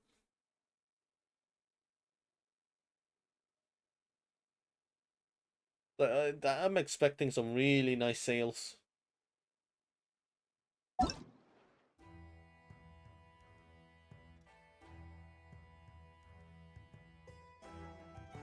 Oh, there he is. The dude who got a bunch of characters and then he lost friends in the process. So he won 50-50 on Venti, won 50-50 on Durin, won 50-50 on Furina, Flynn's, and also Arlecchino in those 2 patches. And he just started 2 months ago. And you can tell that he's actually a new player from level 40 C1 Bennett plus a 7-3 Spiral Abyss. Poor man. Yeah, she's ZZZ5, so I expect my.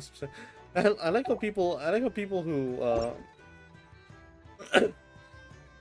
I like how people who actually see like the certain character design are actually insanely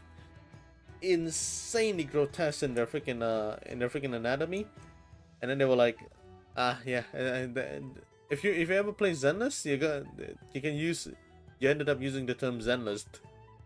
Got ZZZ fight, got ZZZ. Like holy shit, did the ZZZ developers touch this game or something?